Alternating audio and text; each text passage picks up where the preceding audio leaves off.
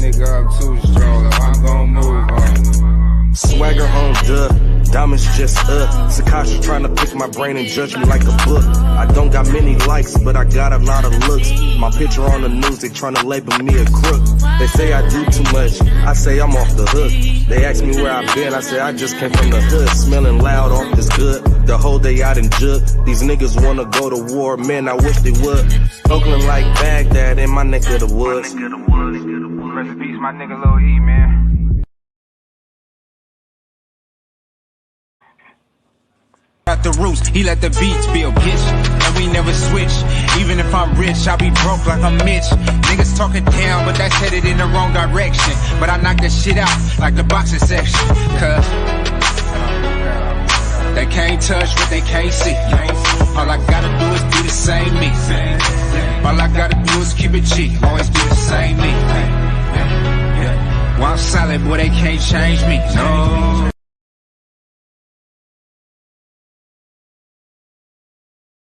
We live from the boxing section, man. What's going on? What's going down? Yeah, man. I was over on Mark Nash's page waiting for his ass to get off, but he was taking too damn long. You know what I'm saying? I got to go live. I got to go live with the people. So salute to my dog, Shelton Moore, the OG, of course. Salute to Jalen, my dog, man. My boy Cletus, man. What's happening, man? Where you at? Tone Brown, of course. YV, man, what's going on? My dog, the home team. You feel me? We got my nigga Mir in the crib. You know what I'm saying? For sure, it's fire, Mir. It's going down. It's going down, all the way down.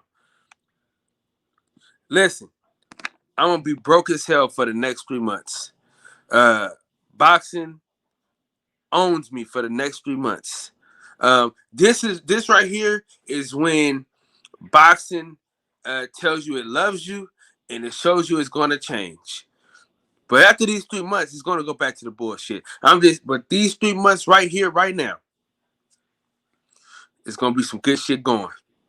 Yeah, yes, sir. It's going to be some good shit going. For sure. For damn sure.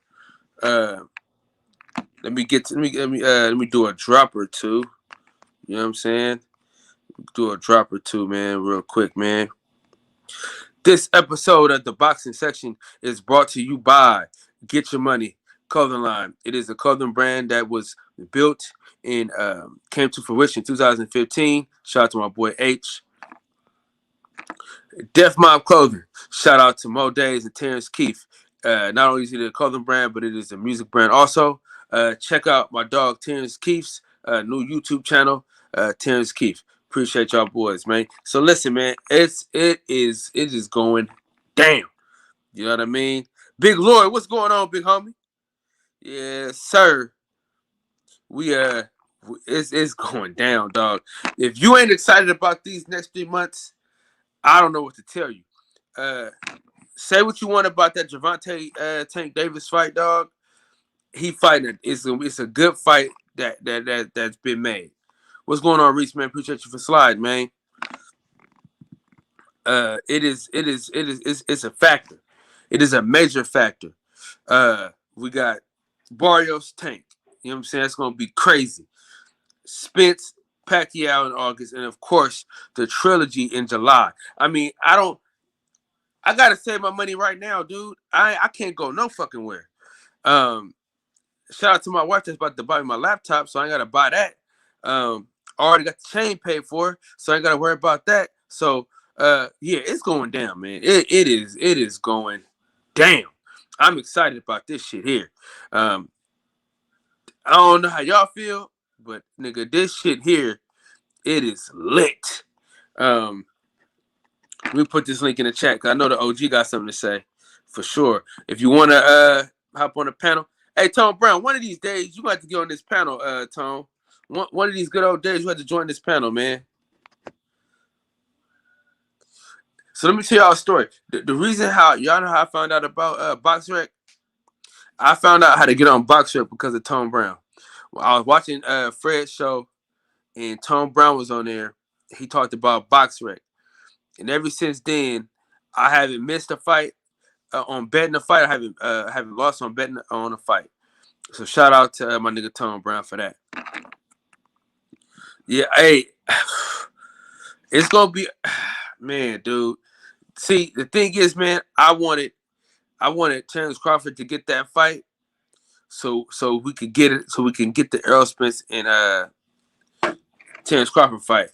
But him not getting that Pacquiao fight, it fucks up the church's money for real. For us. You dig what I'm saying? It fucks it up for us. Not for Terrence Crawford or Errol Spence, but it fucks it up for us. Terrence Crawford not getting that Pacquiao fight fucks it up for us. No, hey Tone, I'm serious, Tone. I'm serious, bro. I'm dead ass. 3 years ago is when I found out about BoxRec, because I was just watching boxing. I wasn't deep into it like that. I had just started getting back into it because of Errol Spence. So I started like really watching it, but I wasn't like studying and getting down into it like that. I you know what I mean? I watched all the PBC fights and stuff like that, but as far as like pulling up niggas records and shit like that, nah. So shout out to you. That was you. You did that, because I had no idea what BoxRec was. I would go like to Ring magazine and shit like that, and try to look at who's the best and all that stuff, and then YouTube them. But BoxRec, it gets you together, because you can just click on one nigga, then click on another nigga, then click on that nigga, and then click on a nigga. You know what I'm saying? So BoxRec just goes on and on, man. That was a great. They filled a great need. You know what I'm saying? So I'm excited. But I tell you the truth though, Tank is finna get a good knockout. Whoa. Hold on. Hold up. Shelton Moore. Now, don't make me take this hoodie off. Don't make me take my hoodie off. God damn it. You gotta chill. Errol Spence sucker ass nigga. Come on, man. Respect him as 1 and 2 welterweights in the world, but not as a person. You gotta join the panel and elaborate, my boy.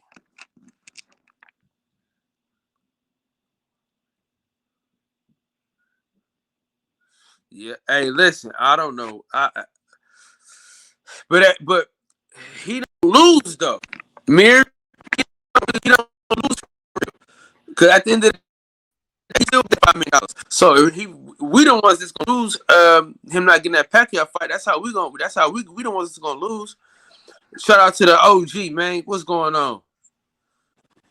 Hey, what's up, brother? How you doing? How's the chat? Everybody, what's happening? Okay, so before you go, hold on. Before you get your shit together, hold on real quick. I need you and Centos. What's up, Jay Smith? I need you, Centos, to say that y'all want to do live streams. Yeah, I think that might have to be a thing, man. No, we might have to start a thing like that. Yeah. You know, that's what I want though. That's what I want, because I'm gonna give y'all the password. So y'all ain't eventually y'all don't gonna have to. I ain't gonna have to be here. You know what I'm saying? Okay, I got you. It's gonna be a boxing network. You know what I'm saying? Yes, sir. I like that idea. Yeah, but I want you two old ass niggas to have a show together though. I think that'd be. We need to. That would be a good thing. I do like that. Tank, my man, what's happening? Big Tank, what's going on, man? So before you get started, Tank, Santos, Shelton, what's your issue, man? What is your issue, my brother? My issue is the fact that you could have made that money and probably made more money fighting your brother. That was the biggest fight in America. That fight would have made more money than him and Manny. But you chose to take a 30% split from this dude for what? When you're supposed to be the big fish. You're supposed to be the cash cow. Supposedly you outsell Canelo, right? Then what the fuck do you need him for? Why you couldn't give Bud 50? But you'll take 30 from him. That's some suck ass shit. I don't respect it. Ain't no fucking 30% split. That was announced on the Boxing Voice today when the news broke. He took a 30% split. So you's a sucker. You said, I don't respect you. He took a 30% split. 30% of the 100%. He took 30. Man, he getting 70% as a purse. Ain't no fucking way. Why not? That's Manny Pacquiao. You think any of these suckers gonna get more than Manny? You believe that? I don't think it was no 70-30 though. Ain't no fucking 70-30. That's the split. If you want to fight, 70-30. Bud tried to get the same fight without Tamir. Bud He's a sucker. He's a sucker. I respect him as one of the 2 top welterweights in the world. He's probably one of the best. He probably beats them all. We don't know because him and Crawford ain't fought yet. What if Bud? But as a person, he's a sucker. That's just my opinion. What if Bud would have took that fight though? 30%. Bud can't get nobody to fight him, so of course Bud would have took that fight. Who gonna give him a shot? Ain't none of these other suckers want to fight him. Okay, all right. So this the shit I'm gonna hold you to, OG. Hold me to it. Hold on. This the shit I'm about to hold you to. All right, and I love Bud. I spent the whole weekend with him, kicking it with him, chilling with him, all that. Right. Listen, if that motherfucker signed back with Top Rank, I don't want to hear shit from y'all. You can. There's nothing you can say. I don't want to hear shit. You'll be right, and you'll be within your rights. And I wouldn't say shit if he signed back with Bob after this. Then he deserved whatever happened to him. That's just human. That's just what it is. But for that brother to take 30 from Manny and don't want to give this other brother 50, that's some sucker shit in my opinion. You know, like I say, I respect him as a fighter. He's one of the best out there. But as a person, in my opinion, he's a piece of shit.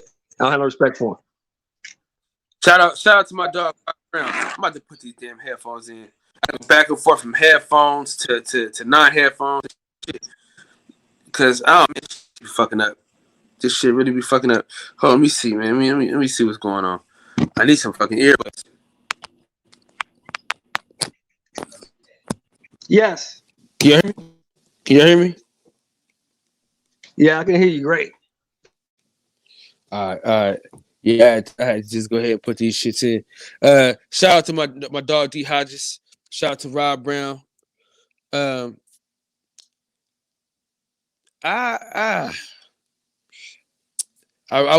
did wish that Bud would have fought Manny Pacquiao though. That would have helped out. That would have helped him out a lot. But I gotta see for myself about this 70-30 shit. I gotta see that. Because I don't see him fucking it up like that. There ain't no fucking way. Nestor could have been wrong, but that's what he put out on his channel because I heard it. That's where I heard the news. I was out and about doing some shopping and I heard the news on the Boxing Voice and I was like, no way. And I listened. And I was like, my God, what a fucking sucker. But then again, you gotta look at this, right? Maybe he ain't the big fish. Maybe he don't call the shots. Maybe Al Heyman calls the shots, and you go take the fight I tell you to take. Yeah, I got. Shelton. Yes. What up, brother? How you doing, sir? Doing good, King. Yes, what up, sir. Kyle? What's going on, Tank? Chilling, brother.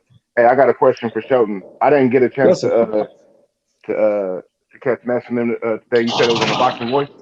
Yes, sir.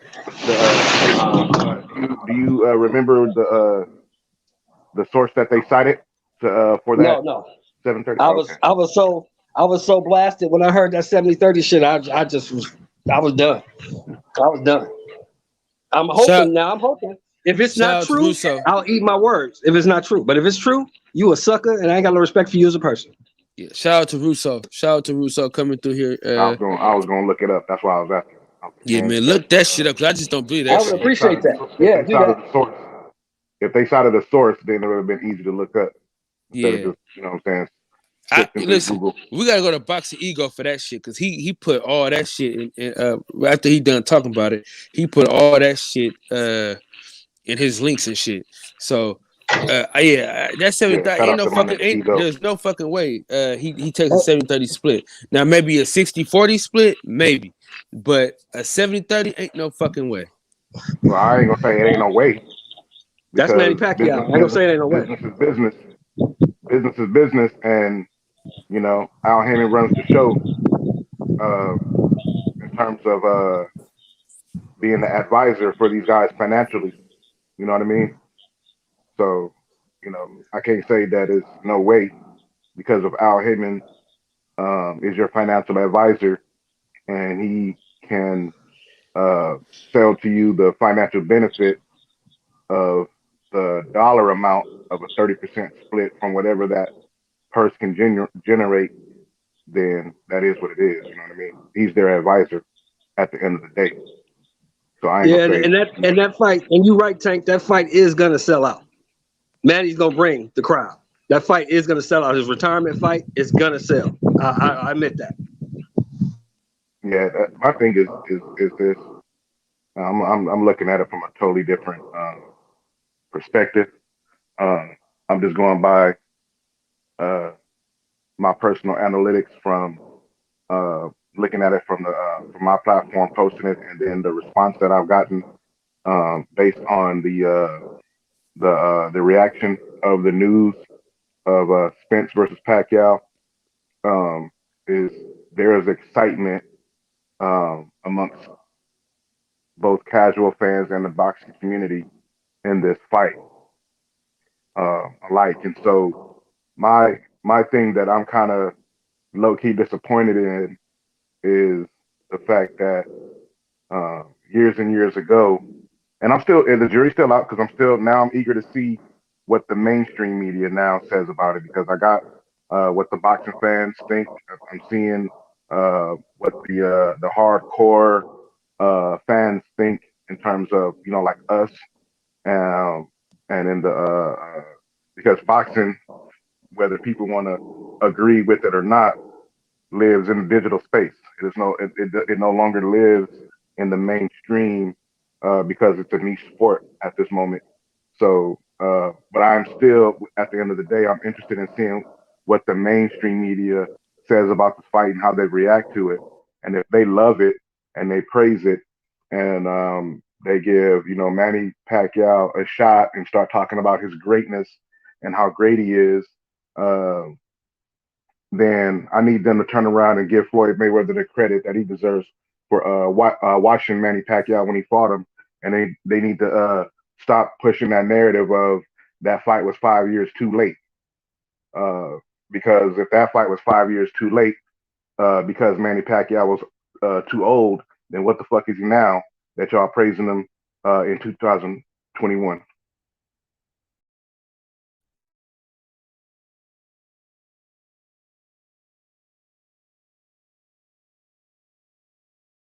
That's facts. Everything you just said, brother, is facts.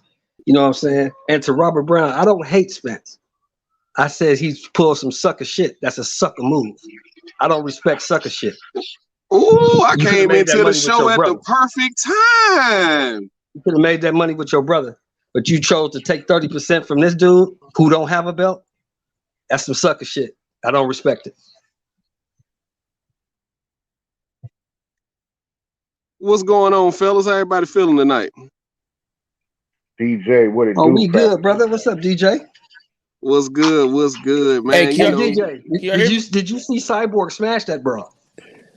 man, Cyborg did what Cyborg do, dog. She turns She chicks' faces smashed in her. a suit, man. She smashed her. I missed my girl Valerie Laredo fight. I was too busy watching damn Ja Morant go off. She got That her ass motherfucker. whooped. He a bad motherfucker, ain't Yeah, John Morant's the Yeah, boy. He's the man. boy. But Laredo got her ass whooped. She got her ass real. whooped. Damn. For real. She Damn. got her ass whooped. Well, Hey, I mean, that was only her fourth pro fight, man. So, listen. Damn, I hate she lost, though. I had to go back and watch that fight. But man, Yeah, I don't damn like near it. jumped out my seat when I saw my guy Blue Blood announce that fight today. I was like, you gotta be kidding me. Yeah. I was Yeah. so Piss me off, DJ. Piss me the fuck Spence off. done took Bud Girl, huh? Ain't that? That ain't what I'm bad about. I don't mind getting the fight. The split is what got me fucked up. I don't like that. reported split. We haven't got no reported source split. for that. Allegedly. What's the alleged split? 30, reported 70, split. 30. allegedly don't believe. 70-30. It's being reported to the 70-30, but In favor of as of Pacquiao? right now, we don't have a Who source. else? At least amongst us. Wow. But DJ, did you hear my take on that? And what do you think on what I said No. about it? I just came into the show, man. I just saw what Kyle went live, bro. I ain't hear it, man. Repeat yourself, Tank. Repeat yourself. Well, I was saying that for me, I'm looking at it from a different perspective, and I'm looking at it just from like when I was posting it after I seen Manny Pacquiao and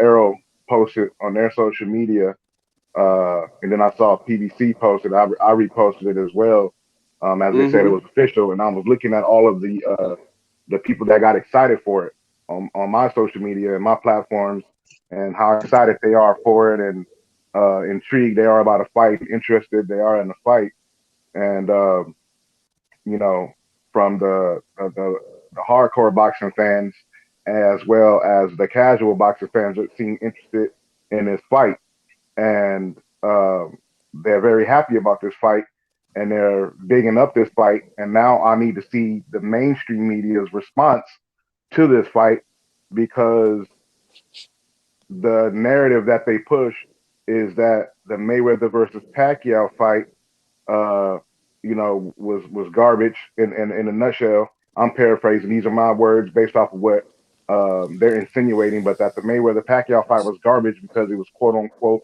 5 years too late, which insinuates that Pacquiao was too old and past his prime and couldn't perform anymore. And so they find that way not to give Floyd Mayweather his credit. Whereas and now I need to see if they're going to be praising and excited for this Pacquiao versus Spence fight, the way the hardcore boxing fans and the casual fans are.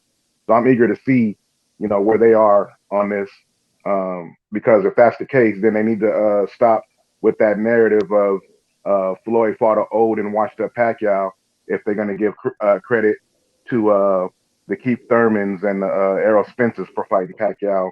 You know what I'm saying? Here we are in 2021, and they're still, giving Pacquiao his credit, whether it's going to be his last fight or not. The excitement around the fight, you know what I mean, Yeah. is the issue that I'm having.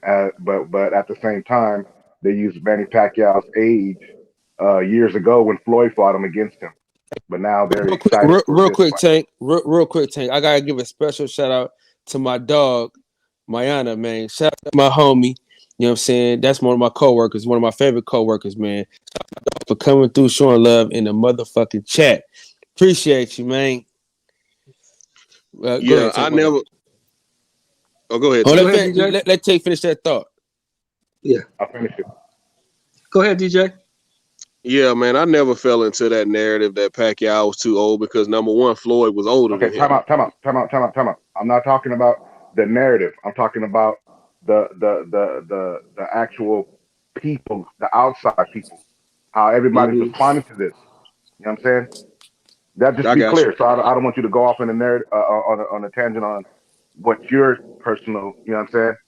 Yeah, But just like the response that the fight news is getting versus the narrative that they have, basically everybody that's responding to this have put out when it comes to Mayweather versus Pacquiao.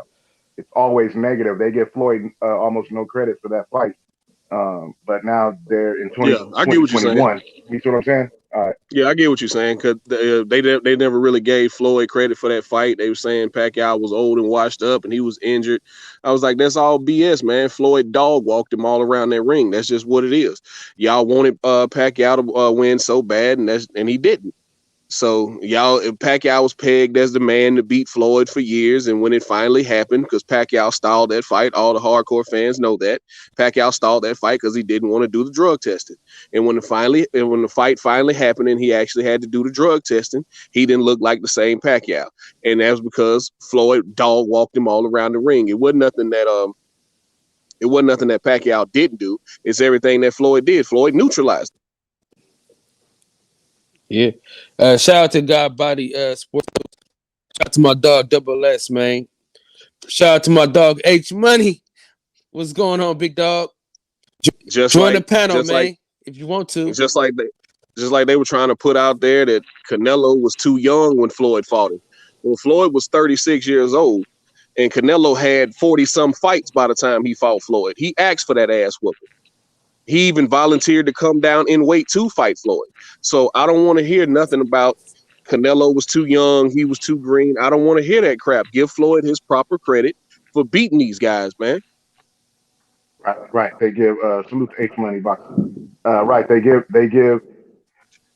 They're gonna if Errol Spence is able to defeat Manny Pacquiao, they'll give Errol Spence the credit that they won't give Floyd. They And won't give him that. They ain't gonna give him the credit, man. if hold on, I said if he does, they okay. If Errol beats Manny, and they give him the credit, I need to see that retraction, and I need to see not the retraction, but I need to see that same energy given to the credit of Floyd Mayweather. That's what I'm saying. If they do it, Yeah. So uh, you want them if to go. You want them I to go want them, back I and want them take to back change. all their words for what they said about Floyd after that Damn right. Pacquiao fight. If I moving got you. forward, But I'm here's picking the up what you're thing. putting But down. here's the moving thing. forward, I want Here's them the to give thing, him the fellas. credit. Hold But the on, we all thing, can hold on. talk at the same But the time. thing Hold is on. this. The thing is this. When it comes to uh, you said Saul Alvarez when he fought Mayweather, they say he's too young, and it's funny because you know what they do when they want to prop up Saul Alvarez, they show highlights of him fighting Austin Trout. When he fought Austin Trout, he was 22 or 23 years old, so he wasn't too young then. You know what I'm saying? When he fought Miguel Cotto, they give him props for that. He was 20, 24, 20 between 23 and 25 years old. So he wasn't too young for that. But all of a sudden, when it's Mayweather, he's not getting credit for the same fights that you're giving the fighter credit for winning at the same time. You understand what I'm saying? Yeah, all of that should have went out the door when Pacquiao beat Keith Thurman. Oh, so he's not too old to compete with the best of the best in this division. Okay, so Floyd really did put an ass whooping on him. Right. But see, Neutralize here's him. the thing. Here's the thing, fellas. If he beats Pacquiao, he beat an old man. He's supposed to beat him. If he loses to Pacquiao, well, he was never shit anyway. He was a hype job. So he's in a lose-lose situation. Is this Mayweather you're talking about, or are you talking about moving forward? Are you talking about the the Spence Pacquiao fight? No, I'm talking about Errol. Errol's in a lose-lose situation. He can't win no matter what he does. If he Well, beats Pacquiao, he beat an old man. okay. He should have beat him. If he loses to Pacquiao, you was never shit. You was a hype job. That's why the old man came in there and whooped your ass. But that I need to hear that, and that's what I'm saying. I'm waiting to hear that in the response to the fight. As of right now, I'm not hearing that. You know what I'm saying? But it could be because the news is fresh and it just came out. But I'm not hearing that narrative right now, and I haven't heard the mainstream media's response. So if I don't hear that response prior to the fight, I don't want to hear it after the fight. Yeah, I'm Facts. picking up what you're Facts, putting brother. down, Tank. I'm picking up what you're putting down, bro, and I completely agree, man. They need to give these guys their proper credit for winning these fights, man. And I don't, like I said, those are two fights that really bother me when it comes to when people talk about Floyd. Oh, he ran, or Canelo was too young. I was like, no, he whooped their ass. Let's just call it what it was, man. Stop. I get over your hate for Floyd Mayweather and just look at the facts here. They lost. They got in the ring. And I think he sued Pacquiao because Pacquiao claimed he came in the fight injured. And I think Floyd sued him and won over that, didn't he? I don't know about that.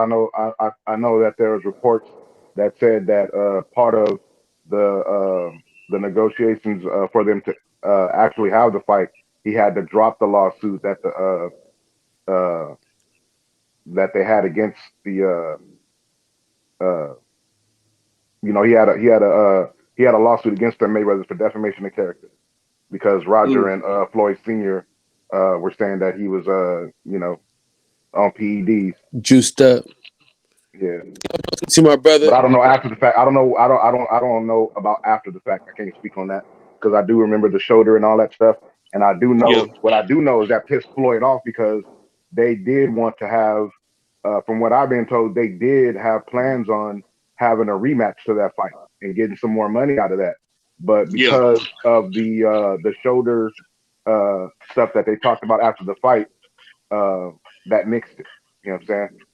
Because he knew he wasn't going to get credit, but once it became official that he didn't get the credit, and then the reasoning why that became well, okay, we'll see how you do without me kind of a thing.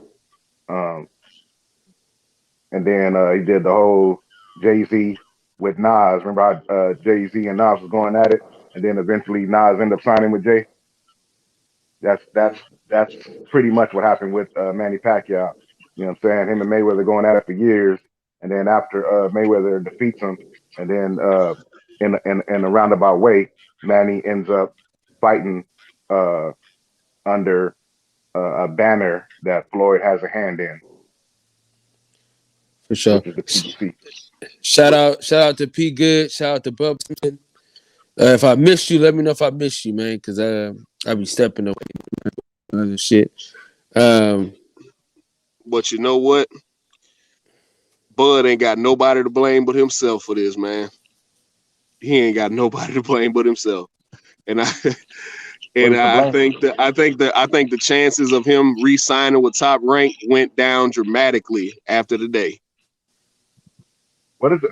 I'm confused. Can somebody update me on this? The narrative of why Bud should feel a type of way about this? Is it because he wanted the Pacquiao fight for years and Errol got it, or something else? Because his own promoter blocked that fight. He knew that was the only fight he wanted, and he prevented him from getting it. Even before he re-signed that last time, he knew Bud wanted that fight, and he didn't provide it for him. That's old news. That's what I'm asking. I'm like, why would he be mad today? That's old news. That's years old news. So why would he be mad today? Is it because Errol got the fight that he wanted, or something else? Because Bud, yes, that's all it is for me. That's what I'm saying. It's like the one fight I asked my promoter for. You put all these guys in front of me who people are saying are nobodies, but the one fight I actually asked you for, you couldn't deliver on. Well, what was reported was when Manny sent the contract allegedly to Bud, it was for an 80-20 split, and Bud said, "Fuck you, I'm not signing that." Yeah, but I don't. Yeah, but and then this sucker takes the 70-30 split. Yeah, but I've been just hearing all this narrative about, well, Bud got to be mad at himself. Like, why does Bud have to be mad at all? I haven't heard him respond to the situation. I mean, he probably wanted the Manny Pacquiao fight for legacy. I don't think. Well, I don't. It's not that what I think. It's just that I don't know. I haven't heard nothing. I haven't even heard his reaction to Errol getting a fight versus Manny Pacquiao. So I don't understand where this narrative is coming from, where people are saying, I feel sorry for Bud, or I don't feel sorry for Bud, or he got nobody to blame but himself, or he needs to blame Bob Aaron for. I don't even get it, because I haven't heard nothing about it. But I'm looking forward to see if he tries to get a fight versus Udonis Ugas now, or even if that played a role in this. You know what I mean? Like, did because we Kyle, the Boxing Section, and I were on Mark Nash channel earlier. Shout out to Mark Nash, and Asia Math came with some interesting information, very intriguing. We haven't had it confirmed yet, but you know, the word on the street is that the WBA plans on reinstating Manny Pacquiao as the WBA welterweight super champion. So, you know, if that word on the street got to Al Heyman, and he then went to work on signing his fight before that actually happened, then you know, that could have played a role in Errol looking to fight Manny Pacquiao, because I believe that most people assumed that Errol would be trying to get a fight versus Udonis Ugas once Ugas was elevated to the WBA welterweight super champion.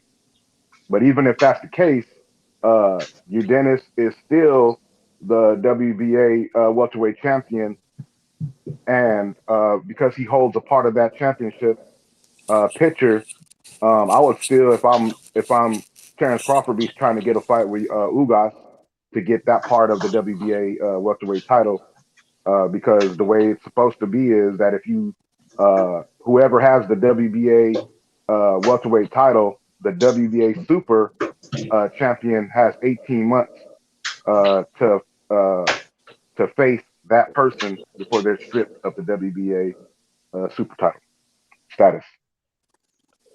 That's one way to look at it, and I completely understand that way to look at it. But another way to look at it is, why would Al Heyman send one of his champions over the top rank to fight Bud Crawford? Why not keep all the belts in house and have Udanis Ugas fight somebody like Kyle's cousin Keith Thurman? Hey, DJ, Al don't Heyman don't does get. that. Al Heyman Hey, does DJ, What's up, don't man? don't get blocked with What? that bullshit now. it. Hey, but look, Hey, DJ, Al Shout. Heyman. let me ask you a question. That's Let me fan ask you a stuff. question. Hold on, real quick, Al y'all. Real Heyman is quick, known for real Al Heyman. quick, and then we'll go to Shelton. Hold on, real quick. Shout out to D-Ray, man, for coming through here, man. Salute to you, my brother. Go ahead, Shelton. Let me ask this question to everybody here right now. What's a bigger fight? Spence Ugas or Spence Pacquiao? I mean, come Spence on, man. It's a Pacquiao. no-brainer. Okay, so Al Heyman is not in the boxing business. Al Heyman is in the money and the ratings business. He don't give a fuck about them belts. What's gonna make the most money is gonna make the most sense to Al Heyman. That's how he looks at it. Yeah, and also Spence, just Because like Crawford. Go ahead, Kyle. no, I'm saying that's true because Mayweather never really did the undisputed thing. Hey, Yeah, let me Mayweather respond would to drop them belts in a minute. Let me respond to your response, DJ, real quick. So you Yeah, go said ahead, man. Al Heyman. Why would Al Heyman let Ugas go to pretty much another platform? Is what you're saying, right? Yeah, Well, that's what Al Heyman does. Al Heyman is known for, see, that's a narrative that boxing fans put out there. But the reality is, Al Heyman has his fighters all over the place. He doesn't limit them to being on PBC, Showtime, or anything else. He knows that's the whole thing about Al Heyman being Al Heyman. He is labeled as a financial advisor. That means his fighters can go wherever they want. Now, if he was a promoter, right? If he was a promoter, then people can say that. But that's not what he is. He's a financial advisor. So as the financial advisor, he can advise his client to go wherever the money is. That's best for the client at that time. If that's on the zone, that's on the zone. If it's on Top Rank or PBC or Mayweather Promotions or wherever that fight may be, or even Triller, then that's where he's going to send his fighter. He's not worried about, like Kyle said, Kyle but Kyle had a point because that's not what Al Heyman, he don't care about belts. He don't care about where you fight at because he's going to get his money regardless and he's going to get his fighters' money regardless. Whether he sends Andy Ruiz to the zone for 2 fights, whether he sends, Danny Jacobs to the zone for a fight, he don't care. People don't know. Mikey Garcia was advised by Al Heyman. He don't care. Where he's Showtime, PBC. He was on the first PBC on Fox pay-per-view. And then Al Heyman advised him to go take that money over there in the zone. So, gotcha. You see what I'm saying? Al Heyman Yeah, I got you. I'm picking up what you're putting down. So let me ask y'all this. Bigger fight, Ugas Thurman or Ugas Crawford? Ugas Crawford, no question about it. Ugas Crawford because of the ramifications of it. You know what I'm saying? Excuse me.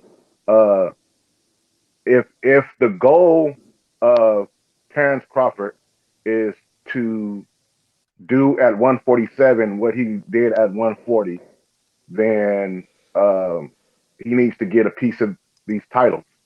That should be his goal. He should do everything to get himself closer to getting more and more titles. But if that doesn't happen, then you go to the Thurman, Porter, Mikey Garcia route to get those names and money on your resume. Let me touch on this this comment that Mir made. I agree with this thing 100%. because Pacquiao and Floyd Mayweather have been holding boxing hostage for the last 7 years, right? And I think with the win, it boosts Errol Spence up to a whole nother level. Because in boxing, wrestling, I don't know how many people in here watch WWE or AEW or WCW. In order for the young star to become a big star, the older star has to let them get over. You know what I'm saying? And that's what boxing has been missing for the last 7 to 10 years. There's nobody for them to go, for them to fight and get over. And in a long time, I thought it was gonna be Bud Crawford, because it would have been better if it was Bud, because Errol Spence already has the cachet. But if this shit, now they gotta, now they gotta talk about a different split. You know what I'm saying?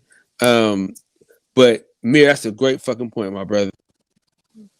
Well, here's the thing, bros. What my boy Tank so eloquently stated earlier, right? If I'm Bud Crawford, I'm on the phone with fucking Ugas as soon as that news broke. Now, here's the biggest question, though. Is the WBA going to pull some janky bullshit and give Pac-Man that title back? Yeah, that'd be some BS, man. That would be absolutely just. I don't even have the words for it, man. You can't do that, man. You can't do that, man, like that. Yeah, that would be fucked up. That would be extra fucked up. For the fans, it wouldn't be though. For fans, it wouldn't be though. Because think about this, bro. If we get one step closer to the Errol Spence. Okay, there you go. He's coming in now. Yeah. I hear you. Oh, my bad. We get one step closer to Errol Spence, Terrence Crawford. And I'm gonna tell you why. Because if they don't take that title from Ugas, Errol Spence is gonna have to fight us next. You dig what I'm saying? So we'll still be and begging for the same fights over and over and over again. You know what I mean? So you don't think if Manny fights Spence and the WBA sticks to their word and keeps Pac-Man straight, you don't believe that the Ugas Crawford fight can be made? I don't think Ugas and Terrence Crawford is going to be made, man. I don't believe in Bob Arum ass. You dig what I'm saying? There you go. I don't believe in this ministry. Amen. I think he's led by the devil. But no, I'm just saying, I don't believe him. I just don't think he's gonna do right by Terrence Crawford. And I've told a few people that before. You know what I'm saying? I just don't think he's gonna do right by Terrence. He hasn't been. No lie. Say what y'all want though. With Floyd Mayweather and the money team, even if he fights a tomato can, he'll be a bigger star than if he fight anybody else. He can fight somebody that nobody knows on Mayweather Promotions, and just the name of Floyd Mayweather is going to get him over the hump. You got a prime example right now. Nobody really knew, except for us hardcores. Nobody really knew who Mario Barrios was, did they? Like I'd only seen him fight once. So I'm a Mario Barrios fan. So I'd only seen him fight once, man. I'm not too familiar with him. Yeah, I'm a fan of. I'm saying had no idea who that dude was. Until you're a hardcore fan though, so that's a little. Yeah, that's why I agreed. That's why I said yeah, and I'm a fan of Virgil. So, especially when Virgil started working with him, you know what I mean. I was Team Barrios, so I'm very much a Barrios fan and intrigued with this fight because I'm also a Davis fan. So two of my favorite young fighters are fighting, and I'm good with that. You know what I mean. But shout out to my brother Kyle for bringing in the wrestling analogy. You know what I mean? Using the wrestling terms like get over. Well, hey, you were about to start a wrestling channel over here, brother. My brother Kyle over here. I went to D-Style Boxing Channel one time. We was talking about salute to the majestic. That DB, majestic one is the in the building. MMA. Hey, y'all see? Hey, look, y'all see them rose petals that got put on the ground when the majestic got on the paddle? That's when Salute, family. What's going on with y'all? His Majesty is in the building. What's Nothing, going on, man. Nothing. Talking about this Spence Pacquiao news, man. And I heard my girl lost tonight, man. I'm sad about that. I was busy watching that Warriors and Grizzlies game, so I missed it. I had to go back and watch it, but I did You'll catch fight again. Cyborg though. Tell him how bad she got her ass whooped, DB. Oh man, listen, Cyborg did exactly what she was supposed to. She went in there, she was a warrior. She put hands, knees, and tips on her, man. And even in Cyborg's older age and being, past her prime, technically speaking, she hits so hard, and she's got the motor skills of a. Let me make sure I say this the right way, because I don't want people to take it out of context. You know, when you watch women play basketball and they get ready to shoot a layup, they got to do that kind of like a stutter step to get ready to shoot the layup. It's not just like a one. Yeah, it's not like a 1-2 flow when they just lay it up like with a finger roll the way that guys do it. And also when you watch a lot of women fight, the same thing happens. They have like this, like a stutter or a delay. And there's a few people that don't have it, and obviously those people are successful. Holly Holmes doesn't have that. Amanda Nunes doesn't have that, and also Chris Cyborg doesn't have that. But man, she went in there and she looked good to me, man. I'm always impressed by Christine. By Chris Cyborg, and I'm happy for her and her success and being able to get away from Dana White and that heavily governed system where the fighters can't have sponsorships. So I'm happy for all the fighters that get a chance to leave the UFC, come to good promotions like Bellator, and still be able to get there, be able to get money and fights. But yeah, you know what impressed me the most, DB, was her ground game, brother. Yeah, she's a brown belt in jiu-jitsu, so it's no surprise, man. And she's been doing it for a long time. She comes out of one of the great gyms out of Brazil, in Chutu Box, and also she's down here in Huntington Beach, and she was also in the marina training too. So she's been in Cali for a long time. Mixed the Brazilian style with the Cali style. I mean, that's a recipe for success, I would say. Yeah, and then I like the call out after the fight too. I like that Kat Zingano fight for her. I really do. Well, they announced tonight that she just got her black belt. DB, did you hear about that? Oh no, I did not hear that. All right. Yeah, Chris just got her black belt. Oh, that's dope. Yeah, I gotta go back, man. I'm glad we. I gotta go back and watch this card again, man. I'm glad we made up today. Since the card was excellent, bro. The card was excellent. Yes, indeed. I'm glad we're making up for yesterday, since DJ and DB didn't bring that ass over here. Oh, I was here last night. Yeah, me and DB chopped it up for about an hour, didn't we? Yeah, we was in here. Yeah, I couldn't make it, man. I got tied up. I couldn't make it. Oh yes, shit! Indeed. Hold on, real quick. I gotta give a special shout out to my motherfucking brother. Listen, this nigga right here, cuz, has some of the best music ever. You're overseas right now. My nigga Radio 3000. Listen, if y'all ever get a chance, YouTube this nigga. And also, he has this thing where he's boxing, Muay Thai, and like mixed martial arts. He has a whole platform out in Thailand. So yeah, 100% solid, man. So my homeboy yesterday, TK, that was on the show last night, that's his brother. So that's one of his foster brothers that he was talking about yesterday. The one he talked about yesterday on the show yesterday, that's what he was talking about. I'm about to put the link in the chat right now for you though. I know my mic tripping on my straight ass cheeks. I had to make a decision, either charge my phone or have it. Yeah. No worries, man.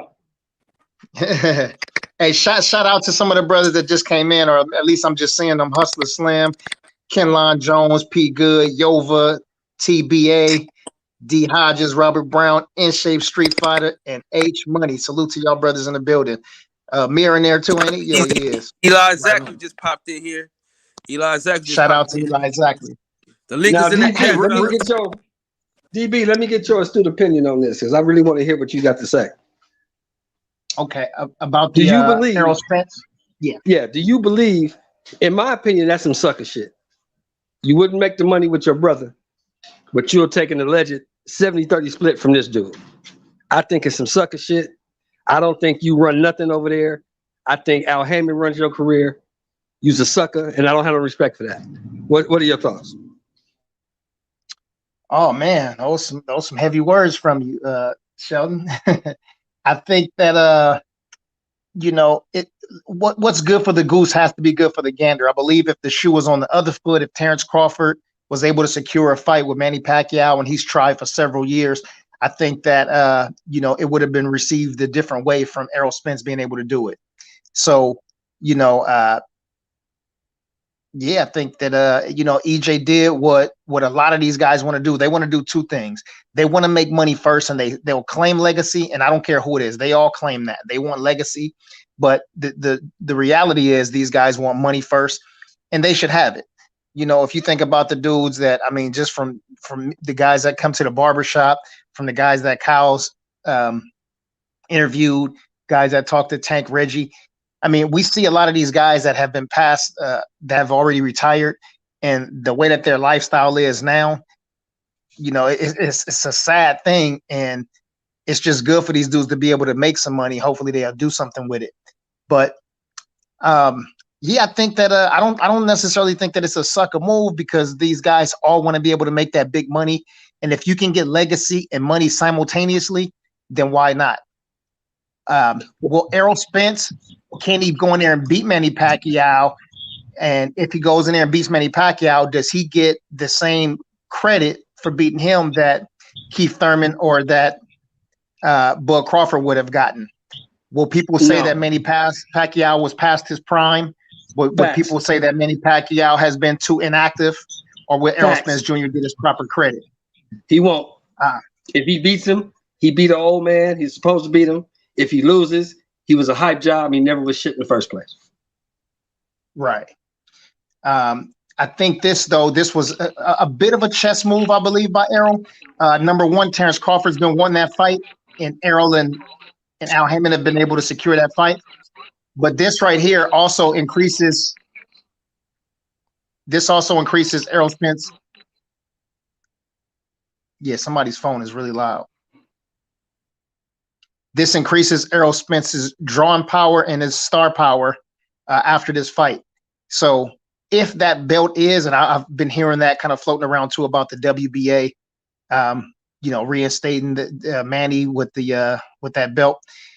If that is the case, Errol Spence will get legacy, unification, and money simultaneously. I think that any fighter right now will go for that kind of a trifecta. One more question, and then I'll shut up. Let me answer DB's One more question before you ask. Let me answer DB's question. Go ahead, bro. You said, will Errol get the same credit that Keith Thurman or Bud would have got? We don't know that they would have got the credit, so that's hard to say. You know what I mean? Right. Because Keith Thurman didn't win, and Bud never got the fight. And the only time we've seen Pacquiao get in there with a caliber of fighter that we're talking about here, that of the elite, was Floyd Mayweather, and he didn't get any credit. Even to this day, he doesn't get the credit for defeating Manny Pacquiao, and people say it was 5 years too late because Manny Pacquiao is old. But now, like I was saying earlier before you jumped on, is that it's crazy because people seem excited about this fight. People are on my platforms excited about this fight, hardcore boxing fans as well as the casual fight fans. And I'm waiting to see what the mainstream media has to say about it, because they're the ones that are the ones consistent and been pushing this narrative that the Floyd Mayweather and Manny Pacquiao fight was too late. So if they start to give Errol Spence credit, then I need them to give Floyd credit. But if they're consistent and they didn't give Floyd credit, then they need to be consistent and not give Bud, Spence, or Errol credit either. Understood. I don't disagree with that at all. I think the narrative will be for Errol Spence will be knockout or bust. I don't think if EJ doesn't really like he dominated Mikey, but there was no knockout. He basically dominated Danny Garcia, and there was no knockout. I believe it would be the same sort of criticisms for him, even if he gets the victory, but he doesn't get a knockout. That it'll be knockout or bust. But go ahead, Shelton. What were you asking? My last question is this. In my opinion, now this is just my own humble opinion, I think Spence versus Crawford makes just as much or even more money than Spence versus Pacquiao. Am I wrong? Well, I can't say that you're wrong, but I will say this, and I'll use this other fight for example too. Like you guys mentioned the Keith Thurman and Ugas fight or the Ugas versus Terrence Crawford fight. We got to sometimes see a little bit. We got to see bigger than the bowl that we in. We're in a bubble. We got the same 300 to 700 people that we talk to every day. But outside of that, it's a whole world full of billions of people. And these people don't necessarily know everybody. I personally think that the Thurman and Ugas fight would be a bigger fight. And I'm not talking about the ramifications or the significance of the fight, because I think that obviously Bud fighting Ugas, the significance of that fight is obviously much more with them having a backstory, fighting in the Amis, and also two guys having belts. But I think Keith Thurman has had more eyes on him because he's been a champion. Before he had his moniker, one time and KOs for life and stuff like that. And also he's been, I got my I ain't afraid to let it go. Don't duck me, Thun. All these different things. Keith Thurman is a bit more marketable, not because he's a better fighter. Obviously, we consider Bud Crawford to be pound for pound, but Keith Thurman is more marketable because he's on more platforms and he talks more and he talks a good game. So, yeah, I got you, brother. I appreciate your answer. And to Eli, I didn't want Bud to sign let H Money get in here after. Hey, Shelton, I didn't want him to sign for that bullshit. And repeat the question again, Shelton, so I can get the right thought. Oh, the question was, in my opinion, I think Errol versus Crawford would have made just as much or more money than Manny versus Spence. Oh, okay. But DB broke it down for me, and he's right. Manny is a global icon, so that is a bigger fight. Yeah, you're talking about a icon versus a superstar. You know what I'm saying? Right. There's a difference. It's like you can really say,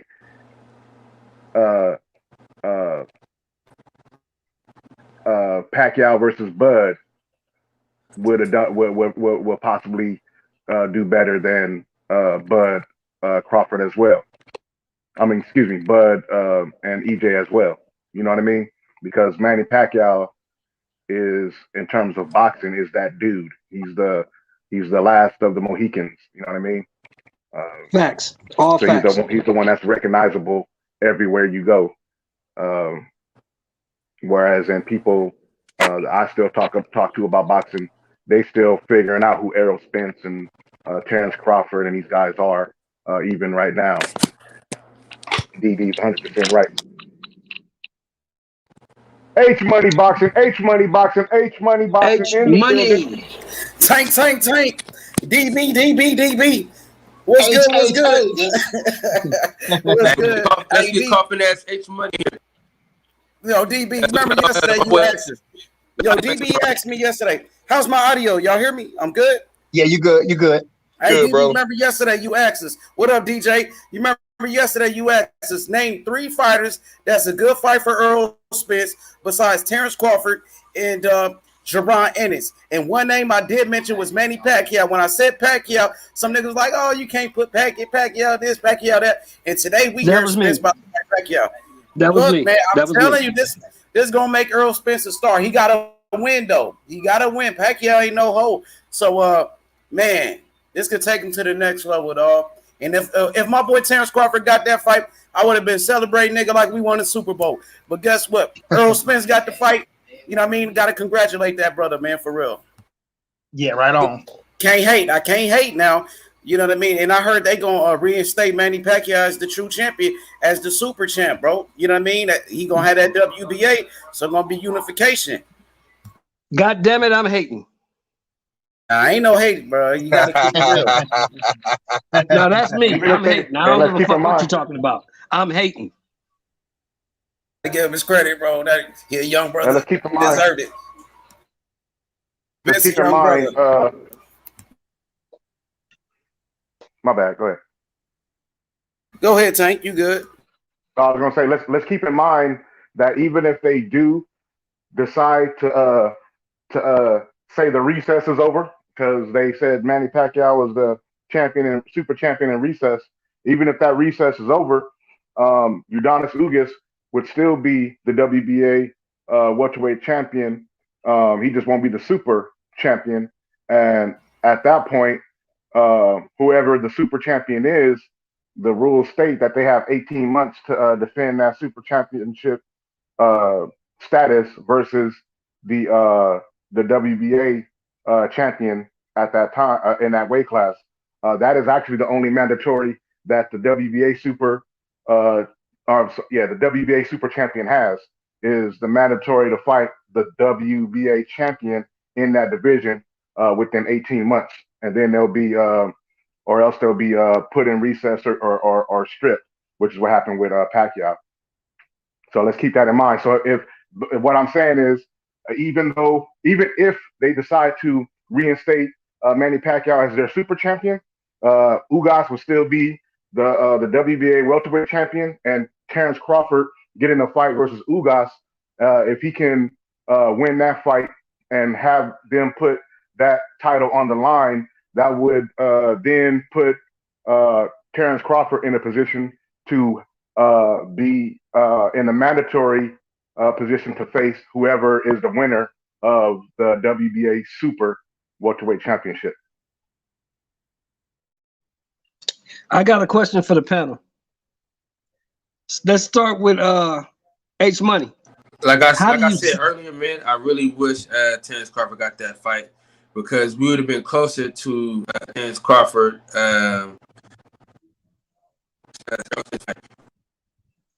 Hey, Southpaw, man, join the panel, big dog. Hit that link in the chat. Let me ask a question to the panel right quick. Let's start with H. How do you see that fight playing out? And that's going to be a dangerous fight for both fighters, man. You know, Earl Spence, what he does good, he has one of the best jabs in boxing. Earl Spence is a great body puncher. And we know Manny Pacquiao, he's kind of weak to the body. You know, Earl Spence is a pressure fighter.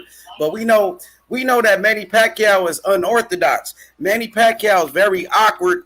He throws some weird-ass punches, especially that right hand that he throws. So, you know, we know Earl Spence.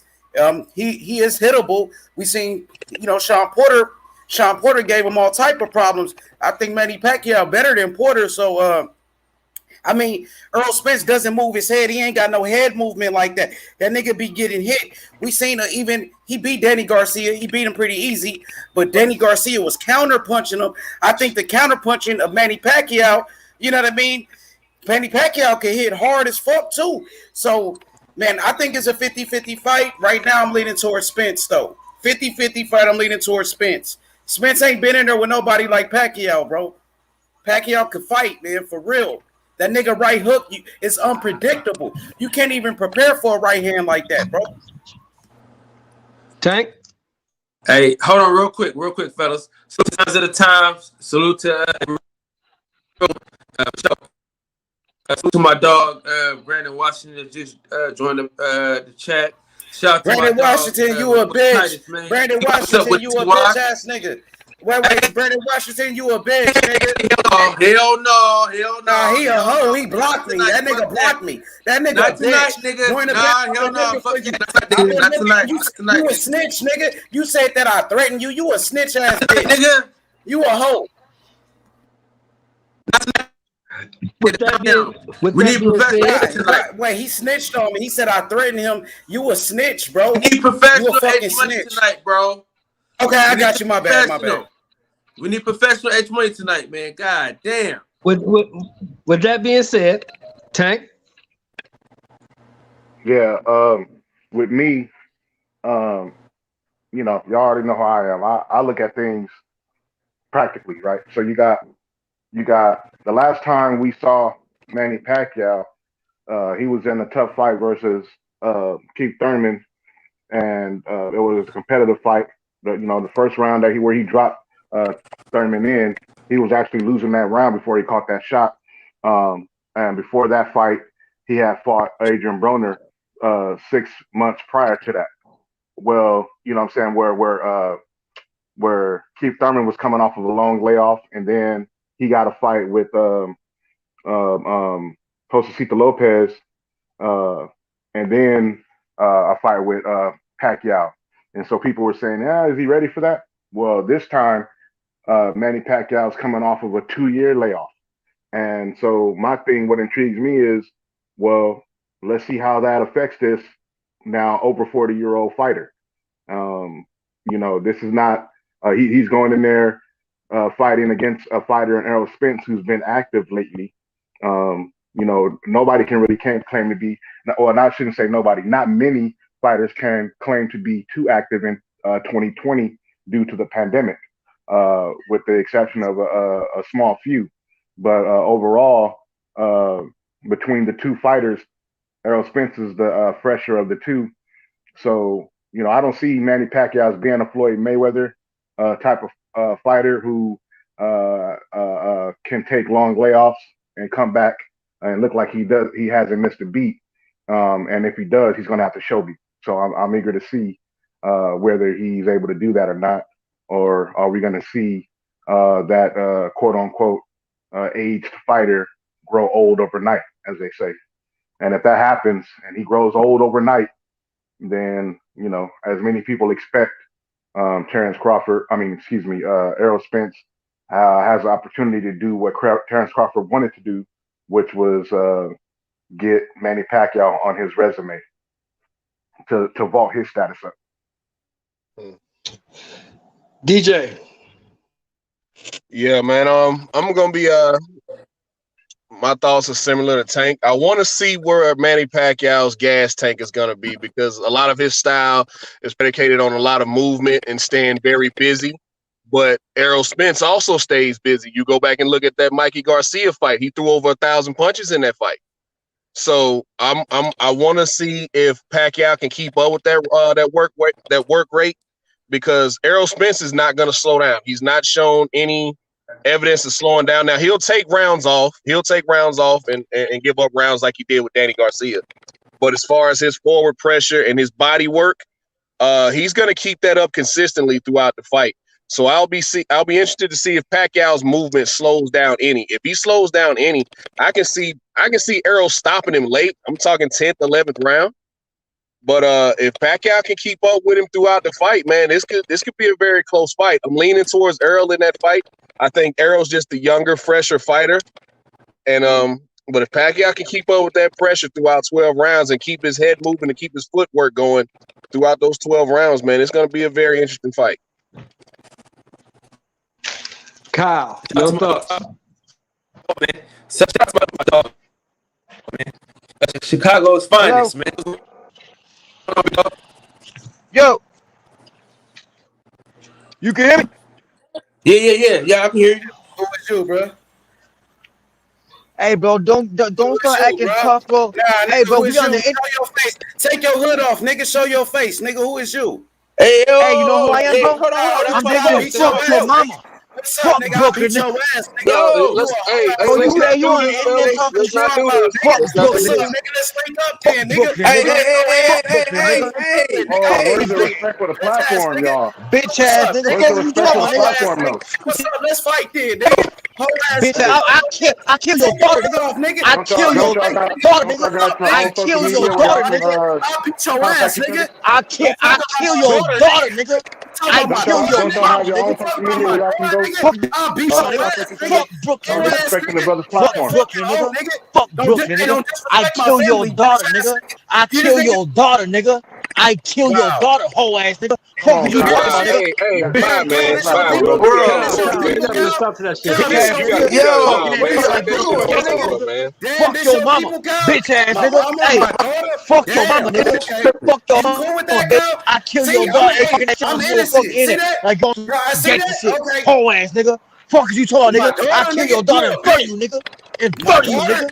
you a In bitch front of you, nigga. ass Your nigga. daughter, nigga. You a I kill bitch your daughter ass in nigga, front of you, homie. nigga. On son, when I see a Ass nigga. bitch ass Hey, nigga, nigga, fuck who your the mama. fuck you up? You bitch ass nigga. Don't you Hey, ever talk about my don't family, nigga. Whole ass Fuck niggas on your sight daughter, now, nigga. nigga. You a bitch, don't Fuck nigga. suppose that's your the power You of daughter, better music. nigga. protect I yourself, kill nigga. your You talk daughter. on the internet, nigga. You I say kill whatever on you. the internet, whole All right, ass I'll nigga. be back when y'all Talking figure this about out. my daughter, Go nigga. ahead, Kyle. Take Bitch it ass over, Yo, bro. nigga. Nah, nigga, that's your people talking about my daughter, nigga. What's up with you, Kyle? nigga, I What's can't, up? bro. I Bro, gotta my defend internet my is so, family, bro. bruh. I gotta defend my family, bruh. Nigga talking about killing my daughter, nigga. You got a daughter, nigga. In a lot of No, shit, I'm bro. saying I see you with your daughter on the show all the time.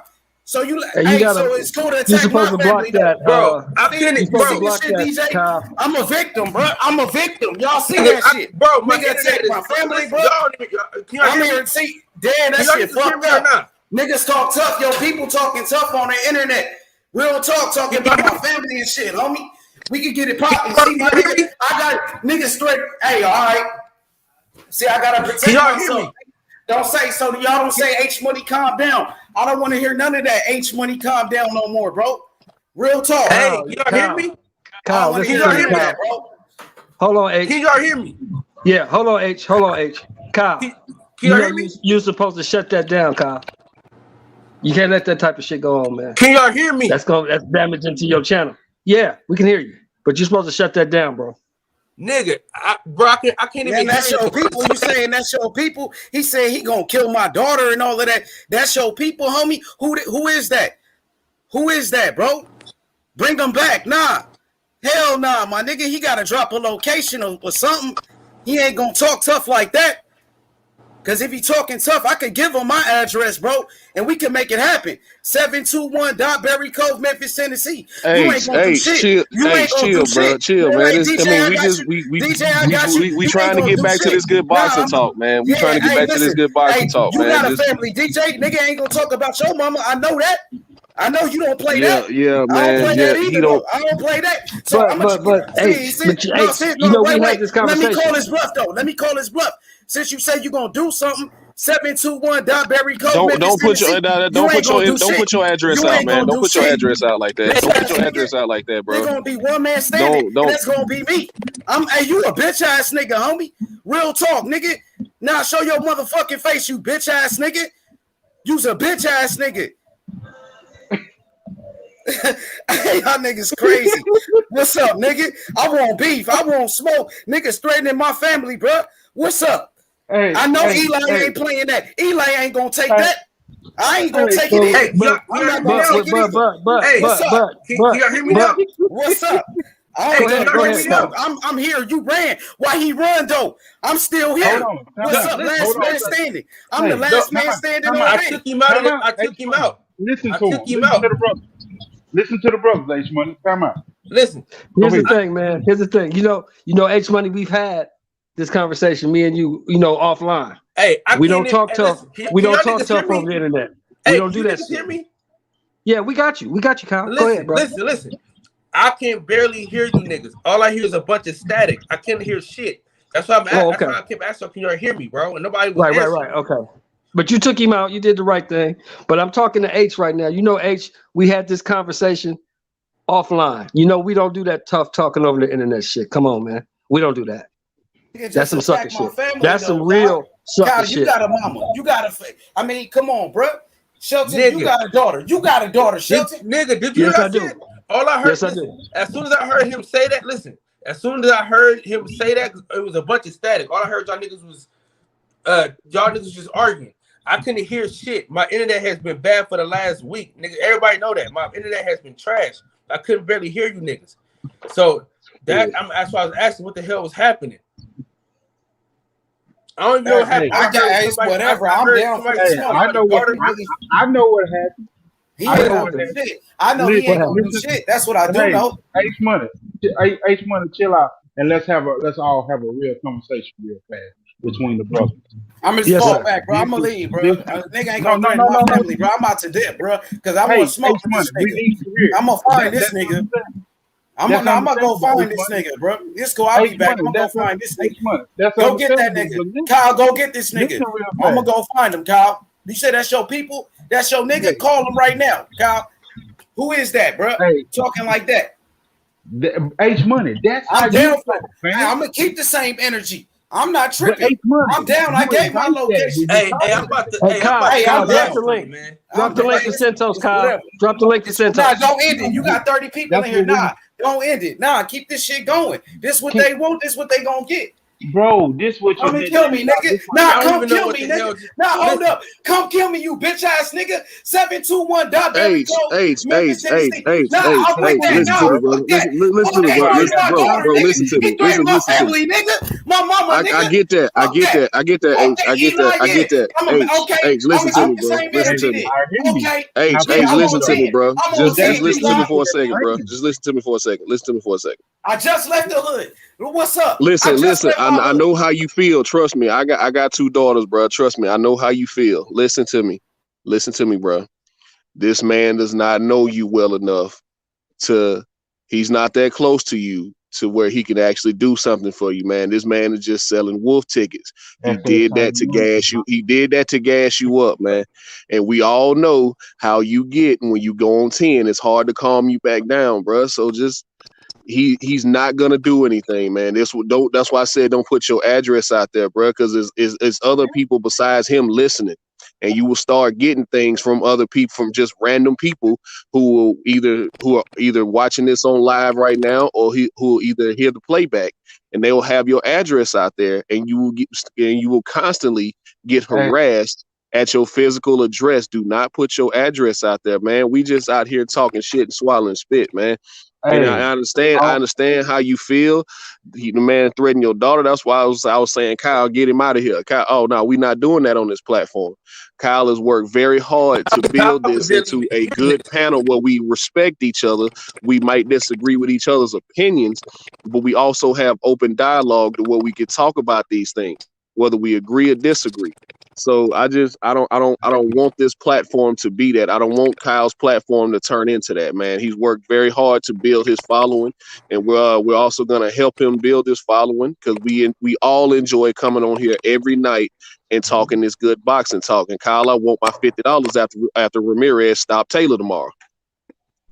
Yeah, because see, hey, what he's talking about is the truth. I Because can't even hear Eli y'all, bro. Zachary just called me a But cold listen, ass hater about y'all 10 going minutes in and ago. out though. I can barely.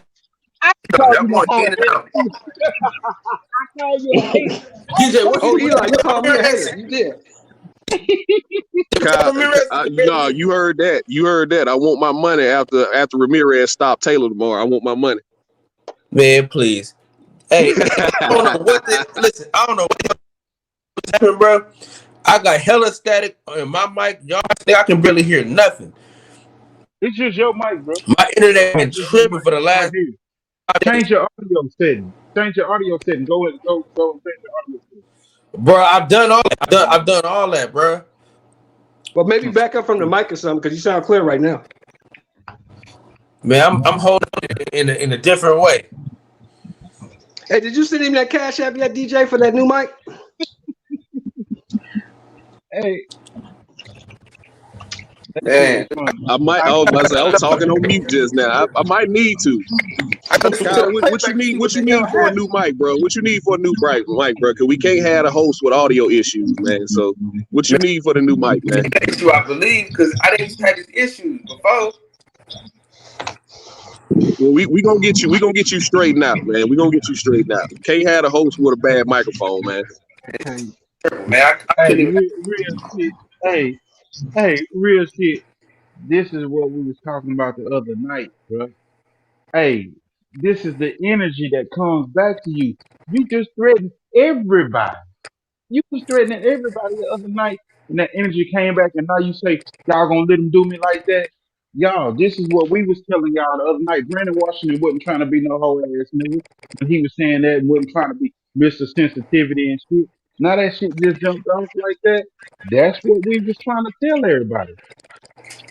H got a shot, but at the same Nah, time, bro. Eli, look. Eli, remember that night me and you was on Reggie Owens that night? We was yeah, up late. And you remember what you yeah, showed? You remember me and you got into it, right? It went me and you yeah. got into it, but we became brothers. And you remember that day you showed me, you like H Money, look. You know what I'm saying? You remember that night you showed us what you was working with and shit. You know what I mean? That wasn't even on that type of shit. But Nah, nah, that but wasn't. I'm just saying though, you know, we got some real niggas out here. You feel me? I fuck with real niggas, and I'm just gonna make it an example out of that nigga. Now I gave him my location. This what he want. It's Friday night. It's free smoke. I love it. Don't run though. Don't say you gonna do something and run. You feel me? Because I'm still here. I'm the last man standing. I'm already the last man standing, boy. Come on, boy. You a bitch. Wait, let me say this. You a bitch ass nigga, boy. You ran from me, hope. You a hoe. On another note, Santos, I need your hookup for them tank tickets, man, because I looked them up today, and I'm not paying $700. I'm not. DJ, we found another one. Hey, we found another one, DJ. It's a little bit less than that. We looking at that. We're gonna wait till Tuesday. If Centos other hookup don't come through, we're gonna jump on the tickets Tuesday. So I'll get with Centos Monday, and we'll work out the money situation. Yeah, man. I'm gonna have to do something different because I saw the tickets was like right behind the judges or whatever. They was like $725. I was like, oh hell no! Look like I'll be ordering that. Hey, I'll put my name in the private chat, man. Y'all, anybody can who don't have it, go ahead and keep it. But just text me your info, and I'm trying to work on something now. My boy, I got a homie down in Atlanta, man. He's supposed to be well connected to someone he's well connected to someone that's connected to Sam Watson, man. And trying to see what I can get worked out. See if I can get something cheap. That ain't quite as expensive, or for the free. You know what I'm saying? I don't know yet. So Cal, that was your boy, Cal? Free 99 is always the best price. Free 99 is always the best price. Yes, sir. I told my partner. H Money, DM him that, man. DM him that on Instagram, bro. Cal, is that your nigga? Because I gotta see what's up with that. He ain't gonna threaten my family, Cal. I didn't know you fuck with niggas like that. Them type niggas, you feel me? So, hey, look, you know what I mean? I'm trying to see what's up. You said that's your boy? Bring him on here. Nah, that's his boy. I want a piece of him. That's your boy. What's up? Man. Nah, fuck that, Santos. So Santos, what you think about that Spence and Pacquiao fight, man? What's up? Where he at? I'm here, Santos. I'm a dog. Santos, I'm a dog. Santos, I'm a gorilla. I'm a dog. Where he at? Hey, I'm in Memphis. I'm in South Memphis, bitch. Where you at, you bitch ass nigga? You gotta be a I'm making an example out your bitch ass. I'm making an example out of you. Fuck wrong with him. Remember what Ice Cube said? I'm a real nigga. I just left my hood. I was just in my hood, nigga. With the GDs, the Vice Lords, the Young Mob, the Crips, and the Bloods. Where you at, nigga? You ran from me. Ice Cube said. Ice Cube said. What's up, Red? Move in silence, man. And look here. Don't make this platform a okay. What's that court thing? Man, shit. Transcript. Don't make this a transcript. You know what I'm saying? Hey, no, hold on. I can say this shit. I mean, I just ran that shit back. What was that shit y'all was on, man? Well, that's your boy. That's your boy, though. That's your nigga. He said he gonna kill my daughter. You said that's your boy. That's what you said, H. You said chill out, H. That's my boy. Ain't no chill out. He played my daughter. Ain't no chill out. When you played my mama, nah, it's blood on that. It's blood, nigga. What's up? Hey, H Money. I'm gonna say this, bro. We love you. We love the energy you bring to all the platforms. I'm gonna say this. If I get subpoenaed, I swear to God, if I get subpoenaed, H Money. Hey, I will be pissed. You hear me? Hey, now you know I just got out the county jail, H. So if I get a subpoena, I'm coming to Memphis. I got your address. I swear to God, if I get subpoenaed, H Money, I'm gonna be pissed off. Hey, one of the homies finna come. It's too much static. I don't hear nothing. It's too much static. I don't hear nothing. Hey, I just put that I number didn't back get in. Hey, I hope I don't get a strike for that shit y'all pulled. I hope I don't get a strike for that shit y'all pulled. Hey, that's your boy. Nah, that's your boy. Strike Nah, break. you said y'all, that's him. You said that's your friend, my nigga. So what's up? Who is your friend? Who threatened my daughter? That's your friend? What's up? Can't What's nobody up, hear pal? nothing. It's a lot of static. You might as well just save this, bro. It's a Yeah, lot of save static. this Can't shit. nobody hear nothing. Keep this Can't shit nobody hear going. nothing. So Keep But can't this nobody shit hear H, going. nothing. It's a H, lot of static. H, he's gone. He's gone, bro. You Okay. talking to us now. It's Okay. us, bro. He's gone. He's not here no I more. bet. It's I just got us, you. bro. Okay, It's DJ, I just got you. us, man. Yes, sir. We back to talking, bro. Okay, Hey, okay, I got DJ, you. DJ. What's up, bro? Now I got a problem. I got a problem with Eli. Eli called me a hater, man. What's up with you, bro? Man, hell of a man, I can't be. You said you was a hater yourself. H I Money said can't he even was hear. keeping it real. Money said he was just keeping it real. You said, well, hell, I'm a hater. I said, look at this old ass face. I just keep I don't want no trouble, my brother. Yeah, no. I don't want no problems, man. I'm just talking shit. Yeah, I know. Gee, hey. Show live. This show right here lit right here though for sure. Man, hey, Yeah, man, but look we don't here. want it to be lit in the wrong way. Yeah, Just, we you don't know, want it to go that route, man. We want to have hot debates. We don't want to have none of that disrespect and people threatening each other. And no, this ain't what this show is about, man. We just here to have good conversation, man. That's it. Hey, We sit in the backyard on the patio having good conversation, man. We know when it went left and how it went left and all that. But at the end of the day, this is not my platform. This is not your platform. This ain't Shelton's platform. This ain't DJ's platform. This ain't Cinto's platform. This ain't Eli's platform. This is the boxing section. So just like when we in the house of H Money Boxing and we gotta go by the rules of H Money Boxing and respect that house, it's the same thing when we go to Kyle's platform. We gotta respect his house and salute to Kyle because he wasn't able to. He just hit me right now. He said he wasn't even able to hear nothing because we all know he got audio issues. But you know what I'm saying? At the end of the day, we have to respect each other's homes. And if somebody comes in with the disrespect, regardless of who it is, then we can tell them where we need to meet. You know, where we need to meet. I got my own platform. You got an issue with me? Hit me up. Here's my Instagram. Here's my own personal channel. You know what I'm saying? It don't got to take place in the homie's house. That's all I'm saying. H Money. You know what I mean? I'm not telling you not to defend yourself. I'm just saying that we in the boxing section right now. We wasn't on H Money Boxing. If we was on H Money Boxing, you know what I'm saying? Then you get a chance to do whatever you're gonna do because it's your house. You can He fight in your own disrespected house. my family though, bro. It don't matter where I'm at. If somebody disrespect my mama or my daughter, it's on the side. But let me ask you this. The nigga can't disrespect me. I didn't say nothing about nobody's family. This about Deontay Wilder. Is this what this about Deontay Wilder? Because Wilder lied. Okay, so everybody want to turn on me because of it.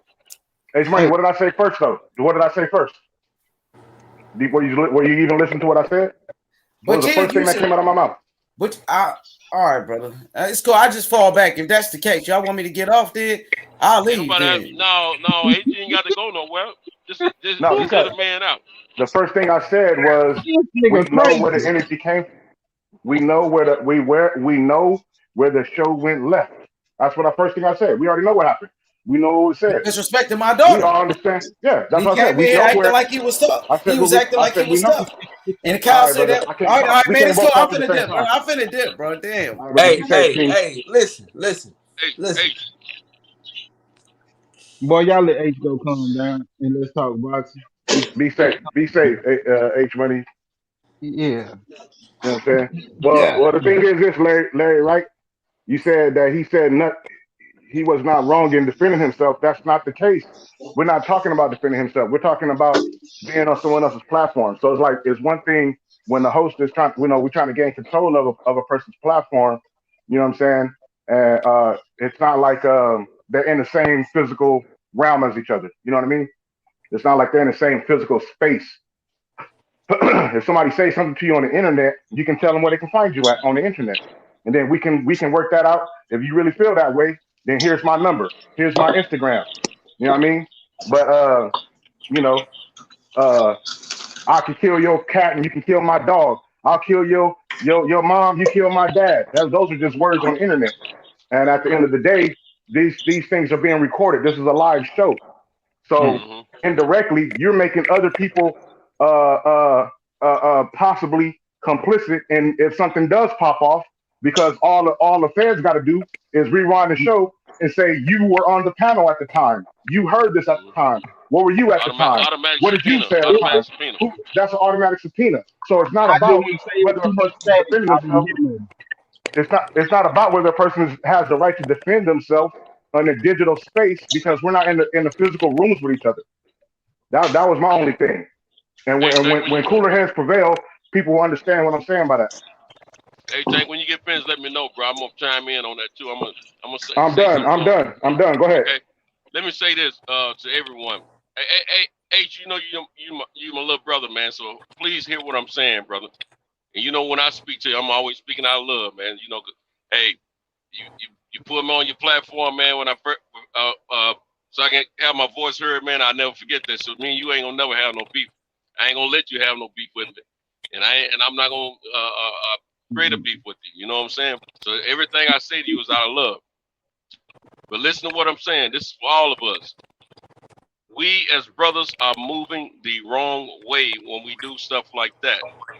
You know, you gotta be mindful of what you're saying out here because, like Tank is saying, all this stuff is recorded, man. We all could be subpoenaed. But let me tell you how we moving wrong.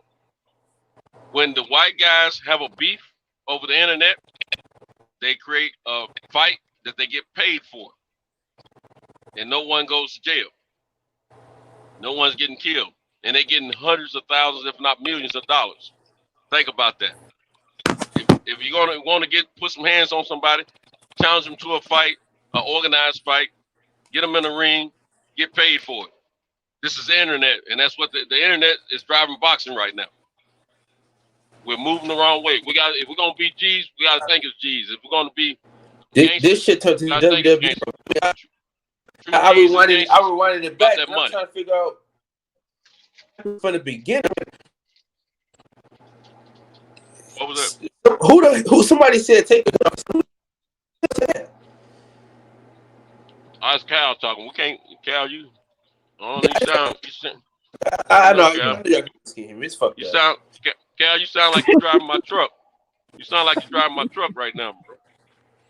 Yeah, my internet is so trash. What's I'm up, trying to Cal, go man? get some headphones or something. But since Eli and Santos just hopped on and they hopped on at a bad time, I want to get their thoughts on the fight announcement today, if they hadn't given them already. I was trying to give it a few minutes ago when you asked me that. Man, I think it'd be a nice fight, you know, to witness. I think it was a power move, and I ain't mad at him. But at the same time, you know, I love Crawford, but Crawford messing up if he don't get Ugas. No Ugas.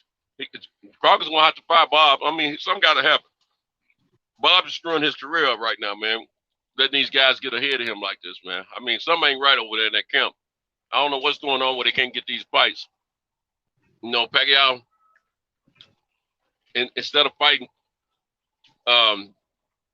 Terrence, he's gonna fight Earl, and it's the same situation. Neither one of the fights had a belt on the line. So it's got like Earl said, blame Bob. Something ain't right over there, man. Something ain't right. I mean, he couldn't get Pacquiao, he couldn't get Porter, couldn't get Thurman. Something ain't right, man. It don't make sense. So some got to give, and until he figure it out, man, it's going.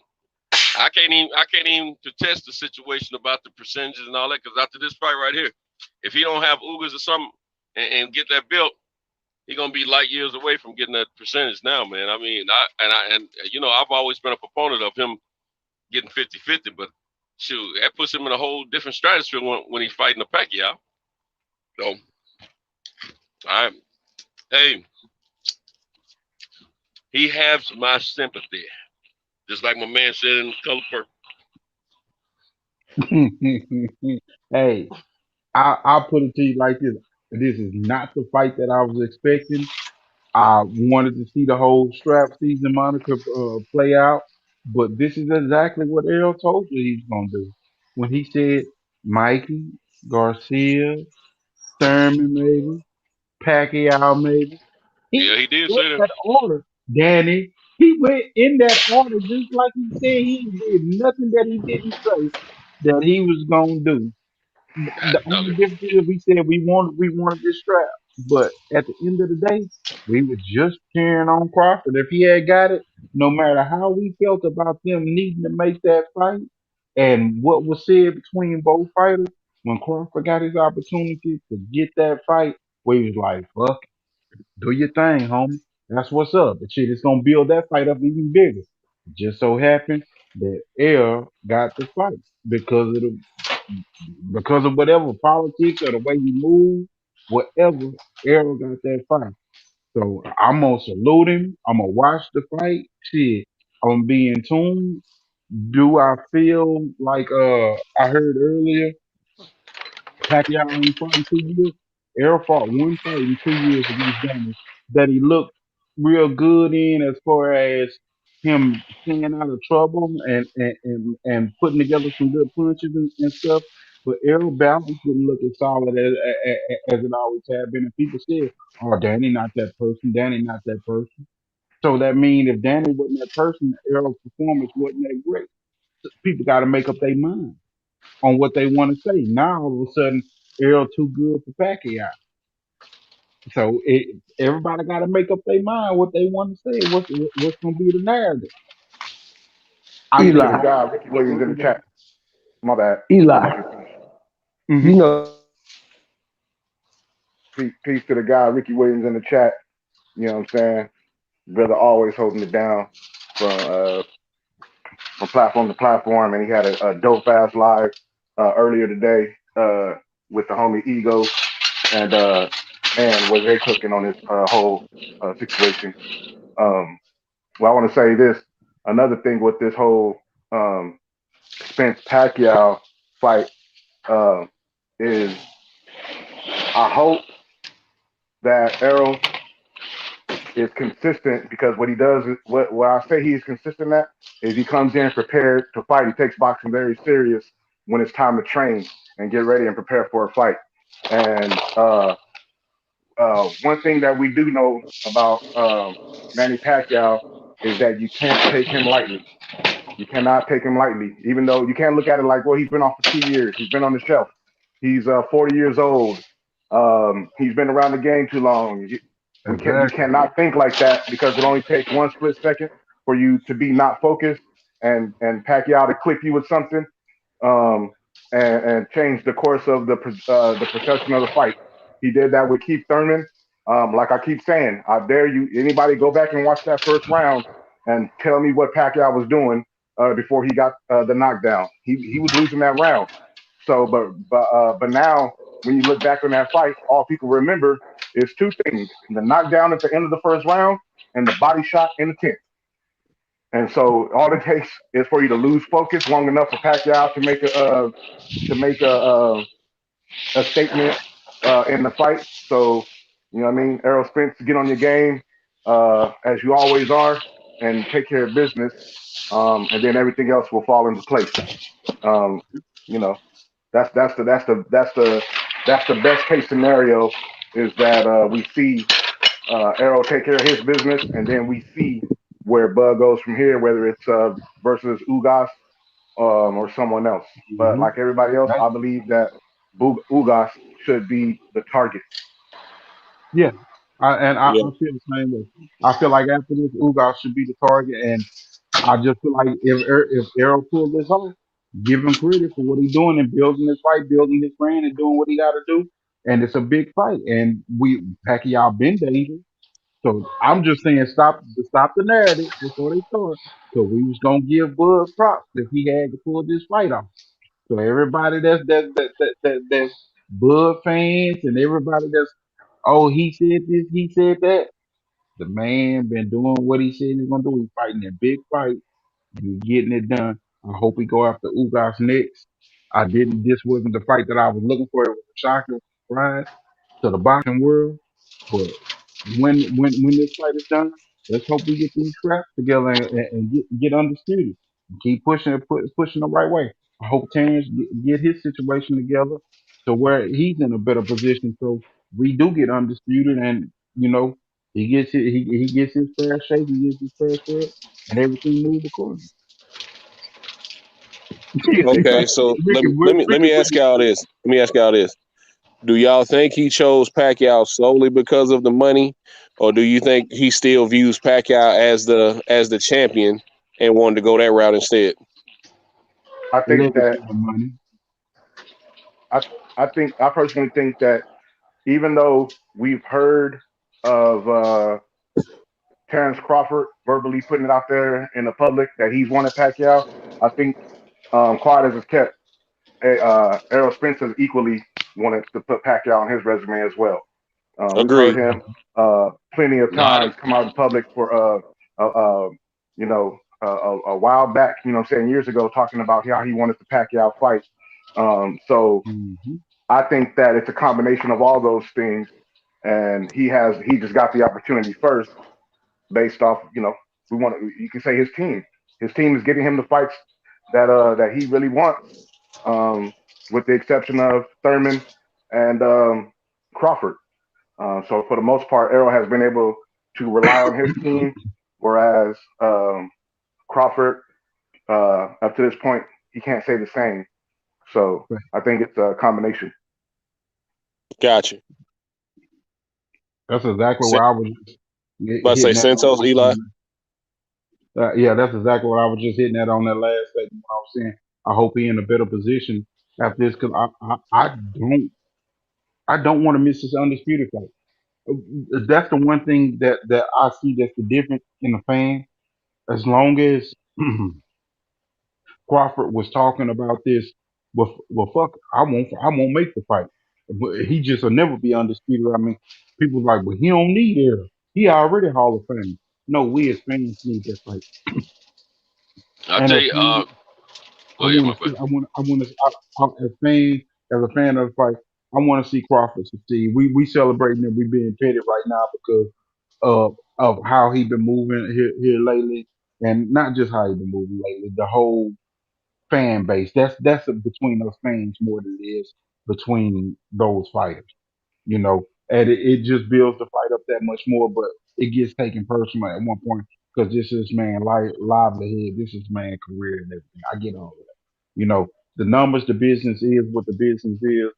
But at the end of the day, I do want this fight, man. And Terrence is a great fighter. You know, at this point in time, his business is just not being handled very, very well. And that whole hashtag blame Bob thing is spread like wildfire for a reason. Yep. Everybody using. Hey, It's Agreed. man. you know what's? I think that if Bud undoubtedly needs to lock in a Uga's belt, and I was kind of hoping something happened, not on this magnitude, but something will happen where Earl had to change direction and get steered away from Ugas because I was hoping that Bud initially would have went after that belt, so they both would have two belts, and that would change the negotiation situation a little bit. But then Earl was going after that belt, Well, of course, when a big fish like Pacquiao come knocking on your door, you're gonna take that because that's legacy, and that's gonna put you in a whole different stratosphere, worldwide. Now, the only thing outside of Ugas, well, no, he needs this. This is what I figured. Terrence needs. He needs to fight Ugas to to get the other belt, and then if him and Earl don't fight after that, then he needs to go out to either Porter or Thurman, preferably Thurman. And the reason I'm saying preferably Thurman, because Earl's never fought Thurman. Regardless of what we think about Thurman, he's still a big name. He's still a threat. And he does have a shot at winning. Still carries a big punch. But a win over Thurman and then Earl not have that on his resume, it's not Pacquiao, but it's up in there. You know what I'm saying? Give these guys Yeah. it still give him some kind of playing field that's almost even. And me and Eli, the crazy thing about me and Eli closed the morning out yesterday morning, or this morning, whatever, however you want to state it.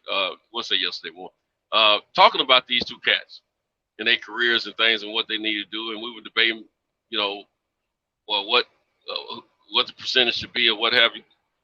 And I was like, man, you know, when this came down this afternoon, I was like, whoa.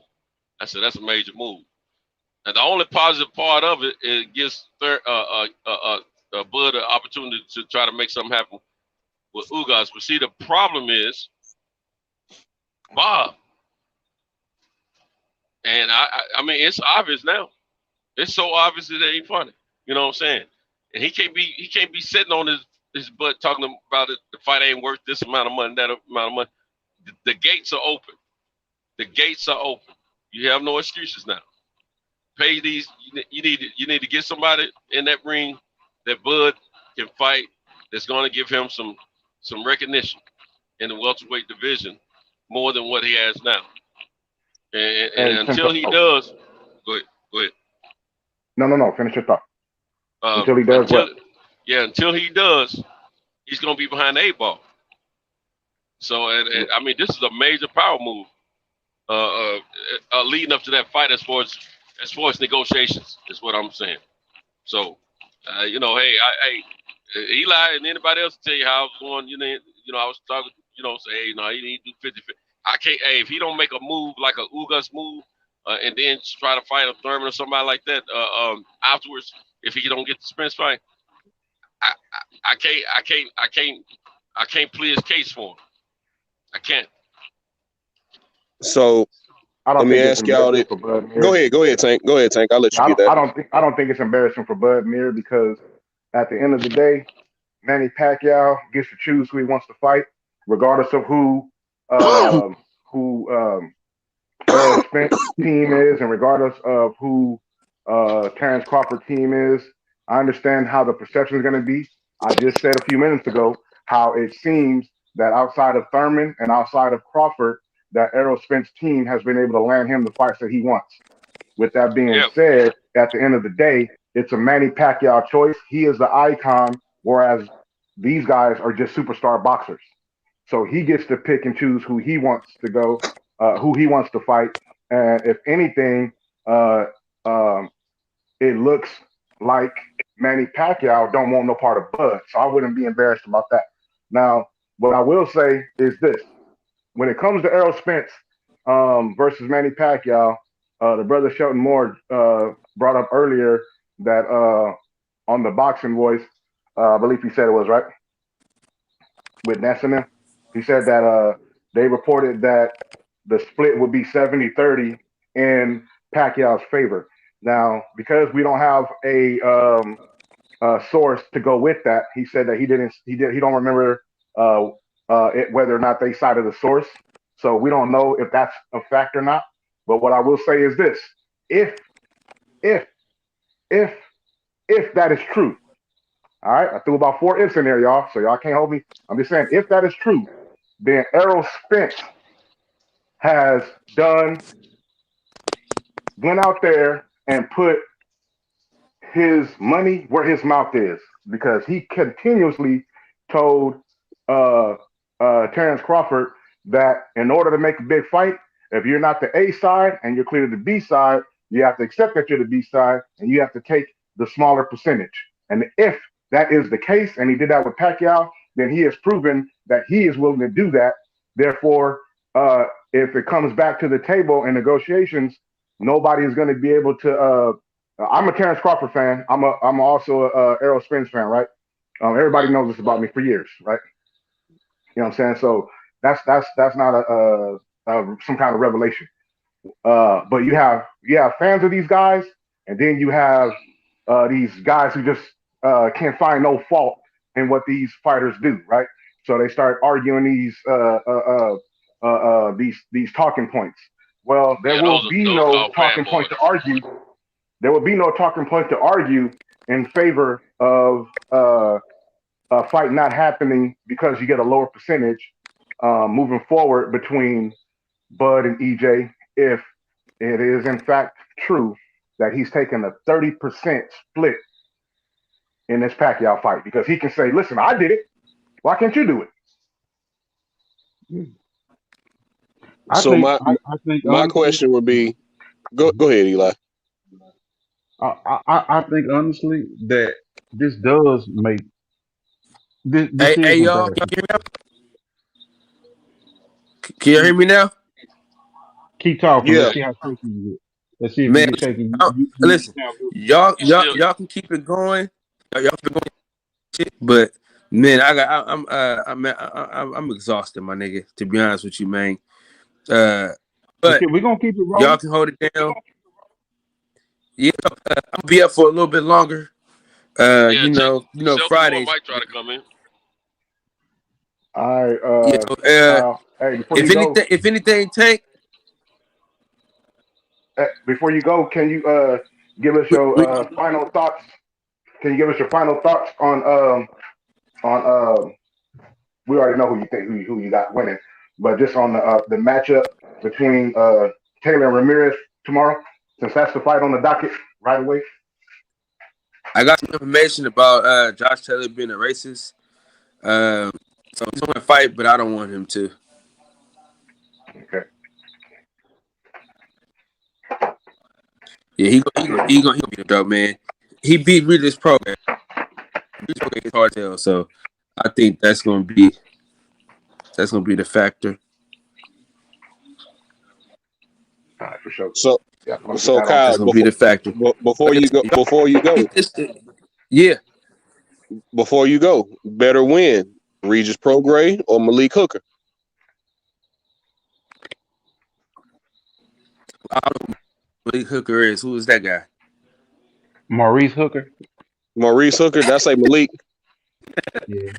My bad, Maurice Hooker. I,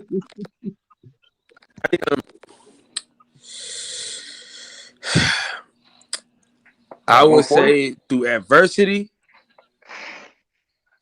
Adversity in that fight. His eye was fucking closed.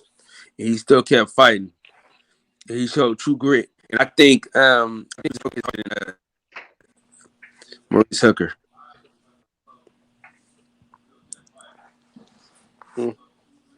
Okay. So that's what I got on that. But Okay. you know the Cash App. Hey man, I appreciate everybody coming on tonight, man. This shit was good, man. We had 35 people at the max. That's a show record right now. Thanks for having the longest live stream of all time at 11 hours. So man, I appreciate everybody for sliding through, man, coming through. You know, it's always a treat when play a couple of hiccups. Mike's not working. Shit went left, but shit came back. So I appreciate everybody for holding it down. Listen, Centos, shit together, come up with a name for y'all show. Because y'all next up. God damn it. Y'all gonna have a show. Y'all gonna have your own show. And shout out to We're H gonna Money work for on it, So brother. y'all think We're of a gonna work name. on it. hey, and I want to say this too. Shout out to H Money And for also saying not I to shut down the apologize. stream. Huh? No, I I was gotta saying shout out apologize to to H H Money Money because remember you for what took said you were place gonna shut tonight, down the man. stream when it went left. Oh my bad. Go ahead. While your mic working. I don't You think said he can what? hear you. It's Talk breaking while up. your What'd mic you say? working. I was saying shout out to H Money because when you was ready to shut down the stream when things went left, because you said things went left, but they came back right. They got back right. I was saying shout out to H Money because he said Yeah. keep the stream going because you got 30 plus people in here. You know what I'm saying? Shout out to H Money, but I do want to apologize for him having to deal with that shit though, because I didn't get to hear it until I rewinded it back on my TV. So I didn't hear none of that shit at first. The only thing I heard was Tank say, "Hey man, we can't have that shit," and I heard him say something about the nigga daughter, and I said, "Oh shit, fuck that." So Yeah. that's how I even heard. That's all I heard. I heard the argument, a whole bunch of static, and then I heard Tank say, "Hey man, we can't have that." So that's all. Like that's why I kicked him out and shit like that. So yeah, that's really it. But y'all have to deal with that shit though, on the real though. But Eli Zachary, man, appreciate you for sliding through. Centos Boxing, man, I love you, OG. You know what it is. Shelton Moore, man, you free and healthy, man. We were scared to death. I'm telling you. Glad you out, brother. DJ, Yes, sir. Thank you. You already know to pay up immediately after. Yes, sir. And that's gonna go to the channel. You know what I'm saying? That's gonna go towards the channel. All the money y'all give me goes towards the channel. Man, I be really get shit going, saving up, try to get shit on the channel and shit like that. But as a matter of fact, after I win, man, I want you to keep the money and buy yourself a good mic, man. How about that? I got mics and shit like that, but I'm waiting on my wife is gonna give me a laptop for our anniversary. So that's what I'm waiting on. I'm waiting on my wife to blend for anniversary and shit like that. But I really think, guys, I'm being real with y'all because my internet started tripping like a week ago, where I gotta keep turning on the modem. The modem will turn off by itself. I gotta turn it back on and shit. So that's what I think that's because y'all remember I didn't have these problems 2 weeks ago. Yeah, man, it's been lately, bro. That's what. But remember, hey Tank, remember when live streams with you, it don't do that shit. If you think about it don't never do that shit when I'm at work. You only do that shit while I'm here. Right. That's why I figured it's got to be the internet, the Wi-Fi.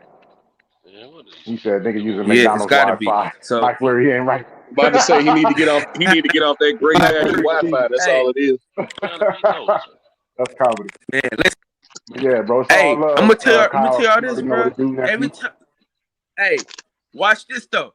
Every time I listen to me though. Every time I watch him and tell him the internet is messed up, it gets worse. I told her not to call these niggas last time, but she called them anyway, and the shit is even worse. So every time we call these niggas, it's like popular. You know what I'm saying? You remember how that's what my internet. That's what Comcast is like. They act like the DJ off of the Goods. If you ever seen the Goods, whenever they nigga for a certain song, that's my watch. That's Xfinity, bro. That's the shit they be pulling. Hey, you know what your shit sound like, bro? Your shit sound like the radio version of your shit sound like the radio version of a bad song. It keep going in and out. I can't even hear you. That's how bad shit is. I gotta rewind it on my TV. Patricia Shelton. Salute to you, Queen. Peace. But shout out to the whole team though, man. Shout out to the ticket holders, man. Appreciate y'all down. You know what it is. Shout out to you, Cal. Hey, Cal. You're gonna be up for a few more minutes. Tank, if anybody get kicked off the chat, Tank, hit me on Instagram. Okay. I'm hearing that shit, so just try to call me or something like that, and I'll wake up and I'll get on it. Yes, sir. Yes, sir. Unless I'm knee deep in some stuff. Indeed, that Reggie. We know the Davis family is in the making baby. That's the Davis family is in the making legacies happen. Added to the legacy. No. Hell no. We ain't doing that no more. That's over with. Hey, talker game, brother. We done here. Factory closed. Factory closed, big dog. The factory closed. Oh, that's funny. Shelton. Oh yeah, that's Patricia Shelton in the building. Salute to the Queen in the building. DJ, we're gonna have to. I don't know if you see my question last night when y'all was on. Not to change the subject too much, but we're gonna have to get on this.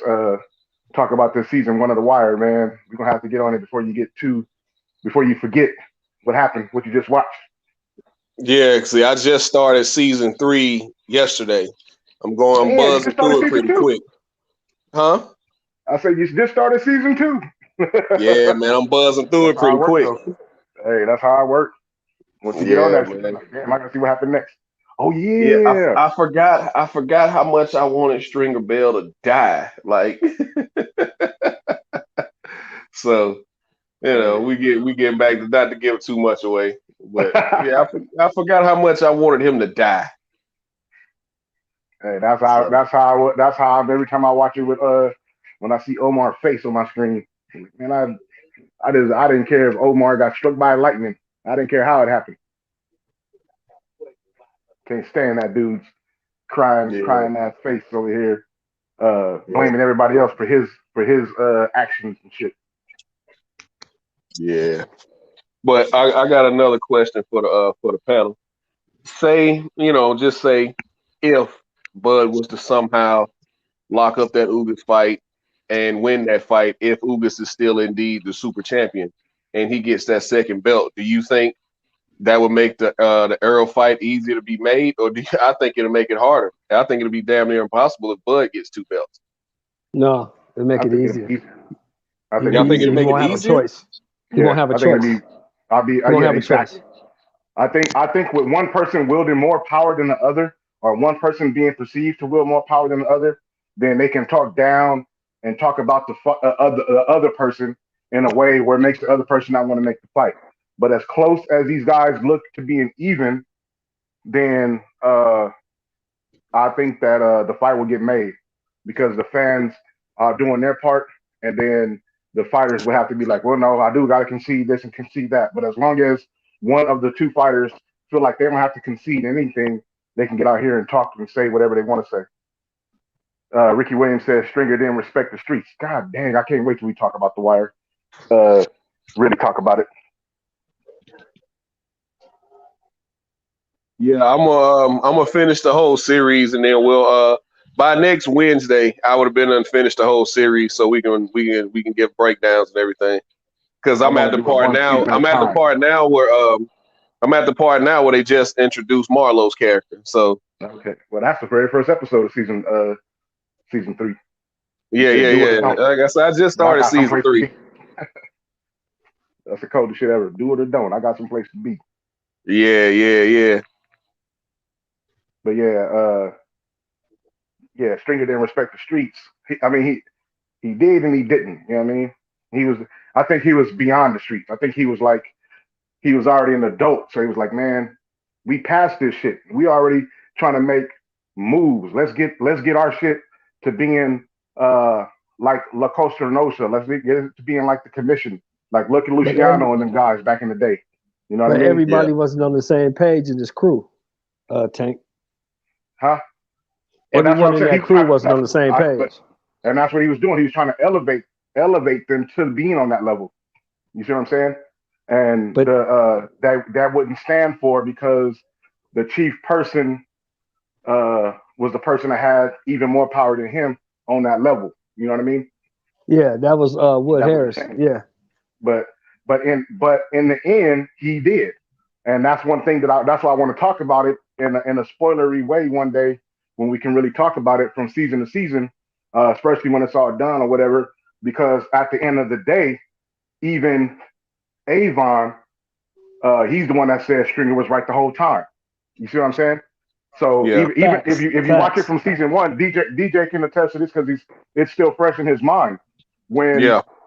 when Avon first was going at Omar, Stringer gave him some sound advice, but Avon wasn't trying to hear that because he got that thing where I must be feared in the streets. People got to know my name. People got to know that I'm not to be fucked with. You can't just steal my shit. What these niggas gonna say with this dude running around stealing my stuff and living to talk about it? And Stringer was like, "Nah, we gotta wait. Let's play him up. Let's play him into a corner and do it this way." Nah, man, forget that. I'm just gonna go on the hunt. And then until he almost got himself put in a position to where he couldn't come back from, then he's telling Stringer at the bar, "You was right the whole time, dog." You see Yeah. what I'm saying? So Yeah, I remember that. there's a Yeah. constant theme.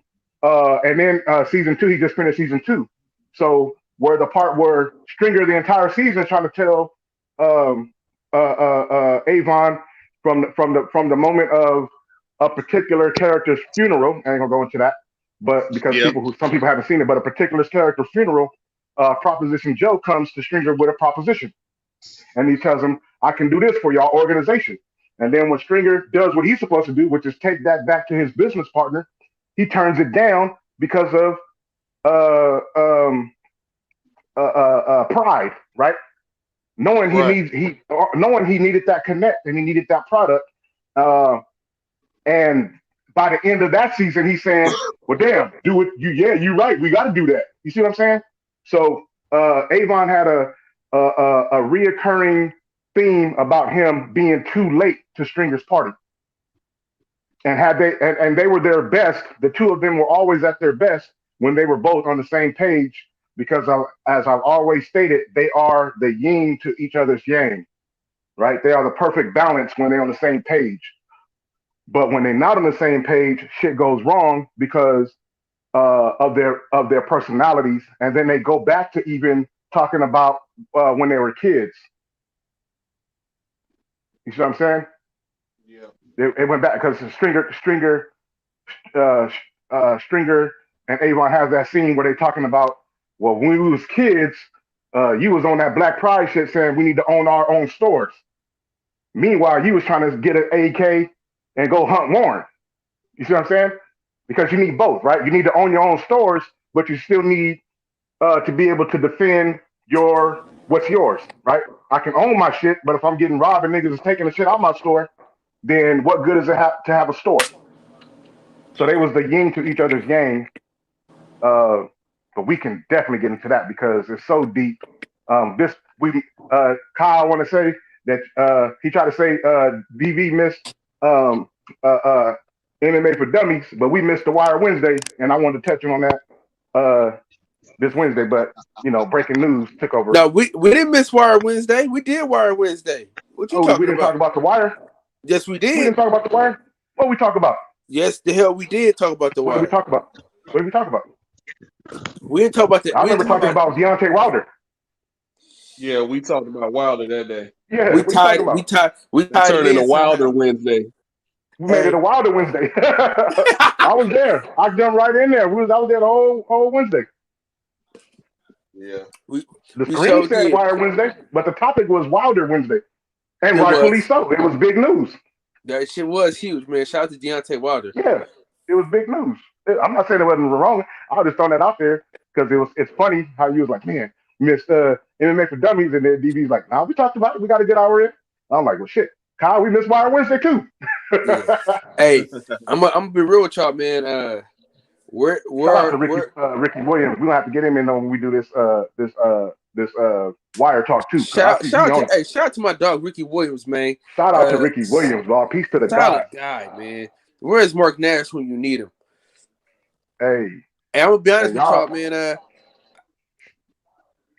Go, because your mic is on clear.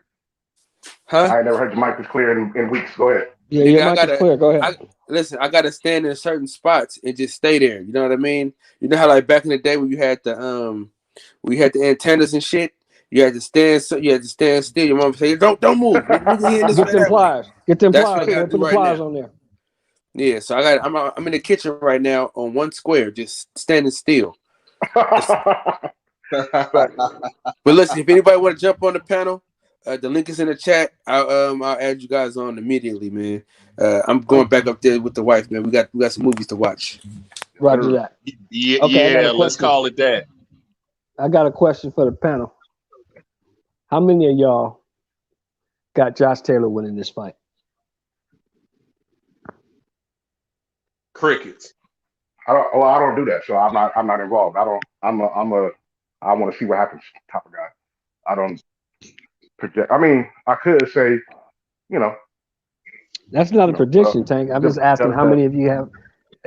Do you have Josh Taylor winning or losing the fight? I'm not saying predict it. That's what I'm saying. I don't have anybody winning the fight until I see who's going how's he going to take the pressure of Ramirez. How can he outbox Ramirez? Is he going to hurt his hand? Is he going to sprain his ankle? Is there going to be a headbutt in the cut? I don't look at shit the same way as other people. I can't do that. Well, I got Ramirez breaking him with the pressure. I think Ramirez breaks him with the pressure. My thoughts exactly, Shelton. I think Ramirez breaks him down like a fraction. I don't view Josh Taylor that as being that tough like that. You know what I'm saying? I just don't. I don't. I mean, but then again, like he can go out there and show me. That's what I'm saying. I don't see him. I don't. Ramirez is a relentless type of fighter. You know what I mean? But Josh has shown me that he has the skills to box a guy who I thought was a relentless type of fighter, or I still think that Regis Prograis is. And to me, that fight was still close. You know what I'm Well, saying? me and But Santos was talking about that just before we got on, and we both agreed that the problem for Regis in that fight was he started too late. What you think Started about way that, too late. Santos? Yeah, 100%. I watched that fight this afternoon. I had it all wrong. I didn't remember it correctly. I thought he started early and fell off late, but no, he started late and came on. I mean, he started slow in the beginning and came on late. And Josh is a formidable opponent, man. He can box, he can fight, and sometimes he's so powerful. He fought that Russian guy. I saw that fight right after, and that Russian guy was tattooing him. He was putting it on him, and Josh fact, caught him, hurt him, knocked him down a couple times, and pulled the fight out. Josh fact. ain't no punk, but I think if Ramirez can give him can bring the same dog he had when he was fighting Hooker, and he can stay on the inside of Josh, I think he might be able to rough him up enough to get his respect and probably win that fight. What's up, Tay I'm, Jones? I see you in the chat, man. What's the Tay in here. update, man? Tay Tay Jones, you Enfield is got in to here. come on Tay board, Enfield man. is in You got What's to the come on the update, panel. man? here. You on that Tay Wilder Jones. card or what, bro? You on that Wilder card or what, bro? What's up? Talk to me. What do you say? What you call it though? With that Regis fight, you said the Regis fight. Yes, I think that Regis took a while to find his range and where he wanted to work comfortably. You know what I'm saying? It took him a couple of rounds to do that. And then when the judges, sometimes judges be having like preconceived ways that you're gonna come and fight a fight. So they like if you're not Hey doing Tay, join the a certain panel. thing, if you're not doing a Join the certain panel, thing, Tay. if you're not doing a certain thing in the fight, you know what I mean, and it could go another way. You never know what these judges are looking at. You just never do. The best bet is to get in there and do what it is that you do best. You know what I mean? Because you just Roger. never know what the judges are going, how the judges are going to view it. But the way I was looking at it was, I just think that Regis took a couple rounds to find the range that he wanted to work at comfortably. You know what I'm saying? He was Mm-hmm. trying to figure out Josh, but I didn't see Josh doing nothing that's overly special in that time Facts. period. You know what I Facts. mean? Reggie Owens in the building too. Eli, the hater is asking you a question.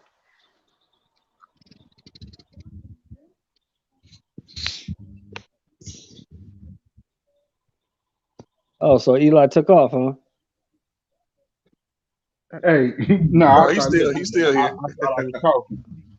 Yeah, no, I said the haters asking you a question, man. How you see this fight going? What happened? The Taylor Ramirez fight. What you think about it? Your thoughts? Here, let me get my pizza. Uh, the Taylor Ramirez fight. I got Ramirez just because I want to see him win, and I can see that pressure being overwhelming to him. I can see Josh Taylor having some nerve. He's been very very amped up here in these last few days. He's not overseas with his people. It doesn't seem like his fan base is going to travel well and be there for him. It seems like he's going to have to fight this fight on all will. And I think Ramirez has the type of pressure style that can be very overwhelming, and the work rate, not just the pressure, but the work rate and the punch selection and power in each hand that could actually put him in a bad place. And I think like Cinto mentioned earlier, like we talked about in the past, that Progress just started slow on him. Progress was going working with all the feints, and he allowed Josh Taylor to set the pace.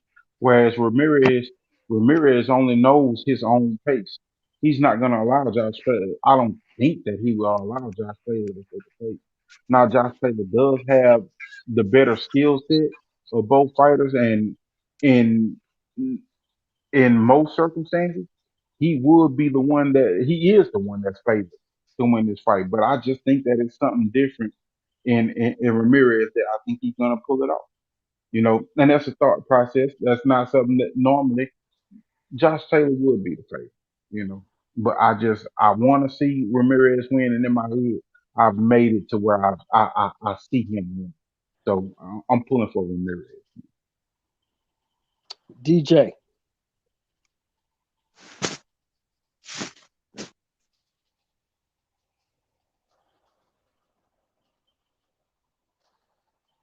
It's DJ Oh hell. muted. Oh hell, I'm talking on mute the whole time. Go ahead, man. What you see? Basically, I saw like Sento said, I watched that Josh Taylor and Prograis fight, and I just don't think I don't think Ramirez is going to start late like Prograis did. I think he's going to be on his ass from the first bell, and I see him getting him out of there late. I say 9th, 10th round, because it's something about that pressure, man, that a lot of fighters can't handle. And I think Ramirez is in Taylor's head, because you see him trying to get into these little altercations, and they're going back and forth. I think he's in his head, and I don't know what he said to him or how he said it, but I hadn't seen Josh Taylor react to other people this way. He's normally a calm guy, just goes in there and uses his boxing skills, but for some reason Jose Ramirez is in his head. And I think he's going to be fighting off the back foot. He's going to have to use his boxing skill, and I don't think it'll hold up throughout those 12 rounds. I think he's going to catch him similar to the way he caught Hooker, and I think it'll be a body shot. I'm predicting probably a right hook to the body that'll drop him, and that'll be the beginning of the end. Kyle, you still available? I like who was that? Eli Zachary was talking about the work rate too. Yeah, that was Eli. The pressure with that work rate. That we're gonna find out if he's able to keep that work rate up in an effective way, right? Can you be effectively aggressive and land those punches? Because if you're putting the pressure on, but it don't look effective, then that's gonna matter too. These guys are similar in size. I believe that Ramirez has the reach, but will he use those advantages is something that we'll see. You know what I mean? I think he has about a 2 or 3 inch reach advantage, but whether he uses that to his favor, we'll see. But at the end of the day, it's going to be who can adjust to the other style and who can execute the game plan that they have coming in for that style. And then the last but not least, it's for undisputed. And even though the leading into the fight week, this fight hasn't been promoted on the level that it should be, even though the promotional aspect of it, I believe, isn't where it should be, at least from my perspective. And the fact that Wilder, Fury, Spence, and Pacquiao, because of their status in the game, and rightfully so, overshadowed the excitement for this fight in terms of national media. Even with that being said, there's still some pressure because it's for undisputed. And the other thing is, who is going to be able to perform under that pressure, knowing that this is for all the belts at 140. Boxing is still mental. I just don't think that Taylor has seen the type of pressure he's going to see tomorrow night. He's been in there with some guys, but he hasn't been in there with this guy. And this is going to be a totally different world for him. And I think the pressure is going to break him. Who do y'all think got the heavier punch? I mean, I would say Ramirez got some more experience, but and Taylor has the higher knockout ratio, but just by the eye test, you say Ramirez. Ramirez.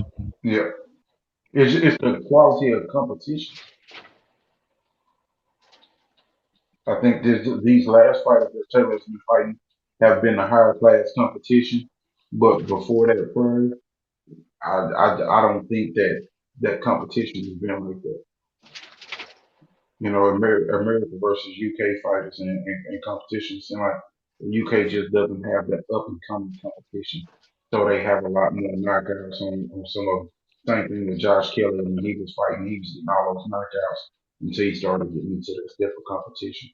So, I mean, I think by the eye test, I think that Ramirez has the more punch. I mean, he knocked out Hooker.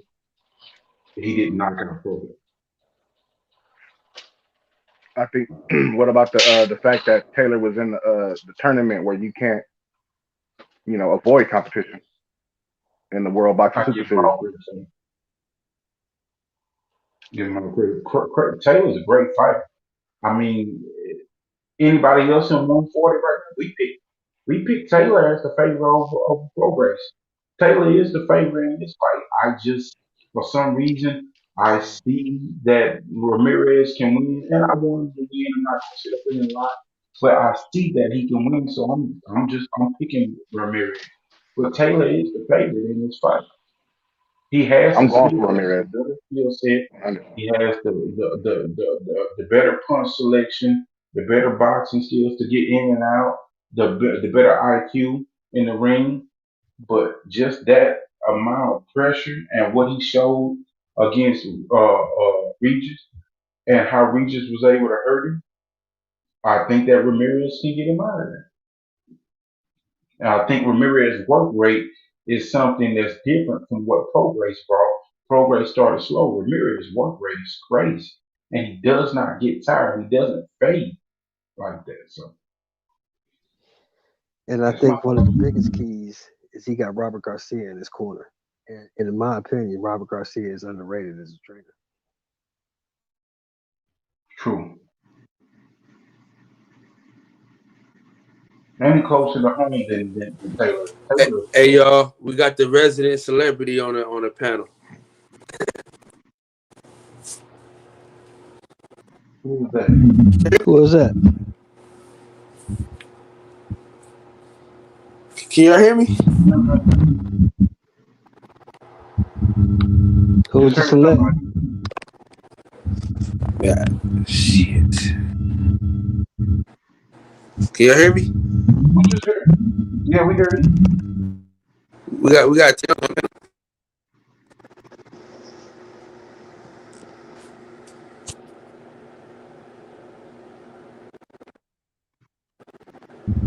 We got who on that? We got Tate Jones on the panel. What's up, brother? What's up, Tay? What's going on, gentlemen? No, How you not too doing, much, sir? man. You How's know, it going? it's a night rocking, getting it together. I understand that. So let's hear your take on the undisputed fight tomorrow. How you see it?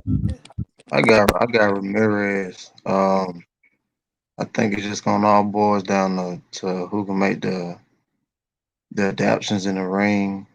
And far as I can see, not saying every fighter, but far as I can see, last fighters that's been fighting UK fighters have been coming down to coaching. You know what I'm saying? So, and I think that what's his name? Forget the coach name. Robert Garcia? Robert Garcia. I think, yeah, Robert Garcia. I think he'll make the better adjustments for Jose Ramirez. But after seeing the little brawl, man, Ramirez looked fired up now. So, then he coming into his country. Then you got to count in the fact that he coming to Josh Taylor coming over here to the States with, only I think it's only like 1,200 people in the attendance. So, and he gonna have majority of his people. So they're really back against the wall. But I think Ramirez could pull it out. It's gonna be a tough fight, though. I do know that. That's the same way I see it. I think it's gonna be a tough fight, but when it come down to grit and grind, and then that factor of coaching, the factor of who having to travel and be far away from home, and I think everything's in the favor of Ramirez right I really do. Ramirez has a hell of a work rate. He starts fast. and he let you know he there from the get go. And just what we seen in that press conference, Ramirez was not backing down and was not moving. And I think that's a telltale of the fight, how that fight's gonna be. I think those two are gonna have one of those knockdown drag out. And I think Ramirez is gonna gut it out and come out. I think when the adjustments come to the corner after they both start to wear on each other, like Tay said, I believe that Robert Garcia is going to make the better adjustment that's going to fit his fighter. And hopefully Ramirez is able to execute those adjustments uh, once the fight happens. You know what I mean? Oh, yeah, Since for whoever's sure. able to execute, whoever able to adjust to the other person, uh, I think that's where the advantage is going to go outside of the styles, stylistically.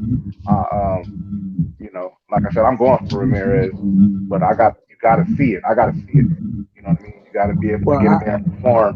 It's one thing for me to think it, but you get in there and you get hit with something you don't like, or some shit. You know what I'm saying? Happen that you wasn't prepared for, and that can Got change the some whole wind fucking noise fight. out there. That's Shelton. is it? Yeah, it ain't mine. I got it. But yeah, like I think it was Tay, or I don't know if it was Eli. Somebody had brought up, having having Robert Garcia in the corner to me. Uh, I know Robert. You know what I'm saying? As far as his style and his abilities as a coach to prepare his fighters. So you know what I mean, coming up with game plans and things like that. I trust uh, uh, his boxing IQ. But then again, like I said, it's up to Ramirez to execute the work that they put in. You know what I mean? I think it's going to be a good fight. I think it's going to be a competitive fight for as long as it lasts.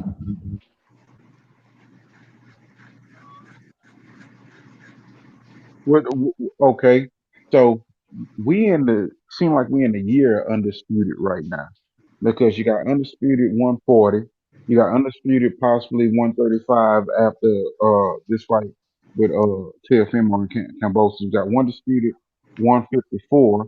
You got undisputed heavyweight after Wilder and Fury shakeout. I mean, what do y'all think about the 154 undisputed that's already made that's coming up I with think that's an Castano excellent and fight. I think that's an excellent fight. I think Jamel should be at least 3, maybe even 2 on the pound for pound list. I mean, he's cleaning out that division. He's fought everybody, and he doesn't get the credit he deserves, in my opinion.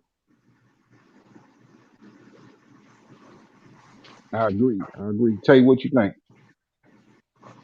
I think the 150 pound division is on fire, man. I think Charlo do beat Castano. Uh, I think that's an easy fight for him, actually.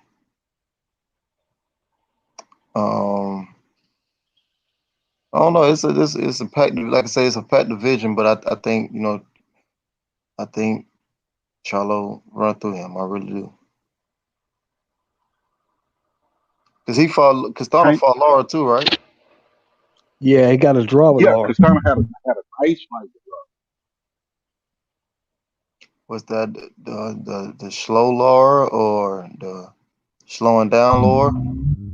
Didn't look like it to Laura me. fought 2 halves in that fight. He fought in the pocket fight the first half, and in the second half he boxed and moved around a little bit more.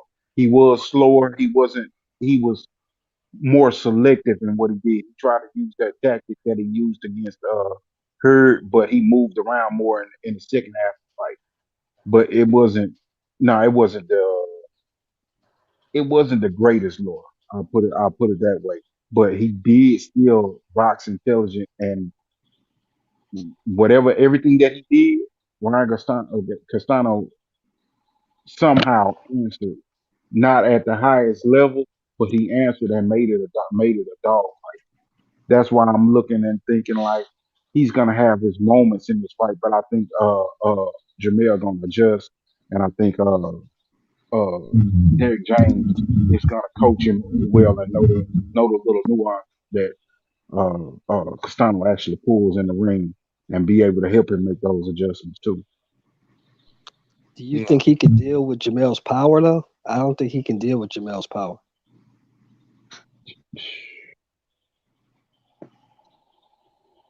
We gonna find out. You Jamil know what been I'm saying? punching. Jamel, Jamil been punching his ass off lately. Jamel stopping dudes with jabs to the midsection. So you know what I mean. But we gonna find out. He ain't gonna have no choice once they get in there. But I do say this about Castano. I like the way he fight, and he got deceptively fast hands. His punches are a lot faster, I think, than the guys expect him to throw when they get in the ring with him. But Jamel is just on a whole different level. You know what I mean? Jamel Charlo, I think he's been eyeing this moment for a long time, and I think he's gonna come in here prepared to take care of business.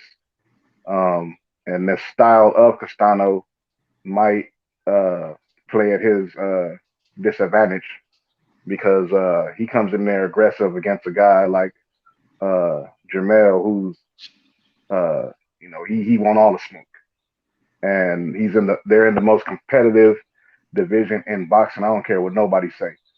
They can hype up all these other divisions, but when it comes to 154, all these guys are fighting each other and testing their skills. It seems like every time they get in the ring. I agree. Yeah, I call Jamel. Right now, for me, he's the Clubber Lang of boxing. He's always mad, he's always angry, and he want all the smoke.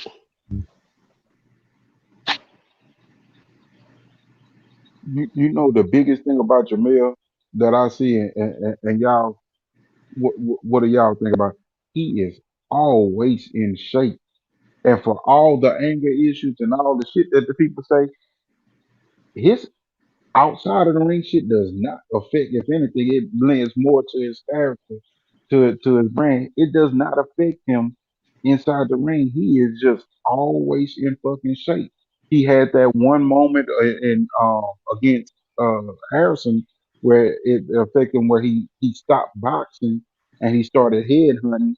Which brought that fight closer. That I still felt like he won.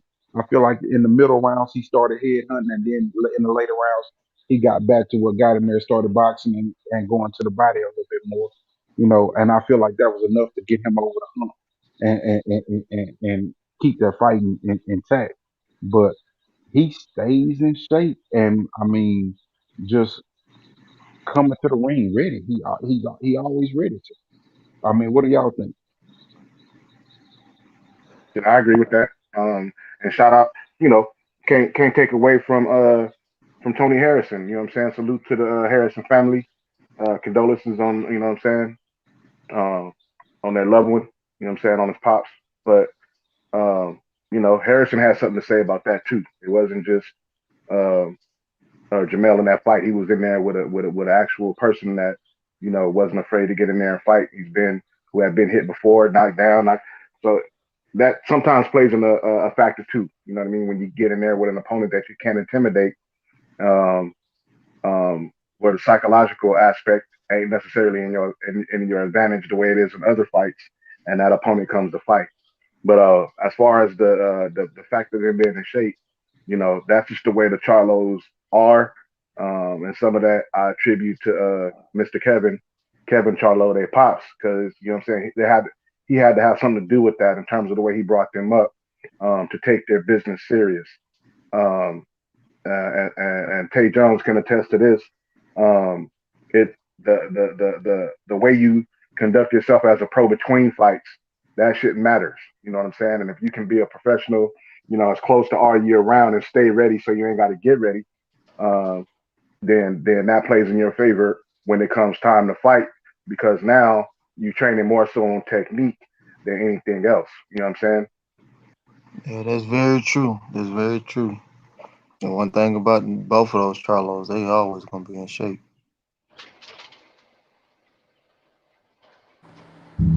Tay, I want to ask you a question. In that first Harrison fight, was it that Charlo was headhunting, or did he just get outworked? I think he did a lot of head hunting. What's funny about that is, you know, personally, I thought Mel won the fight, but then when I go back and look at it, I saw that Harrison won a fight, but I think that I was persuaded by the commentators, and the reason why I'm saying that is because there was a couple of individuals at that fight that I was texting with during that fight, and they asked me, in our group message, like, who you think won that fight? I was like, man, Mayo won that fight. They were like, shit, I don't know what fight you were looking at, and I'm like, I know I ain't tripping. They were like, man, nah, Harrison won that fight. So, man, I watched that fight 3 times. I did see a lot of hair, but then I seen Tony putting in that slick old school style type work in. So, and I think I don't know if that caught the judge's eye, but it must have. You know what I'm saying? But Tony was putting in work, but I had to go back and see that he was putting in work. It was just like it was the details of it. If that made sense, you know what I'm saying? Like Exactly, it does. I It watched does. details of the fight. That shit make perfect sense. That makes That's perfect sense. exactly how it happened. And that's why I say Tony. That's why I said Tony Harrison has something to say about that too.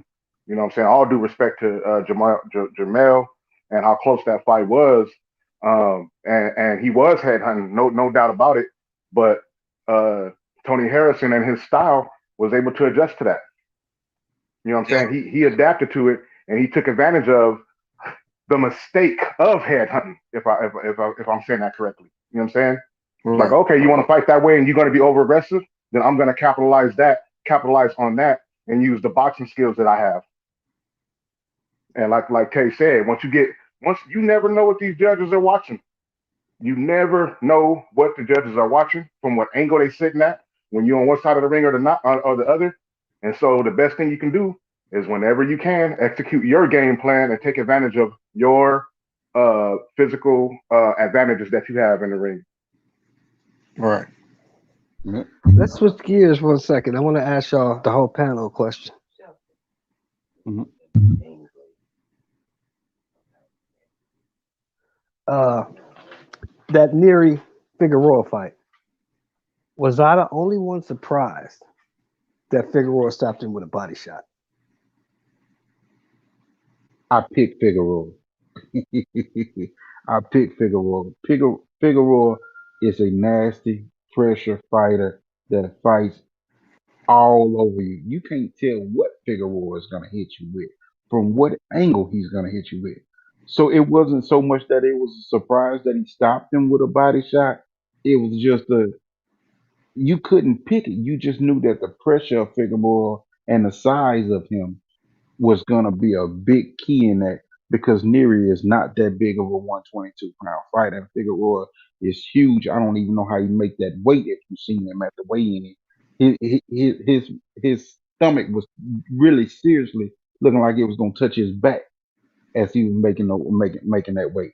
He is huge at 122, and that pressure just was a lot for Neri. He did not allow him to get in rhythm and box, even when Neri wanted to box. He smothered him. Yeah, I picked Figueroa earlier that day because honestly, I didn't know any. Well, I seen Brandon fight one, two, maybe like 2 or 3 different times, so I wasn't sure who would win the fight because I never seen Neri fight before.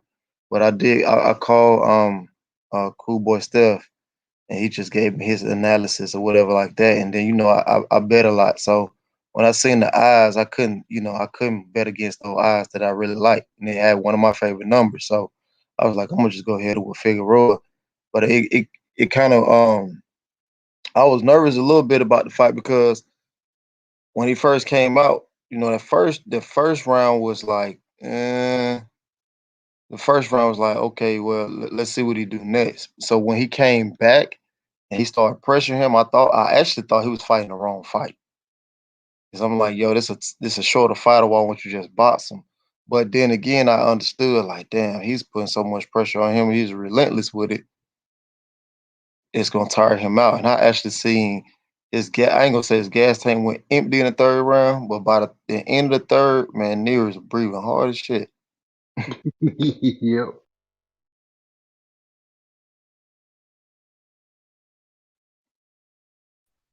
So how do we see? Yeah, I seen the same thing when Figueroa. To me when I seen him when he fought I think it was when he fought Flores, Moises Flores.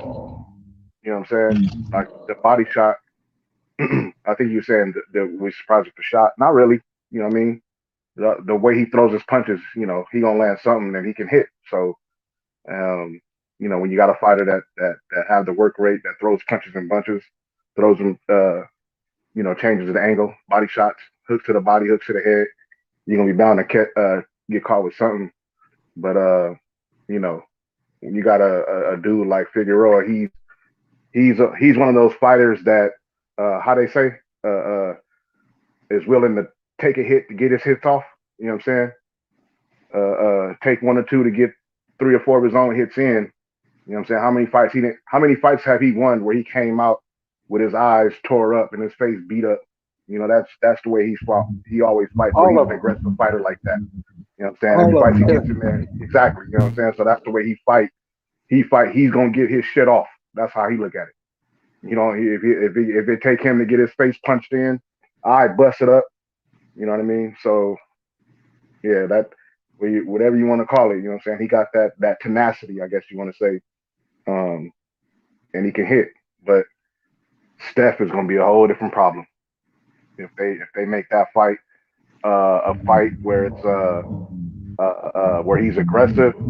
Cool Boy can fight whatever style you want, how you want it. Ain't that how Burger King say? Have it You know your what I'm way. saying? Have it your way.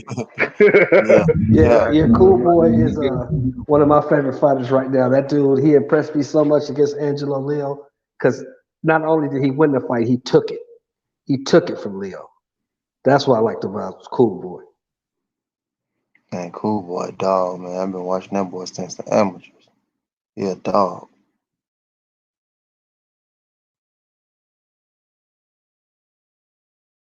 Have y'all seen his resume? No, I haven't, Tay. I haven't. Man, sheesh. Hey, Boy got he got nothing but undefeated fighters on there. Yeah, I was about to say everybody he beaten don't know how to lose. So when you fighting guys like that, you know what I'm saying, you got to give that's a whole different level. You know what I mean? To where you fighting guys because boxing is a sport of that. I'm not gonna say like it's different from any sports in terms of the mental aspect. You know what I'm saying? Combat sports. You know what I'm saying? I was competing in mixed martial arts, but my dad was a boxer, and he would always put that in my psyche and to understand that when I had my tournaments and competed. But it's not. It's a thing where it's a confidence thing, right? If I ain't lost, I don't know how to lose. All I know is I go in there and I figure out a way to win. Now to beat a guy like that over and over and over and over again who don't know how to lose, and you show him how to lose, I gotta respect that. Right. yeah, I mean, I nothing but respect for him. I mean, just right now that whole little crew of him, Ennis and Nafir, man, they showing out for Philly right now. They're showing out for Philly right now. It's looking very bright for looking to be a very bright future. Jones, what do you think, honestly, about Boots Ennis? What's your opinion of that kid? For me or Tay, I think we should. I want For to Tay do Jones, I was Tay. asking Tay. What was the question again? What's your opinion of that kid, Boots Ennis? I think he's the next guy. That's my opinion. He got next. Ain't no doubt about it. He got next. Yeah, And he's still young. What he was, 26? 23, I believe. I think he's 23. 23, Oh, he only 23? 24. Yeah, yeah. yeah. Yeah, he definitely got next. And then depends on how long he can hold that 147. Because by the time he get 25, he gonna have to go up to 54. I see him at 60 at the end of his career.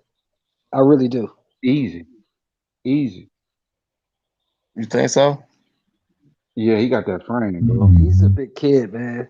I bet he Yeah, walks around about 165, 170. I don't doubt that. See, I haven't seen him in person yet. he big. You seen him next to Bud when they was back when Bud went to his fight against the Russian dude Yeah. that he fought, and to see him next to Bud, bro, he was a good 2 inches taller, and you can 2 or 3 inches taller, and you can see the width in his shoulders and the length in his arms. You can see the length though that he was bigger than Bud now. Like Now, you can y'all see that the have size. now for y'all that have seen Bud in person, is Bud small for 47 or not? He's Bud, very small. you think Bud's small? Man, he's very small. Mm. I guess it's he got He the came in our bones locker on. room before the fight, so I stood like right directly next to him. So he's very small. Gotcha, gotcha. Small might Okay, small you might think be he's in. that much smaller than Spence? Man, have you seen Spence in person before? My partner them tell me he big. He don't look like a person. Man, that motherfucker like a linebacker, man. And that could be like when he was, had his little time when he was partying and shit like that. You know what I'm saying? Getting big up after the fights. You know what I'm saying? But shit, to me, Earl big. What does he walk around at, Tank? What you think? I want to say when I seen him, he had to be every bit of like 75, 80, 190. man. Yeah, he was big. Like he was real big for real.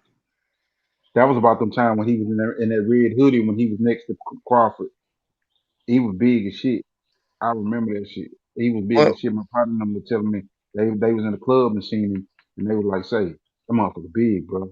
he is. I'm telling you, yeah, he big for real. Like he he big. Matter of fact, I don't mean to cut you off. I'm gonna try to slide today. I went and my cousin's brother-in-law. He's a chiropractor in the gym here, and just so happened Tony Mack that used to spar era was in there. We were talking, and he said, bro, when people talk about the dude they used to spar Errol, that's him over there. That dude was big, bro. He said he was a light heavyweight or something. He said that's who they used to use to spar Errol when they said they used to use that bigger guy.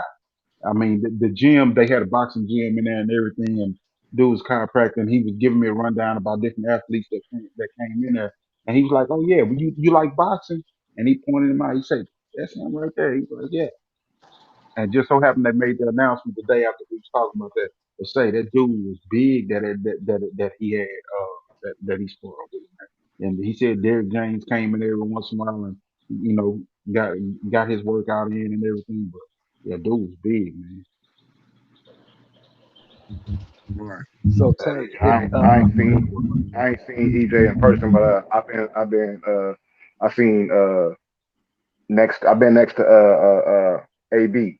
You know what I'm saying? So I know how I have in my mind the size of Adrian Broner, and then when I see him stand next to EJ, then I can gauge. I'm like, oh yeah, dude, EJ ain't no little dude. You know what I'm saying? but He AB ain't is little. tiny You know though. what I'm saying? Now, I've seen AB in AB person. just He's a short. tiny dude.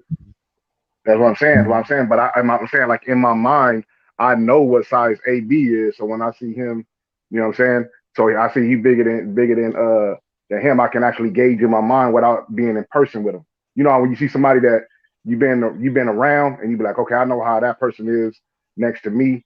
So if he around somebody else and I see him on camera, then I can kind of gauge how they are. You know what I'm saying? It's like Right. like one of those things. Right.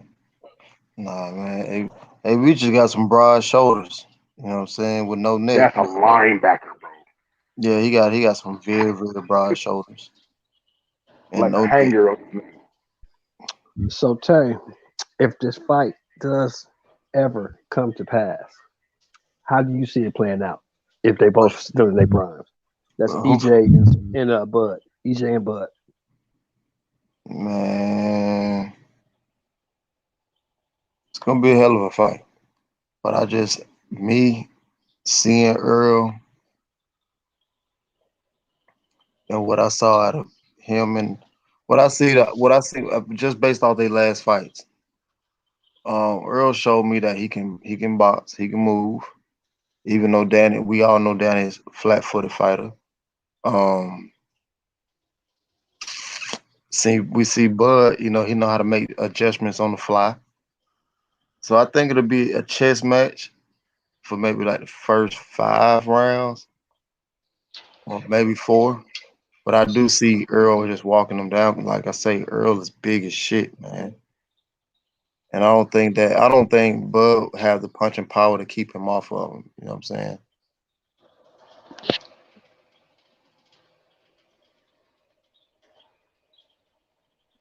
Hey, I think you just said something. I was waiting for Shelton to ask you the question, but I'm gonna ask you. What was it? Bud Go been ahead. getting all those knockouts lately.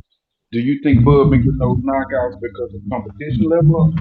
Because you say he don't have that power, or do you think that is his technique because he is putting that right hand forward and fighting lefty, so he catching people off guard with his strong hand? What do you think it is? He has been getting those knockouts lately. Yeah, he definitely has been getting knockouts.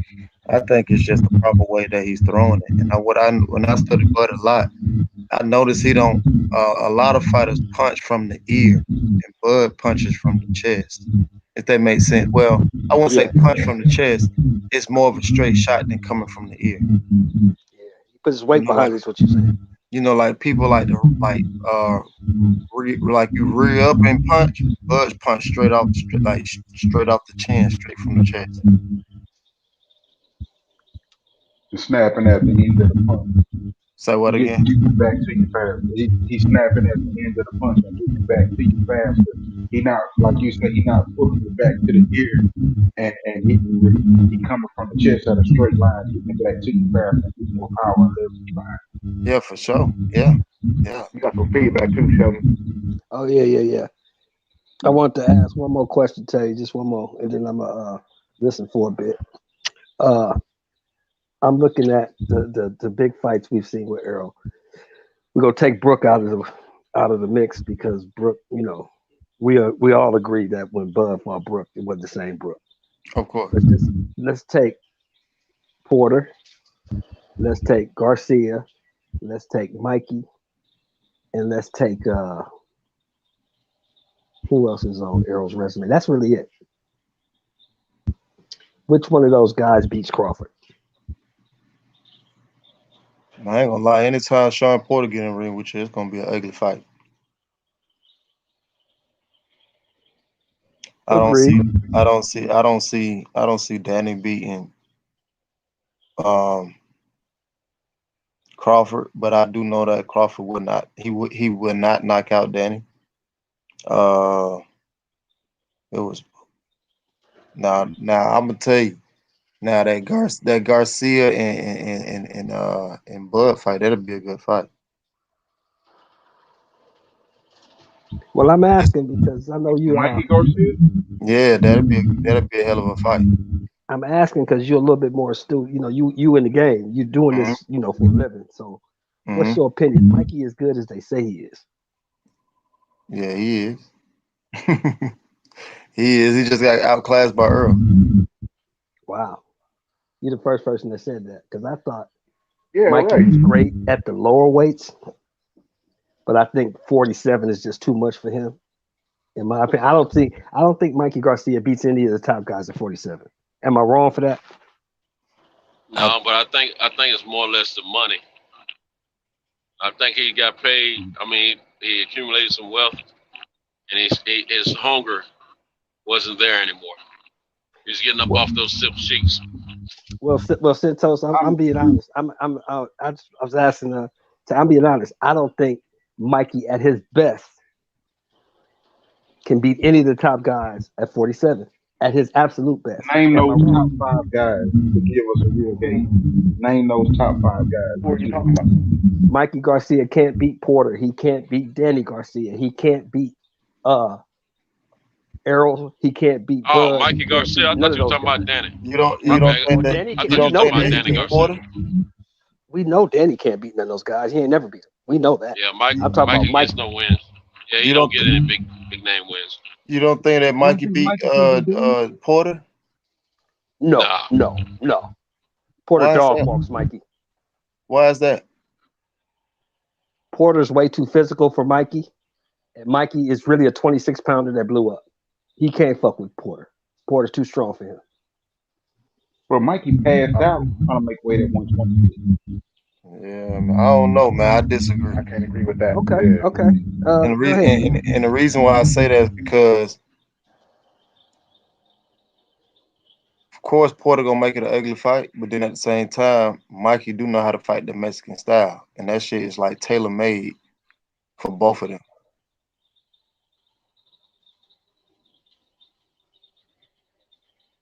I think that fight comes down. I think that fight comes down who gonna have the most in the gas tank.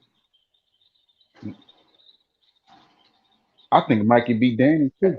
Because And Danny I will give him too much time to think. Well, I think. See, Danny, I've been in the ring with Danny before. Danny can fucking punch, man. I don't know. He will punch his ass up. You know, it's funny. They say the same thing about Mikey. You know what I'm saying? You know what I'm saying? They say he broke Maidana ribs when Maidana was getting ready for that first Floyd fight. And the thing with Mikey, the difference with him and his quote unquote Mexican style and a lot of the other Mexican fighters is Mikey can be technical. Mikey can fight behind his jab Yep. effectively. Yep. And that's going to be the difference maker when you're dealing with a guy like Sean Porter. Mikey Garcia can effectively fight behind his jab and work off of his jab, whether it's hooking off the jab, getting his pivots in. He got quicker feet in terms of his movement. Everything looks real subtle with Mikey because it don't look special. It don't, you know what I'm saying? He don't look overly athletic. And I think a lot of people look at the Errol Spence fight as some kind of barometer to judge Mikey off of, when it really should be a barometer to judge Errol Spence off of, and how dope and great he was that night to be able to do what he did against a fighter like Mikey. You know what I'm saying? Yeah, and he And boxed well that Mikey night. did drop Lipinate. Mikey did drop Lipinate at Yeah, 140. It just yeah, but that's not really I think it's just for me because I get to see Mikey more because I'm out here in Southern California. right. You know what I'm saying? I've been there while he's training, and to see him in person, to see what he's doing, the little nuances and the way he changes his pivot and changes the angle when he throws his powerful hooks, or you know what I'm saying, the snap on his. I've seen it. Like I'm looking exactly what he's doing. And it's one thing to watch it on TV and to see it in person. You know what I'm saying? Yeah, I get that. Y'all know. Y'all all been around boxing. Tell them. You know what I'm saying? I get Y'all, that. But y'all my know what I'm thing talking is about. this. Now tell me if I'm wrong, but it is for the whole panel. When Sean fought Errol, right? The biggest problem for Errol in that fight, in my opinion, was Sean's footwork. Sean had way better footwork than anybody thought he had, and he was able to maneuver and get inside and give Errol problems. Am I right or wrong about that? No, you're right about that. You're right. You're right about it. I think it's a combination of that and the way Sean uses that footwork to keep his damn forehead in your chest. You know what I'm saying? It's Mm-hmm. not just the footwork; it's what he's doing with it to close the space. You know what I'm saying? To get that relentless pressure that he constantly puts on fighters that he's fighting. He makes you feel uncomfortable. It's like, damn, I just want to get my jab Also off. made that adjustment You off know, of that. you said what? Also made that, or Errol also made that adjustment off that. Errol That started Yeah, he timing had to. him, knowing that when he was putting his forehead in his chest, that he was throwing that overhand right, that he kept getting Errol with, and Errol shortened up that hook, and you can see before he hits Sean with that hook, you can see all night that fight staging. He was that timing that shot and facts. timing that half step back. And that's what I'm saying. That goes again to gauging and Arrow as the fighter that he is. You know what I mean? to take two different style of fighters and Mikey Garcia and Sean Porter and make the necessary adjustments at the right moment when he needed to make those and do it effectively in two totally different styles says a lot about him. And you know, it's easy to do, but we got to make sure that we giving Arrow the credit for what he's doing and not downplaying the abilities of the fighters he's doing it to. If that makes any sense. I give not saying that's what we're doing, but like, you know, a lot of people, I've heard a lot of people do it with Mikey more so than with Sean Porter or other people. But you know, that shit is that what Errol is doing in the ring ain't easy to do. No, I give him the credit. It's just that I didn't like the fact that he said that he chose to fight that way because that's bullshit. He was forced to fight that way because he didn't expect Sean to have that kind of footwork. He had no choice but to fight the way he fought. I think so too. Yeah, I didn't like that he gonna say, I chose, you didn't choose to fight like that. Sean made you fight like that. Yeah, I like that. Yeah, you know what I'm saying? And that's why I think that Sean with that footwork and his pressure style is just too much for Mikey. Yeah. Different fighters too. Yeah, that's what I can say, man. I like to say, I think that fight must come down to. But then again, man, I gotta see Porter fight again because his last fight didn't look good, and then I think that might be coming from all the wars that he had at 47 as well. That's facts. Yeah. Even to what Tay is saying, even you look at a fight like Porter versus Ugas versus Porter versus Errol. You know what I mean? So it all depends on the way the person that's fighting you adjusts to the way you're fighting, and it depends on if you can do what you do on fight night. Because you did it against Errol, don't mean you can do it against Mikey, even though we seen you do it. It's just a matter of what you can do on fight night.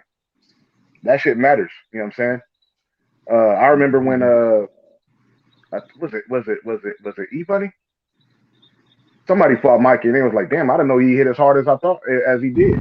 That was E Bunny. You know what I mean?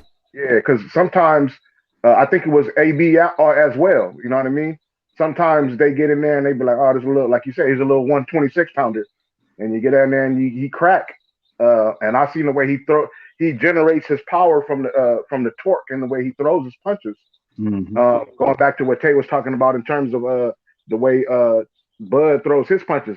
Sometimes the way you throw the punch is where you generate the power based off the technique and where you're throwing it from. And sometimes that's deceptive. It's hard to see it on the outside. And then these motherfuckers get in that ring and they get cracked with something that they didn't see coming. Oh, this little slow motherfucker hit me with that? Yeah, right. And it changes the way you approach what you're doing. So I'm not saying that Sean can't beat Mikey Garcia. I'm just saying I don't know. I ain't gonna just flat out say that he can. Like it's a foregone conclusion that Mikey can't beat some of these guys because you know what I'm saying? Some of these guys you've been in the ring with already, like Danny Garcia, Keith Thurman. So I know from the mental aspect, Terrence Crawford. You know what I mean?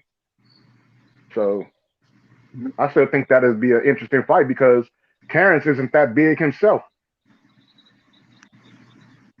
I want to ask a question, kind of switch it up a little bit. I see one division that is very much lacking in the big bouts, and that is 126. I do not understand why Gary Russell not fighting, why Leo Santa Cruz not fighting, and all the other champion we talked about it. I don't understand what's going on. I mean, what you guys think about that division right now Well, and where it's at? I know Leo about it. I know Leo getting ready to fight again. But from my understanding, I think what's his name? Shit. What's the other kid you just named? Gary Russell. I think Gary Russell been on the shelf. I think he been on the shelf because of what he said to Al Heyman. I think that got a lot to do with it. Yeah. Now, is he gonna have to defend that belt, Tay, or what? I don't They know. not I gonna know. give him I thought he was supposed to fight Vargas, right? Yeah, Ray Vargas. That's the Yeah. Huge at 126. That motherfucker big. That motherfucker the same size as Errol, bro. He 5'10" and a half and got a 71 and a half reach and fighting at 126. That's crazy. Yeah, that's crazy. But man, then again, Gary Russell been out for almost 3 years now. Yeah. Yeah, it's gonna be a tough fight. How old Gary is now? Gary Russell. 32. Gary about like 32. 32, 33. Mm.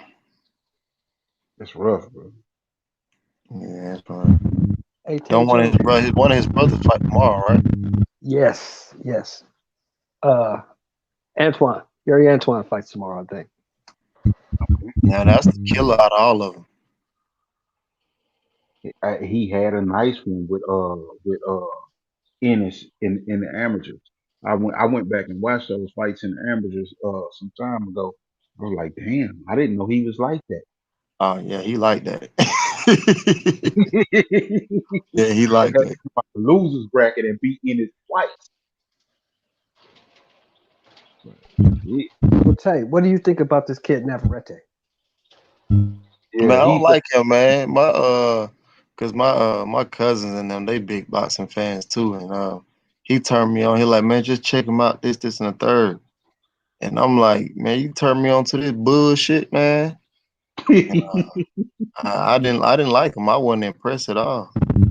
I just know he throw punches from not wild angles, but from awkward angles. It's like he does everything wrong, but he's stopping fools. But he's stopping folks though. Can't knock it's him for that that. work rate. It's that work rate and that he just has that fucking stamina that's like never fucking ending. You don't know where you're gonna get hit. It's like Brandon Figueroa. Man, It's the same type of shit. there's only one black person I know that got a crazy work rate, and that's Cool Boy Steph. Yeah, he's off the chain. He off the chain, man. And that's what I keep hearing everybody talking about Boots and a couple other guys and things of that nature. But I think once he get that title, I think we fight at 122. So I Yeah, think 122. once he get there, he gonna go to 26, and he gonna run through 26 easy. Hey, am Well, I you know mistaken, the or other didn't he dude say he fight wanted at to fight? 122. Am I mistaken, or didn't the Cool Boy say he wanted to get a fight with Gary Russell? Oh yeah, he said he wants Shakur too. He wants that smoke. Yeah, I like that. You know what I mean? Let's get these fights in. You know what I mean? But I that's the fight I want to see at 126. Since I brought it up, is as a unification between Navarrete and Russell. You know what I'm saying? I want to see that. What I was saying last night. Huh? I think Russell beats the brakes off him. Yeah, that's why I want to see that unification match so he can get that because he fought. Who did he fight last? Who did Gary Russell fight last? Nyambiar. Tug, yeah. Nyambiar last year. Yeah. Yeah, he beat the shit out of Yeah. Is that the fight? Am I tripping, or is that the fight where he came out with the rose petals like coming to America? Yeah. That was dope. He Give beat Gary the Russell his shit. fights, y'all, so we can see these entrances and a black fighter that's not coming in looking like Cinco de Mayo wearing sombreros. You know what I mean? When I see Deontay Wilder and Gary Russell fight, I know I'm gonna see black men be black men. God dang, everybody want to dress like their opponent. It's the last fight. What y'all think about that 130 division with Chris Colbert? I know he finna get ready to fight Gamboa, but after Gamboa, should he be stepping up to a championship level type fight? I mean, what do y'all think in that whole at 130. Well, first You of say all, you what? got a lot of feedback. I'm gonna keep saying that until some of that gets Yeah. fixed. But I think that he should go ahead and say the name and you know force Javante Davis to say he's gonna campaign at 140 officially. I know they saying it now, but he ain't gotten to the fight with Barrios yet. But you know he'll know whether he want to stay up there after he fight Barrios.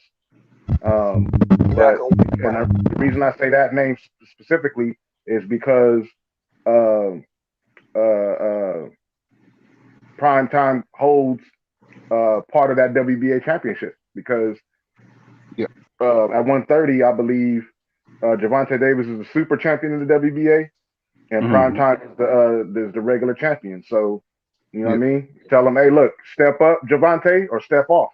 Give me that chance to get that super championship at WBA and move on to 140. I mean, or move on to 140. I don't know, man. I don't know. I think I'm being brutally honest. I think Chris Colbert, because Tank be in our gym all the time. You know what I'm saying? He spar guys in our gym. Can Tank handle 140? Of course. I don't see him spar numerous of 140 guys down here and knocked him out, except for one. One of them gave him a run for his money. But in the same sentence, I know Tank was, heavy and been partying and stuff like that. But the motherfucker still went like 15 rounds. And then, that was the second day. The first day, they turned off the clock. And then the day after that, they won like 15 plus rounds. So he definitely in shape. He definitely can go with the best of them. I think with Tank, biggest thing is somebody like Chris Colbert that's going to give him problems. But the thing about it is Chris Colbert going to be able to sustain the power from Tank. Now, if he do, he going to get Tank problems. The reason why I say that is because Tank, to me, he struggled with athletic fighters. Because I've seen it time and time again. Gotcha. And that's why, that's one of the reasons why I think him and Devin Haney, I think Devin Haney would be a good fight for Tank. But then again, it'll be can Devin Haney sustain the power of Tank? And then on top of that, can Tank keep up with Devin Haney athleticism? Because I've seen it time and time again. If you got an athletic fighter, I don't say it's scared Tank, but that's just what I've seen. That's what I've observed the times that I've seen him spar. And I've seen him spar like a lot of times.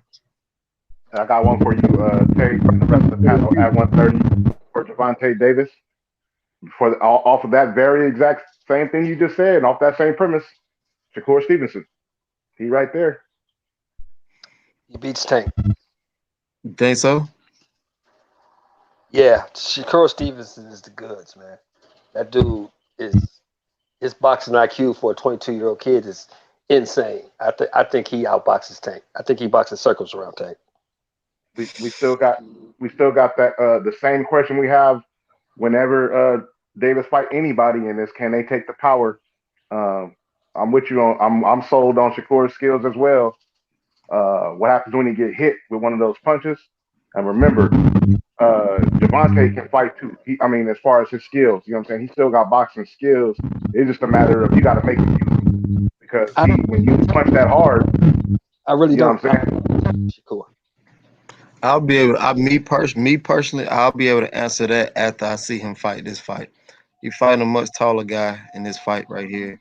I know Barrios. He got some type of athleticism to him, so I know Tank will win this fight. I honestly, I think it don't go no longer than 9 rounds. But well, Tay, I'm coming to the city for that fight, and I got Tank getting stopped. Oh, okay. Okay. I don't see that happening. I really don't see that happening. But no, I was just saying that, I much taller guy, and there's nothing new to Tank, but I'll have to see, because one thing like I said, I see him spar all the time, and one thing I do notice, and I look back into a couple fights, not his last fight, but a couple fights that he has, won a couple rounds in.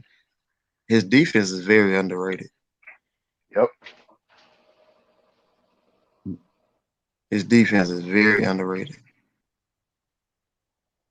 One thing that Tank have that I see that I always tell people they don't pay attention is his poise when being right there in the pocket and being right there to pick those shots and hit you with those shots and actually select the right shot to hit and time.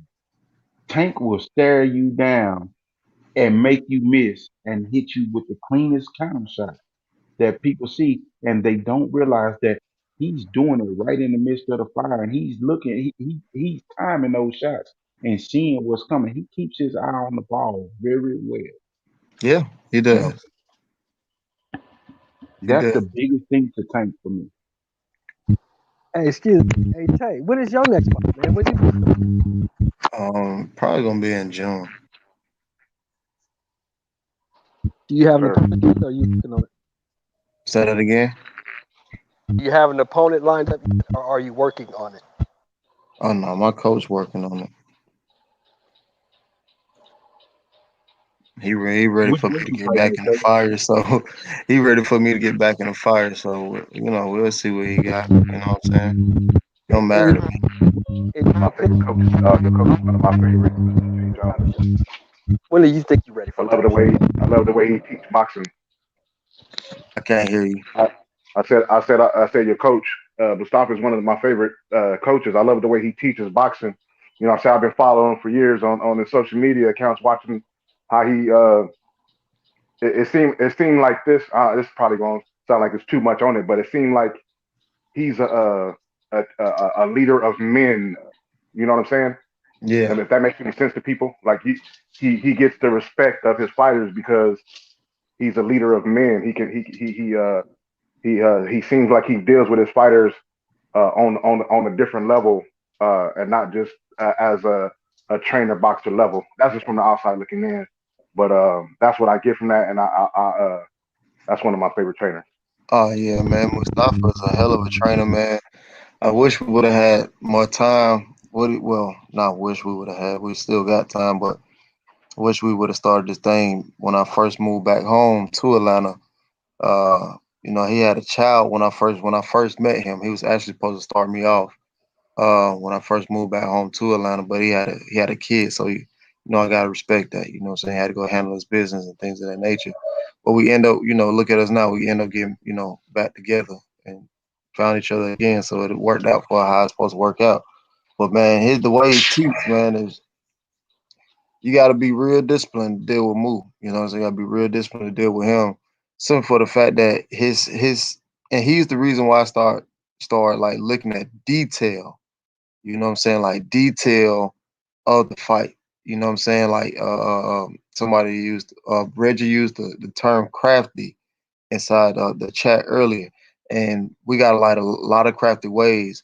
And what he does is he look at a lot of old school film, which is like almost like a lost art in today's boxing world. You know what I mean? So with that, with that craftiness and that old school style, you got to be real disciplined. I seen that he. One thing that I noticed about him, he brought me back to seeing different things in the fight. And making me comfortable, like the man said earlier, for sitting in the pocket, seeing things of that nature. And I mean, shoot, he's a hell of a coach, man. I wouldn't trade him for the world. You know what I'm saying? Him and my other trainer. You know what I mean? But I actually don't even call him trainer, so I don't even know why I say I call him my teacher because he always teaches me new things. Just like today, we was working on something I didn't I didn't see it at first, and then I started seeing. I'm like, oh, okay. Then I was able to throw a couple counters off of it, or I was able to pivot off of it. I was like, okay. So I'm always learning something new when I'm in the gym with him. And then he also brought something out of me that he hasn't seen in a long time from me that he said he saw in my last fight. So that's how I know everything is on the up and up, for us with him. When do you Yeah, think? that's why I said it the way I said it. He's a teacher of boxing. You know what I'm Oh saying? yeah, That shit that is a lost art all in its own. You got coaching, you got training, and then you got somebody who's teaching you the sport. He's teaching. It seems like he's teaching why are you doing what you're doing and when you do it, and that gets into a whole different level in the psychology of the sweet science. I love that shit. Oh yeah, man, most definitely. That's him too. Definitely. He probably up right now looking at film. Absolutely. You know what I'm saying? It's boxing brain right there. So Tay, when do you think you're gonna be ready for a title shot? A year? Me, oh nah, hell nah, man. Shit, I keep it 100, man. I probably got about 1 to 3 years left, and we gonna see what happens after that. You know what I'm saying? And shoot, because the way it's looking, I'm on my way out. You know, I'm getting older. You know what I'm saying? So we just see how I go. You know what I'm saying? We'll see how I go. You know, I'm keep it a buck. Along those lines, and that if that's the case, what do you see you going? You think you gonna be one of those? Because you got a high fucking boxing IQ. You got the patience. You got the spirituality about you. In terms of you got an all around good spirit about you, and it seems like you would be good for young men, and not to say that old grown men as well, but you seem like you can pay it forward too. You know what I'm saying? You got that patience. Do you think that you would like training? You got guys like Mayweather who was like you would never thought would have been a trainer, and he started liking it when he trained his nephews. But you know what I'm saying? That's still a level of teaching and paying it back. Not even considering the little things that he tries to give to Devin Haney and Javante Davis. What do you see yourself at if that case, if that is the direction you want to go in the next Yeah, couple, the 3 years? I'm definitely gonna pay it forward, man. Actually, my sister's actually pregnant right now, so I'm definitely gonna train my nephew, and then I got some little brothers as well, so I'm definitely gonna be training them as well. But for me, it's more in house. You know what I'm saying? People that I'm used to, people that I can really can relate to, because I do got a short patience though. I got a very short patience sometimes, and I know how my attitude get too. You know what I mean?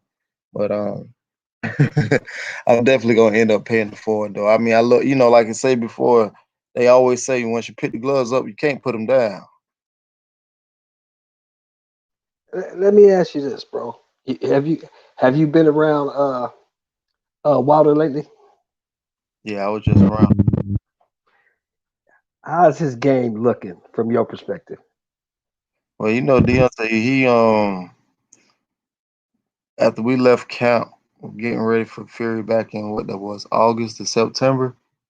He left camp, not wanting to what's the word I'm looking for? Not wanting to start working out. So what he was doing during that time, I want to say up until maybe like January, maybe up until like January.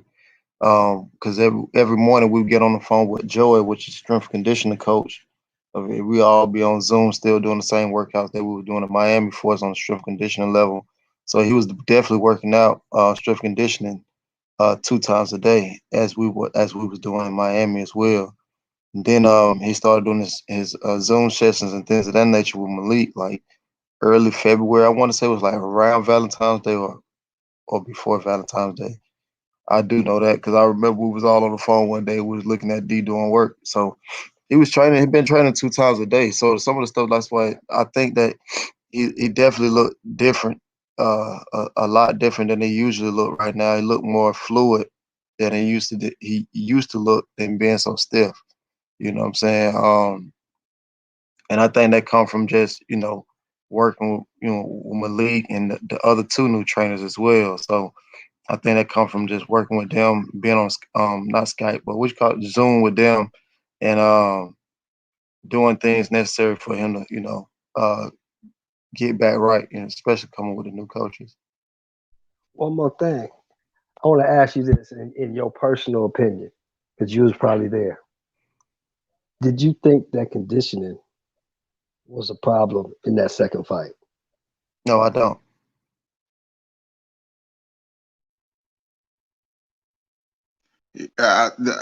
Are you saying conditioning, Shelton? Or are you saying that question that people have started to ask lately?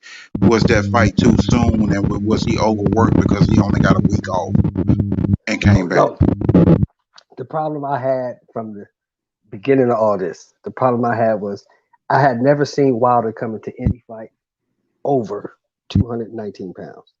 He came into that fight at 231 or 232, I believe. To me, that said his conditioning wasn't right, and maybe he didn't train the way he used to train. Nah, he wanted that weight. Nah, Or that he gained it on purpose. nah. What happened from what I know, you know what I'm saying, he definitely had a nutritionist, so he wanted to gain that weight. So he definitely was doing strength conditioning every morning. That was definitely, and then like I say, we always have a pre-count where he do strength conditioning. You know what I'm saying? So nothing definitely changed. But I do know that he uh definitely wanted to gain weight. Now, that goes back to the question I just asked. In my opinion, I think he's at his best anywhere between 212 and 219. That's when he's moving, he's quick, he's explosive. What do you think? You think he's better heavier or better around 218, 220? It depends. I want to say the best I've seen him probably fight was at 220, 225. When he was popping that jab, piston jab, in that fight, even though he was hurting that first fight with Stavern, he was working in there. He was working in there. I think he was 225 in that fight. You're right, Jay. I done seen him a couple times at 225 in his earlier years, and he had a nice jab working. But didn't he break his hand in that Stavern fight? You say what? I say, did Deontay break his hand in that first Stavern fight? That's what I was saying. He was hurting and he was still working.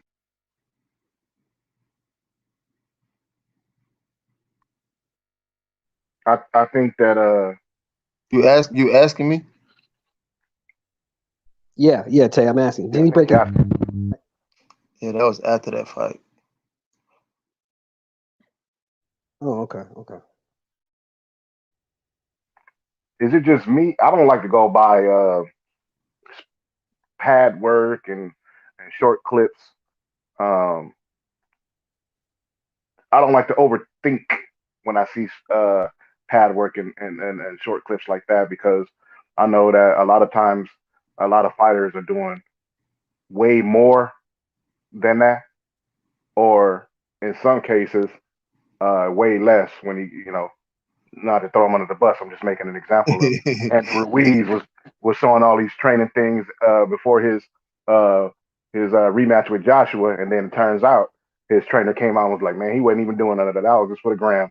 But but then you have fighters who just want to give you a tidbit, and they really working twice as much on three times the amount of things that they even showing you. So I don't really want to put too much into that.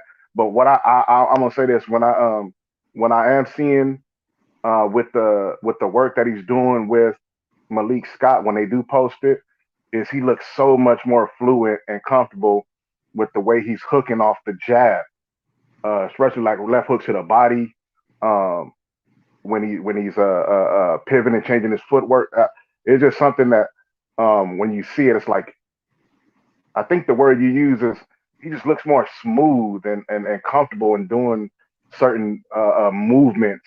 That's what's more impressive to me. Yeah, so And I'm not even trying to, right, stiff. That's the word I was looking for. You know what I'm saying? It just look more fluent. And I think that that's going to play a role with all the fights that he has moving forward in his career. Not just the Fury one. I know, we want to focus on what's right in front of us, but I still think that D got a lot. He got several fights left. This is just the one that we need that one first. You know what I'm saying? I'm saying we, but you know what I mean. I think he got a lot of fights left. You know what I'm saying? It's just that a lot of fights left. It's just that First things first. Of course, he definitely came in the game late. You know what I'm saying? And shit. Besides the one fight, we took some punishment, and what other fight has he really taken a lot of punishment? So you know what I'm saying? So right. Boxing just go off how much mileage you got. You don't have a lot of mileage at all.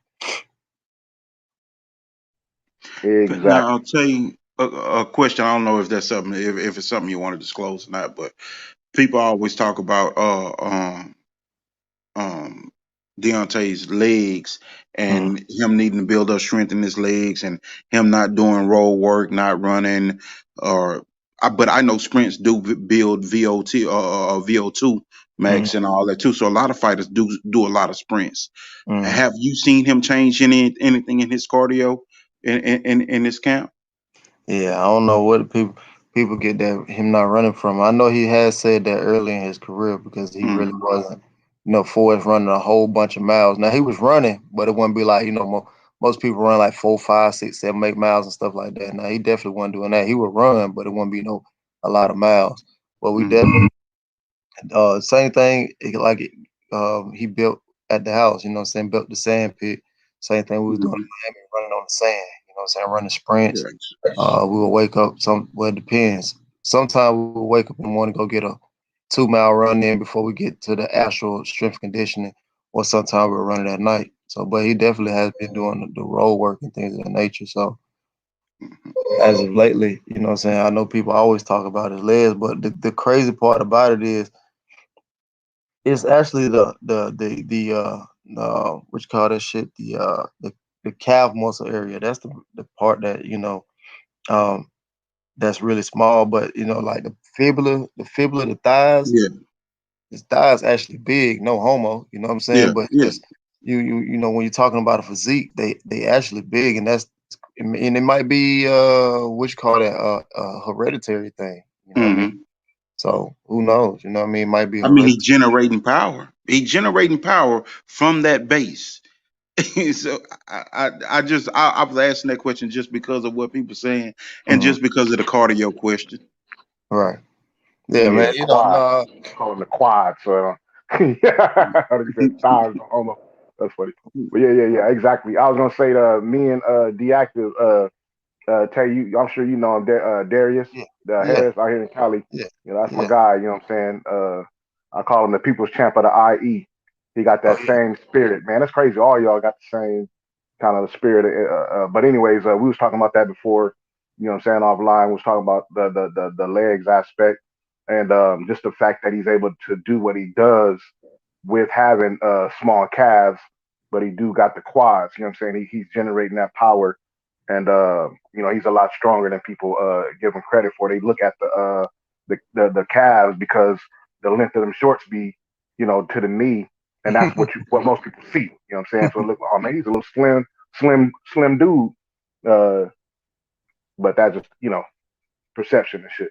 Man, honestly, man, I feel like, man, me personally, he can definitely do 4 miles. But the only thing I worry about him doing 4 miles is he gonna lose that weight. Cause D, he ain't a big He got eater. high metabolism. Yeah, he's not a big eater. You know what I'm saying?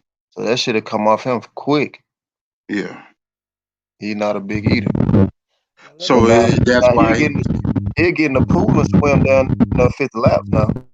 that's what I'm saying. Treading water. Most people that have that problem, that's what they do. They tread water because to keep their body cool, where they don't sweat as much and they don't burn as much fat off, but they still get to work through that lactic acid build up and actually get to work those muscles. And it's a full body workout. It build that VO2 max too. Man, that motherfucker here. Shit, if he don't jump in the lake, he'll jump in the ocean. He'll go scuba diving and swim for a whole hour. That's I ain't what's lying. up. He do that shit for real. That's what's up. My question, Shit.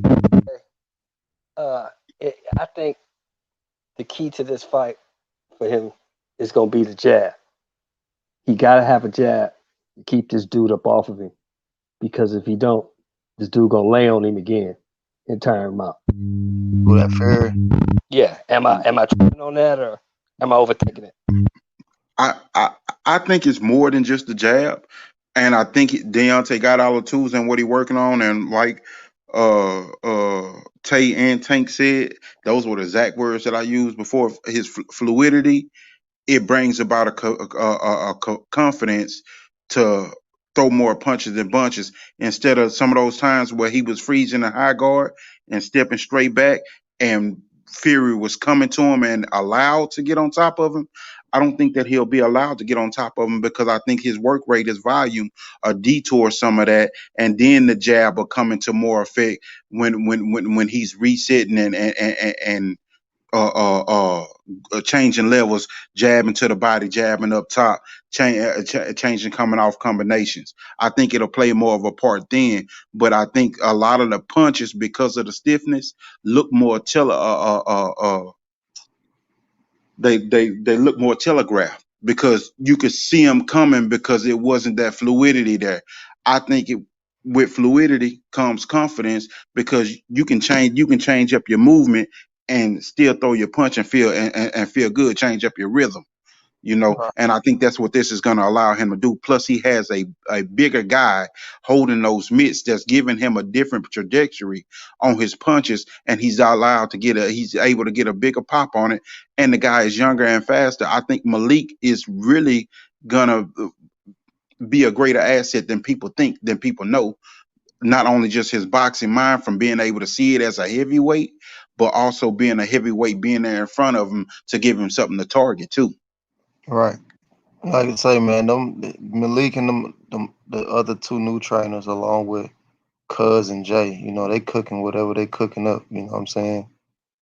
But I'm just enjoying seeing what I see. Unlike what I'm hearing out of Miami, somebody getting tossed around like a rag doll. See, that's Hey, can I ask you something real quick? I noticed you all. Are you able to say who those new other trainers are? Because I know you never refer to their name, and if you did say their names, will we know who those two other trainers are? Do you think? If I say their name, y'all don't know who they are. One is Okay, never mind. Say less. I do know one of them is what you call it? He's damn, I just forgot the term. He's specializing in combination. He's a combination specialist. Okay. He from the matter of fact, he out there in Cali. Well, he from out there. Okay. He from out there in Cali. Okay. Hey, tell Kyle that Santos is backstage. okay. Yeah, I'm a student. I'm picking up on that shit. I'm like, man, bro keeps saying, say less. This guy is longer than Deontay, and I think that's the first. Am I right? That's the first time he fought a guy that had a longer reach than him. Yeah, he's not that much longer though.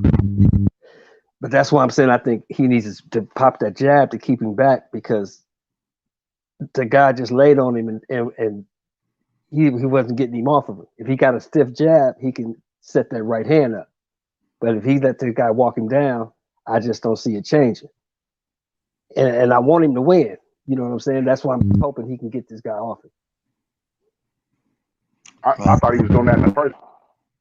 I thought he was doing that in the first fight. If you go and rewatch, I was just rewatching that a couple of days ago, and he was pumping that jab.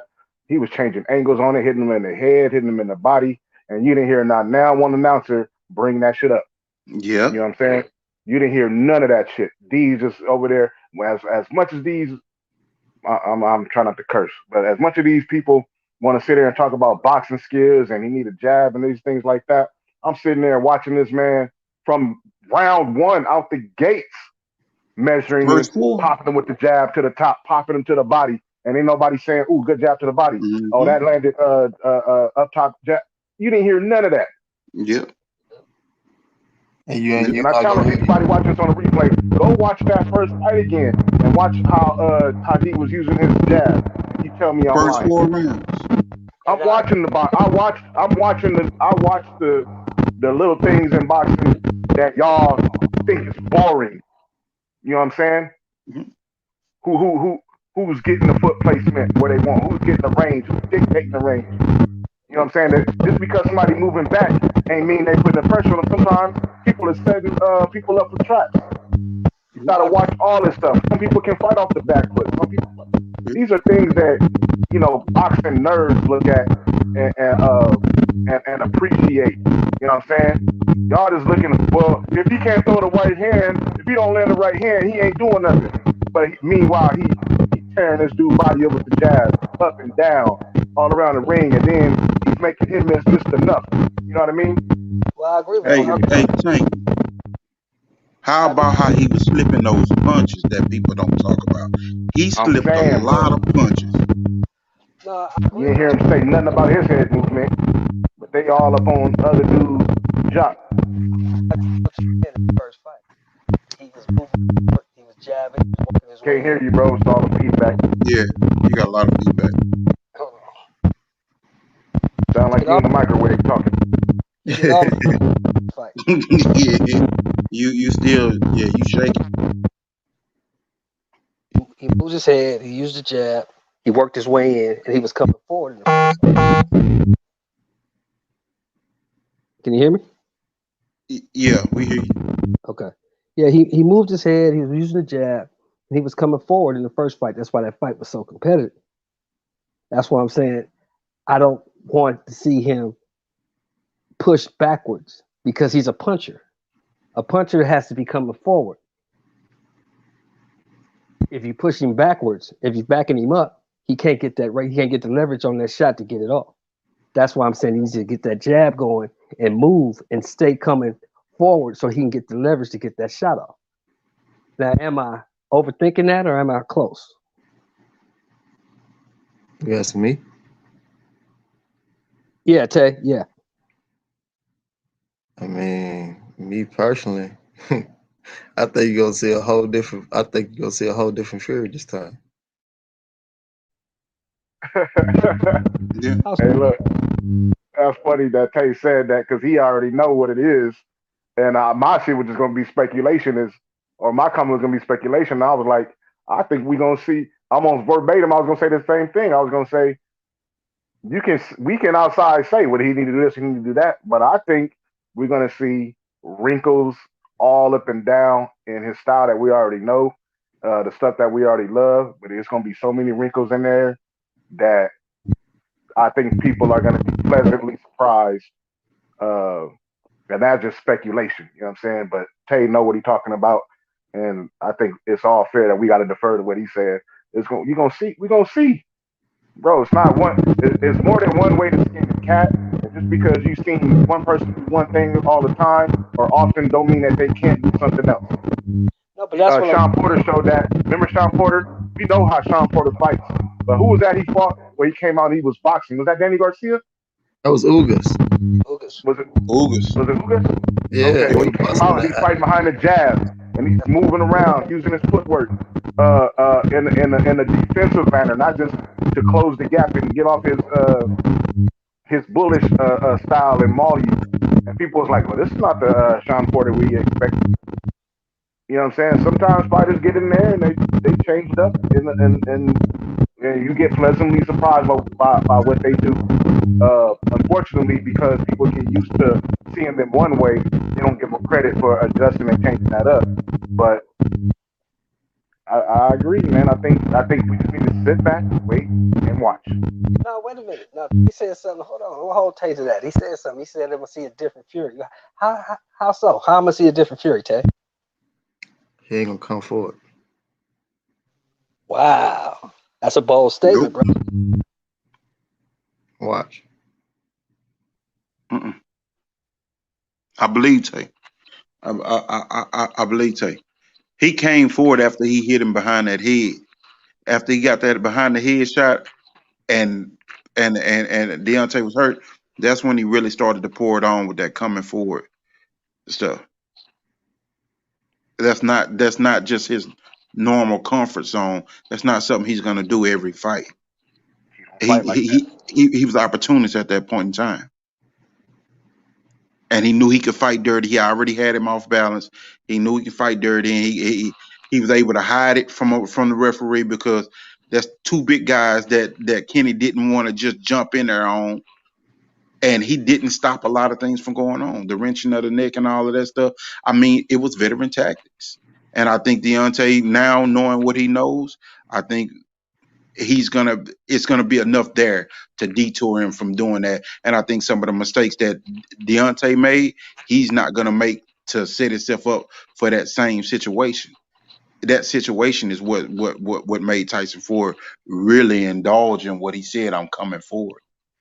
I believe Tay right on that. Hey Eli, what happens when Fury come with them with that BS that he do when he come in trying to feint and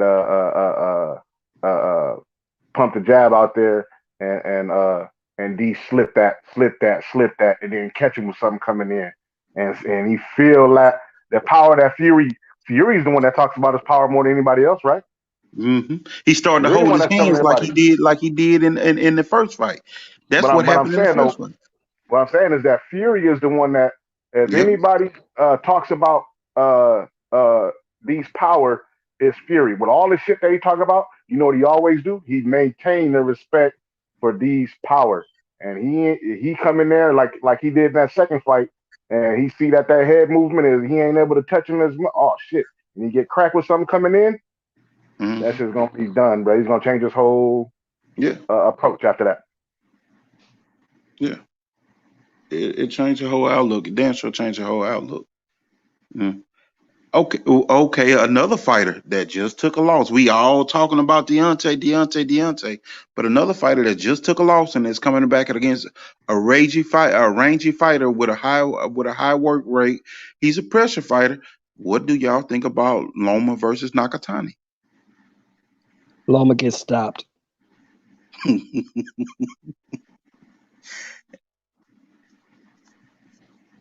What makes you say that Loma gets stopped? Loma is actually small for 35, in my opinion. And this dude is big, and this dude punches, and this dude is tough. Loma ain't been in with nobody like that. I don't think Loma can stand up to the power. I think he gonna stop Loma. Tell you what you think. I think he's too inexperienced.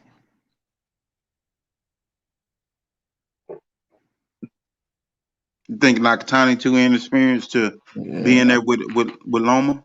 Yeah, I really do. I think he's too inexperienced. But Nakatani don't have the dog that Teofimo has. So you that don't think makes me so? think that hell no, man. He gave Teofimo hell. He gave Teofimo hell, and he got up twice from Verdejo and knocked him out. Verdejo, I think that's the key. Just said it right Verdejo. there. What'd you say, Tay? Verdejo ain't shit. You think he had his best night against Teofimo? Yeah, I think he had his best night against Teofimo. Yeah. I think, man, when you got, like I say, when you got a fighter, and that's any fighter, especially when they on vengeance or revenge, those type of fighters are always dangerous. You know what I'm saying? And that was the first time that I ever seen Lomachenko not use his angles or anything. You know what I mean? That He was was the scared of first. his hook. Hey, Tay, you don't remember the fight with Salido? It looked eerily like the Salido fight, where Loma just didn't know what to do. Yeah, that's true too. I'm thinking now that you say that, maybe now that you say that right there, made me think a little bit more. Now I'm like, oh shit, he got a point. Not only that fight, the Pedraza fight too, though. People forget how much hell Pedraza gave Loma. Pedraza just ran out of fucking gas in that late round, in that 10th round, in the championship rounds. But he was beating Loma ass. Man, you know, I was actually a fan. Well, I'm still a fan of Pedraza, the sniper. Yeah. Yeah. Well, he fought on the card down in Birmingham, man. And I've been a fan ever since. I'm like, yo, who is this kid? He can fight, man. Yeah. People don't give Tank credit for Pedraza. Pedraza could fight. Man, but see, that's because nobody knew who Pedraza was. He's an Olympian and a hell Hey, of a y'all, fighter and was a champion. y'all gonna call me crazy, man. Y'all, I know y'all are, but you know, as usual, you already been talking shit to me all night, Eli. So I'm used to You know you're a hater to me. it. But I've always thought that Loma was a hype job, man. I thought he was carefully maneuvered. I don't think Loma is that as good as they think he is. I really don't. But do you think He he's just got good he though? just got excellent footwork, man. Excellent Yeah. footwork, good head And movement. that's about it. Exactly. And he know how to change the levels. You know what I'm saying? Anytime you got a fighter that know how to change the level, especially that has complexion with moving the feet and knowing how to get in and out of range, is it's always gonna look that way. But it's all about what happens when you get touched up a couple times. And then you look at the he changes the angles and he's really good at timing his opponent and punching while they not punching. You know, he does the things where he uh goes over their head, you know what I'm saying, and makes them duck into his uppercuts and straight, you know what I mean? He does some little things, you know, pull your glove down, hit you. He does some little things, but you know, when you fight against guys who are as experienced and knows what they seeing in there, you know, who's able to turn with you. You spin, he spin, you pivot, they pivot. You change your offensive angle, they change their defensive angle. When you get in there with guys at the same level, it's gonna look a whole lot different. I don't know if Nakatani's that dude. I think that his length and his reach may uh, may give him some advantage, but that's if he uses it. You know what I mean? Loma may be able to get around that, or it may take him a couple rounds to get around that. Um, in terms of him fighting Verdejo, remember he was losing that fight at times, and Verdejo was in a position to where he had to. He was in a position to where he was like he got to make a comeback of his own because he was at that position in his career. Like, well, if you lose again, how many more opportunities are you going to get, right? And so I don't know if Vasil's going to put himself in that kind of position. You know what I mean? So I it's don't going to be think interesting Loma's to gonna see. have a choice. See, he like you said, Verdeo was in this position, in that position. The bottom line is what happened in the fight is Verdejo got knocked the fuck out. That's what happened. But you got to, but it matters how you got knocked the fuck out. He got knocked the fuck out brutally. That's how he got No, no, knocked no. out. Well, not that man. I mean, like I'm talking about the way you approach the fight is what I'm saying. How you know what I mean? I, Did he was he being reckless? Did he walk into something? Was he fighting a style that he didn't need to fight in the moments that he was? You know what I mean? well, what I'm saying Did is he he run out of dropped that gas? guy twice. He dropped that I guy know, and he twice, ran out of gas, and right? he thought he had him, and he couldn't finish the guy. You know what I'm saying? The Me guy was personally, a lot tougher, and a better fighter than he thought he was. I think And dude I caught him. think that I think that fight gonna come down to when they switch their angles. Hmm. If Nakatani can find Loma, because Loma know how to switch angles, create space, and change levels all at the same time. And I never and now that you gave me something to think about. So when I think about that, I'm like, okay, well, what can I put against that? And that's one thing. Loma is one of the only fighters I see that can change the angle and change the level at the same time. That's you don't find that often. Okay, I respect that. Because you said he And lengthy, think and by him being lengthy, okay, he changed the angle, and Nakatani throws a punch. Loma's not gonna be there, right. and He's that's not gonna be there, and he probably gonna hit him with a body shot that he don't expect and drop him. He's could gonna be make Nakatani constantly think in the ring. Yeah, That's what I think. That's what I'm seeing in terms of this matchup because that experience matters. You know what I mean? right. I think that Tio exposed Loma though, because Tio in that fight he just bullied Loma. He bullied him. He was bigger Yeah, than him, and he yeah, bullied him. And I he think did. Nakatani gonna come in with the same mindset. But does he yeah, have the but same does attitude? Nakatani have the power in both hands to make Loma not be able to change his angles like that? And then I think more so it was the game plan that hurt Loma more than it just was the power.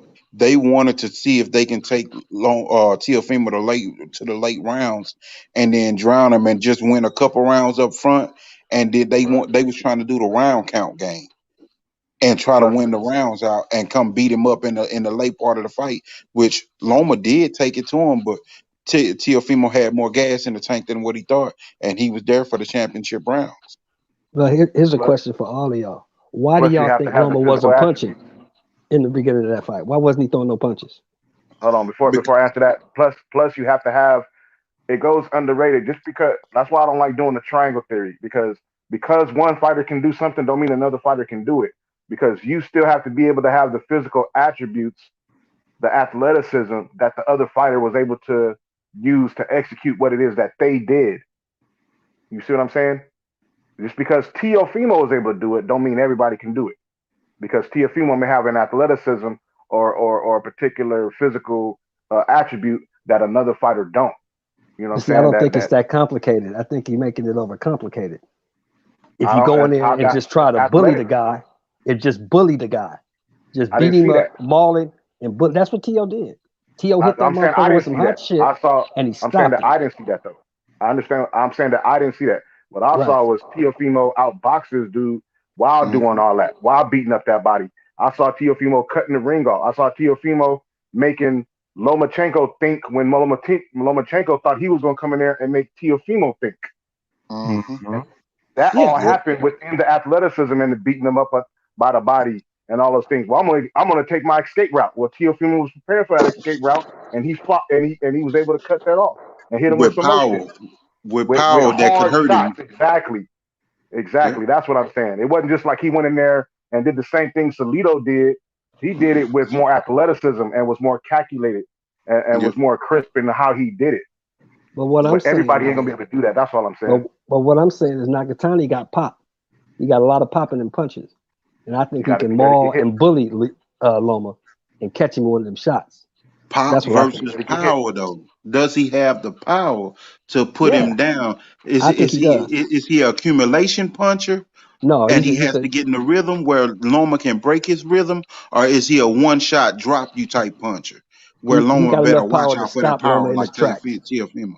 Right. I think he got enough power to stop Loma in his tracks and make him think, and make him back Yeah, up. Does I he have don't enough know. athleticism to cut the ring off? I don't think you have to cut the ring off if you just maul him. We're gonna If see. you just run through him, run over him. Does he have enough Ta- athleticism to pivot and change his offensive angle when Lomachenko changes his defense angle? You giving Lomachenko way too much credit, brother. I'm not. I'm just saying what he does. That's what he does. He pivots and changes the angle right in the moment. So you Loma's have to not be that able to good, adjust bro. right in the moment. He is not that good. I didn't say he Okay. was any that good. I'm just telling you what he does. That's what he does in the ring. Yeah. He gonna get his That's how ass he's able to do stopped. what he's That's done. what's gonna happen. Well, He gonna I get guess we're stopped. gonna have to see on We're that gonna one. see. Hey, I'm one not of the doubting it. brothers I in the mean, chat. Nakatani can Yeah. punch. Hey, one of Nakatani the can punch. brothers I'm in the giving it that. chat said, what do y'all think about Linares and Haney? Hold on. Before we I get to think, that, I yeah, think Shelton was asking us a question. yeah, I was just going on about the other part, but Oh, I okay. don't want yeah. to Yeah, go ahead, bro. miss Go what ahead. Go Shelton was ahead, saying. Tank. You saying that? Wait, how do you ask it again? I said, I think I said, what did I say? You was talking about the Refresh me a minute. TSP. Yeah. Yeah. I said Tiafimo just bullied him. He went in there. He had way more pop than Loma thought he had. He hit Loma with some shots early that made Loma back up. That's why. Yeah, my question was, why do you guys start with Tay Jones? Why do you think Loma wasn't throwing no punches in them first 6 rounds? What was the reason for that? He was throwing that hot shit. He was throwing that hot shit. Yes, sir. My point exactly. My point That's right. exactly. I agree. You were throwing them hot rocks, and it was like, oh, you throwing them like that? Well, I'm gonna move over here, and it was like ludicrous, nigga. When I move, you move, just like that. Yeah, Mm. exactly. He wasn't able to get That, away. All that shit he was doing with other opponents, Tiafimo's athleticism allowed him and the game plan too. Because remember, his pops was like, I don't see nothing, you know what I'm saying, special. We just gonna do this. and I think this fight gonna be a repeat. I really do. Okay, Tay, do you think Nakatani got that type of power to make to take Loma off his game plan like that? I mean, don't think he do, but at the same time, this not Lomachenko true weight class either. Yeah, that's true. That's true. I guess Now these to the things the little things that they have to do, and whoever succeeds in pushing their wheel over on the other in the fight is the one that'll succeed. Because right, if Loma can get his angles off and keep Nakatani thinking, then I think he embarrasses Nakatani. But if Nakatani can impose his will on him in size and be able to really punish him and pop him and make him think about what he gonna do, then shit, I he think may not. be the victor. I think not. exactly. Well, the only thing that concerns me the most is the size difference in the guys and Nakatani footwork. He flat Yeah. footed as shit. Now to that Haney Linares question, I think Haney better be ready. I think this is gonna be the toughest guy he ever fought. I think this gonna tell us what Devin Haney really is. Now, what about it? What about Linares? Makes you feel like he's gonna be the toughest guy that Haney ever fought. Because we can say what we want about Linares' 5 losses, but we all know Linares is a dog. Linares is not coming to lay down, and Linares can fight. And I'll just say one word: experience. Like never underestimate the that intangible of having experience. He's been in there. He's been in there with all different types of levels of competition. But shit, when the last And time he fought? say that again, Tay.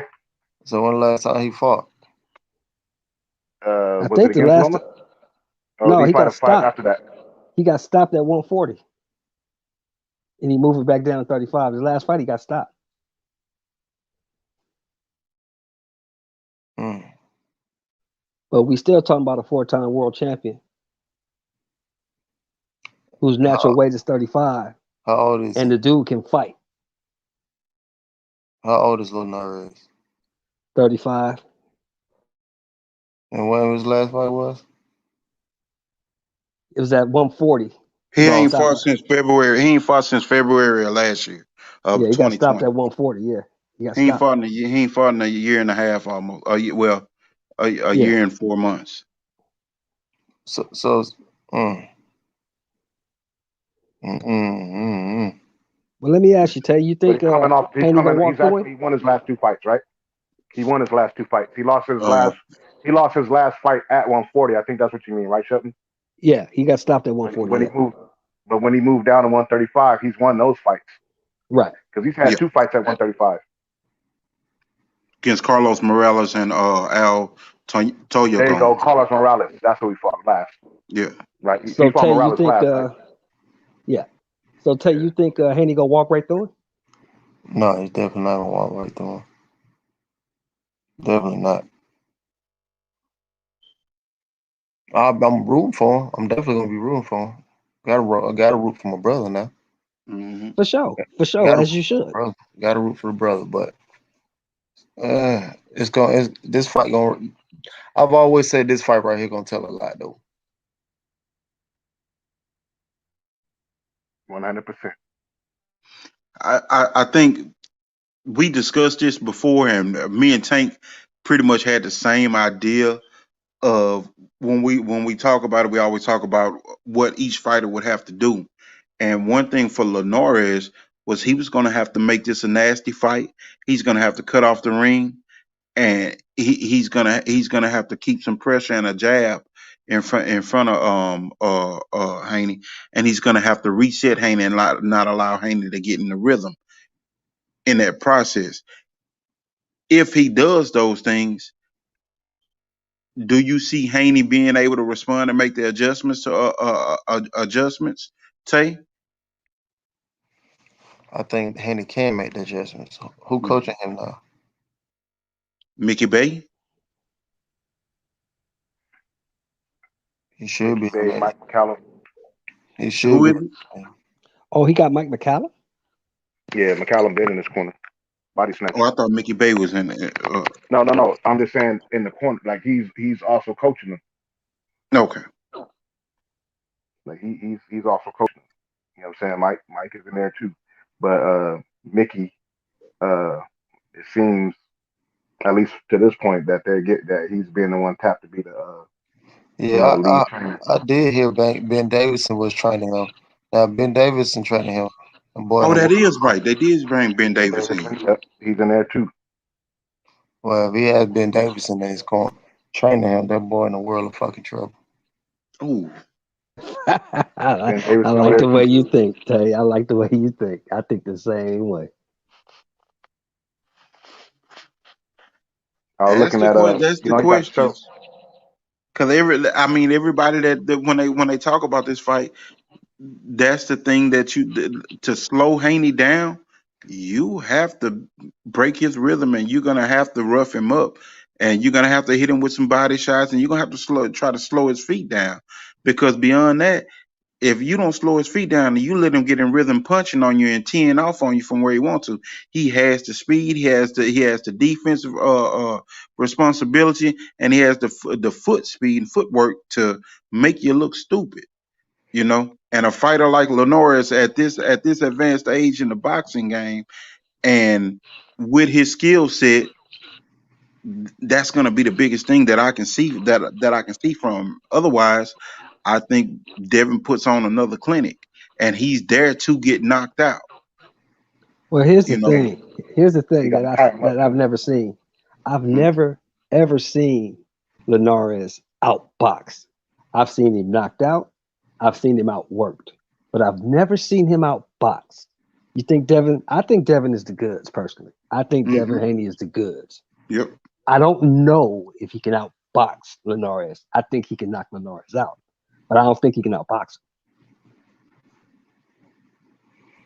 I think this fight is more gonna be more geographic than anything.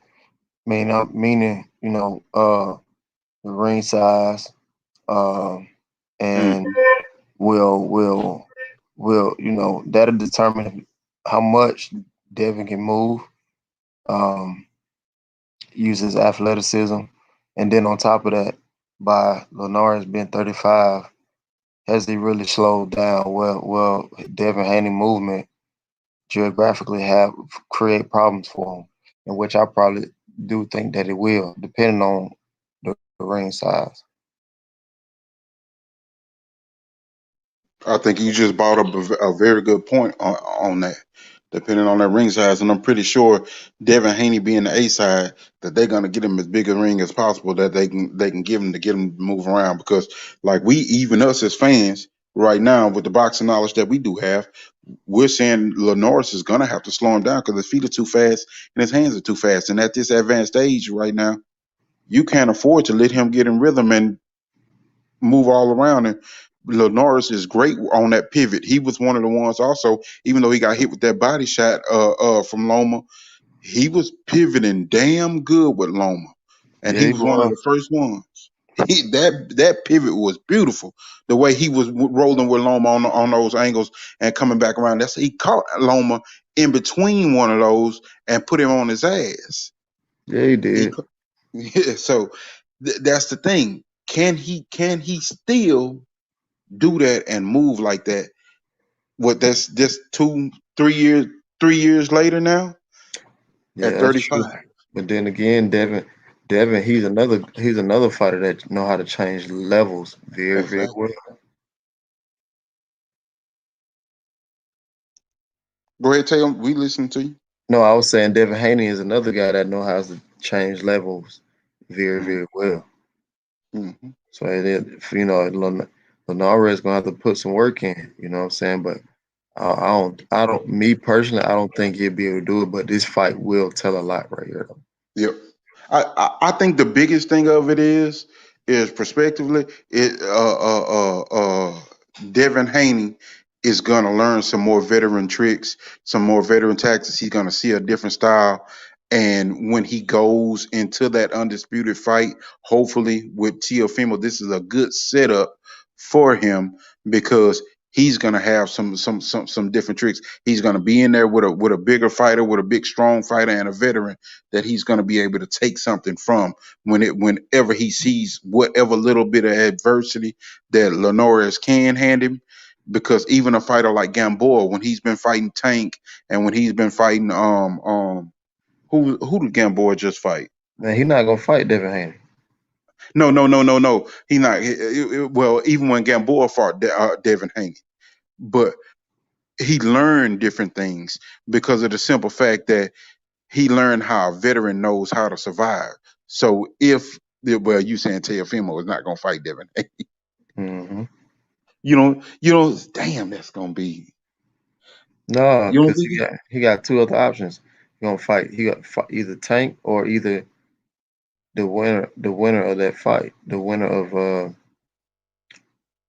Jose Ramirez and Josh Taylor fight. But both of them said they was gonna move up. So you don't think that it's bigger for them to fight Terrence? I don't think both of them gonna. I think one of them gonna stay. I kind of was the loser stays, the winner goes up. Yeah. Yeah. And Teofimo could just be using Devin name to leverage his, you know what I'm saying, himself in his next fight. Because he all of a sudden he coming out saying he want to fight Devin Haney when he's had all these opportunities to fight him already. So, you know, I mean, I'll believe it when I see it.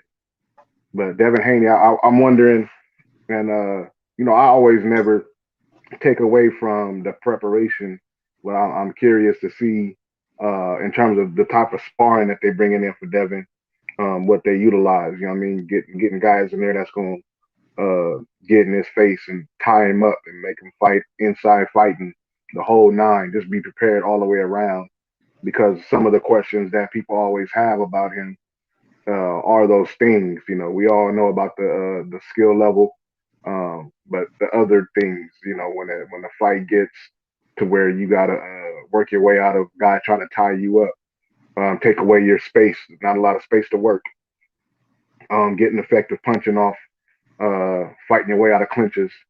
Those things too I think are gonna probably be important in this fight because if Linares starts to get you know tagged from distance, he may try to get in there and just make it look real sloppy and dirty, and you know wrestle him around. And Devin at that point is going to have to be able to go into his bag of tricks and dig deep in that repertoire and go to that inside fighting game. Right.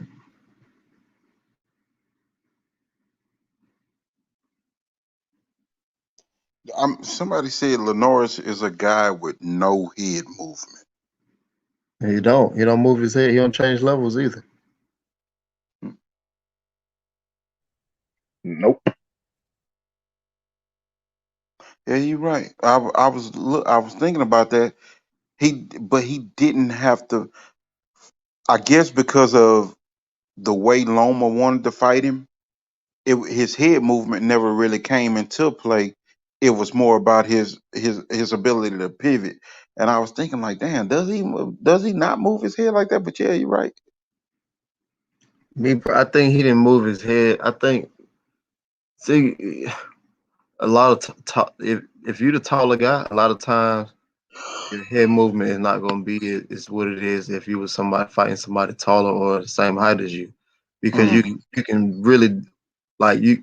Well, I'm talking for myself. I can see what they're doing, their next move. If I'm the taller fighter, and I ain't that tall, but I do have sparred and fought smaller guys, not smaller guys, but shorter guys, and it's always been easier for me just to keep my head there, but off the line. You got you. Got you. You have a bird's eye view of everything. Right. Yeah. Yeah. Well, I mean, it's another one of those fights that we just got to see coming. I mean, we know Teofimo got Cambosis coming, and that's the playoff between these two fights. Does Cambosis have a shot? I think he do. He did beat Mickey Bay. I think he do. He been looking good in camp, man. Very good. Real good. So what do you think he has to do? What do you think he has to do, and what ability does he have? I haven't seen very much of Cambosis, so I'm not going to even sit up here and lie. What do you think the attributes of Cambosis and the ability of him that can actually get him in the winner circle of this fight? I was just gonna say the same thing you said. I haven't seen much of his fights though, you know what I'm saying? But I have been seeing I seen his recent spar from one of the guys that I know that's out there. He looked damn good. Yeah, I just seen Mickey Bay and Lee Selby fight, but Lee Selby, he can fight, and I know the skills of Mickey Bay. The Bay brothers, period. You know what I'm saying? Cortez and Mickey. That's one of those what they call them fighting families. But this is I don't know. I give Clarence Boses a opportunity. You know what I'm saying, or a shot, I should say, to to shock people because a lot of people uh don't know who he is. But then sometimes that plays in your favor because if your opponent takes you for granted, then you can capitalize on that, especially if Tiafimo, his mindset is looking towards Jose Ramirez and Josh Taylor and Javante Davis's, and he's looking past this as just, oh, this is just another fight. Let me get this fight out the way, and then I'll move on. But then you run into a guy that's hungry in his own right. That could you know what I'm saying? That could play a factor in a fight like this. Right. Yeah. That's what I want. I mean, it's pretty much the same scenario with everybody. We just haven't seen Cambosis. He's an Australian fighter, really, and I mean, he haven't been in big fights, and we really haven't seen him televised over here. You know, we'll see. We'll see how that one go. Y'all Oh see yeah, y'all know about any of the undercard fights tomorrow?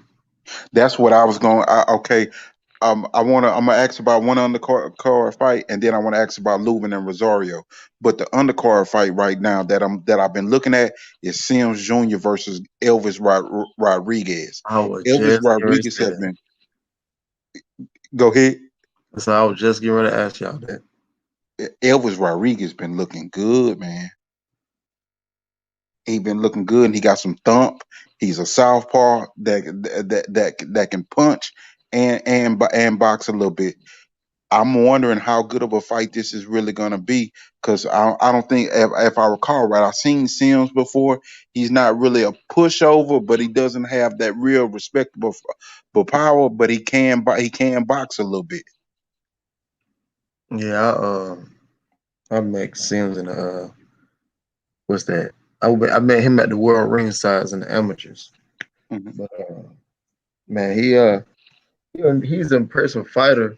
The only thing my only concern ever been with him since his early days in the professional field. He starts out marvelous. Like he starts out marvelous. Good work, good body work, head movement, counter, everything's on point, footwork on point. And then after the third, fourth round, well, maybe after the fourth round, he just fades away. And that's been like that consistently through the majority of his fights that he's lost. Yeah. Yeah, I think that's what I saw in the fight that I saw. I swear I saw him lose. I don't know whose undercard it was, but I saw him lose, and it was like everybody was like, he just didn't. He just fell off. He didn't turn it up, and it was exactly that type of thing where he doesn't have that next gear. He starts off fast, and Right. then he doesn't have that next gear, and the fighter catches up with him, and he just kind of just fades off. Right. Yeah. He's that's a problem. irresponsible defensively at times, and that starts to admire his work, and then it kind of like he loses the confidence through the fight. Yeah, I'm with you on that. Yeah.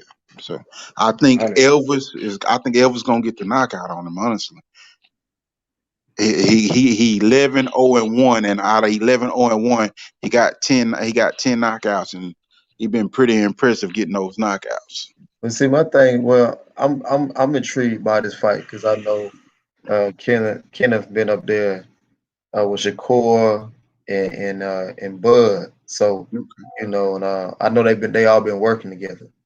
Okay. So I'm interested to see because I know he posted I think he put something in his stories not too long ago, maybe like 2 weeks ago. How Bud was instructing him to do certain different things of that nature. Mm-hmm. You know, so I'm interested to see what he do. Well, we saw what Bo Mack in that camp did with Herring.